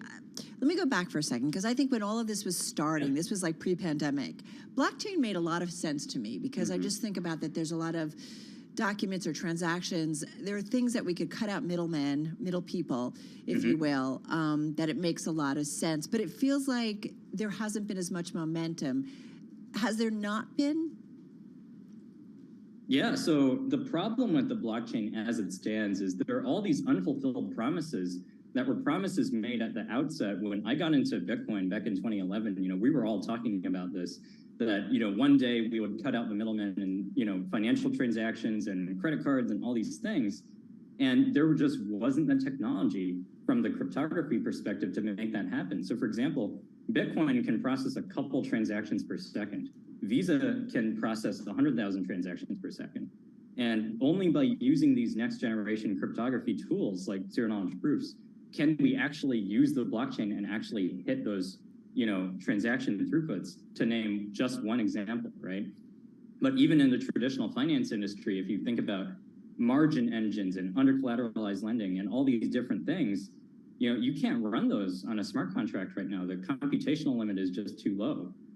So that's why we're building dedicated hardware to actually fulfill the promise of blockchain, because in the absence of being able to fulfill those promises, the blockchain space has been, kind of ridden with bad actors and scams and frauds, because they can't really make something that's actually useful. And so we actually want to make blockchain useful.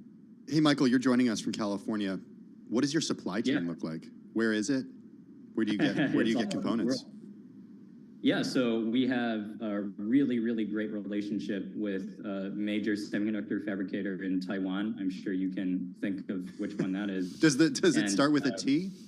And end with a C? it start with a T. And then, those chips get fabricated and sent to contract manufacturers in Southeast Asia. And then after that, they come back, in fully assembled system form. Does the supply chain at all go through China? No. Was that intentional? Is that intentional for you? It's really important in these times, like when everyone's trying to decouple their supply chain, you don't want to be the one left holding the bag. Hey, Michael, one thing I do wonder, is in terms of regulation and oversight. And sometimes maybe we do need a middleman to make sure things don't go astray. So I do wonder what needs to be in place regulatory-wise for blockchain to really find kind of its full potential. Oh, that's a really good topic. So basically, we've actually been talking to some regulators about this, but there's potential for regulators and actual blockchain applications to cooperate and strengthen regulation through algorithms. So one example is, the SEC could require people to post that, zero knowledge proofs that actual, financial statements are accurate. They could require people to provide zero knowledge proofs of leverage, or they could provide, zero knowledge proofs that if the bank goes through, major financial calamity, then it'll be okay, right? So you can even conduct stress tests using zero knowledge proofs without having to reveal your sensitive positions and all that information, and without having auditors just standing in the room looking at you, right? So it's really powerful. I think it's a huge opportunity for regulators to finally be able to enforce many laws that otherwise are unenforceable because of privacy concerns, because of cost concerns, because of industry pushback. It's a case where we can cut the red tape, but still have regulations that really have teeth. Michael, thank you so much. Really appreciate it. He is Chief Executive Officer of Fabric Systems, joining us via Zoom, from Lafayette, California. Let's get a check on the latest world and national news with Nancy Lyons in our 99.1 newsroom. Hey, Nance. Thanks, Tim. Secretary of State Antony Blinken's trip to China is off for now. The Biden administration has decided to delay his trip after detecting that Chinese surveillance balloon over sensitive nuclear sites in Montana. The Pentagon's Brigadier General Pat Ryder provided an update today. The balloon continues to move eastward and is currently over the center of the continental United States. Again, we currently assess that the balloon does not present a military or physical threat to people on the ground at this time. General Ryder says the U.S. does not believe China's description of it being a civilian balloon that was conducting climate research and was accidentally blown off course. The U.S. is preparing to add another weapon to Ukraine's arsenal against Russia. We get more from Bloomberg Government's Emily Wilkins. The White House is going to be offering Ukraine a ground-launched bomb-tipped rocket that is going to be ordered. So it will take a couple months to get there. Bloomberg Government's Emily Wilkins says it's part of a new $1.25 billion aid package. House Republicans are prepared to eliminate the vaccine mandate for travelers to the U.S. The House plans to vote next week on a measure that would end the vaccine mandate for international travelers to the U.S., a priority for the travel industry. The administration extended its vaccine mandate for foreign air passengers to the U.S. last month. It will remain active until at least April 10th. The travel industry has urged the Biden administration to drop the mandate, especially after the White House announced it would end the COVID-19 emergency declarations on May 11th. In Washington, I'm Amy Morris, Bloomberg Radio. Honda says some of its older models are not safe to drive. It says its older 01 to 03 Hondas and Acuras with non-repaired Takata airbags are at a 50% higher risk of having the airbag inflator rupture, which could cause death or serious injury. Global news powered by more than 2,700 journalists and analysts in over 120 countries. I'm Nancy Lyon.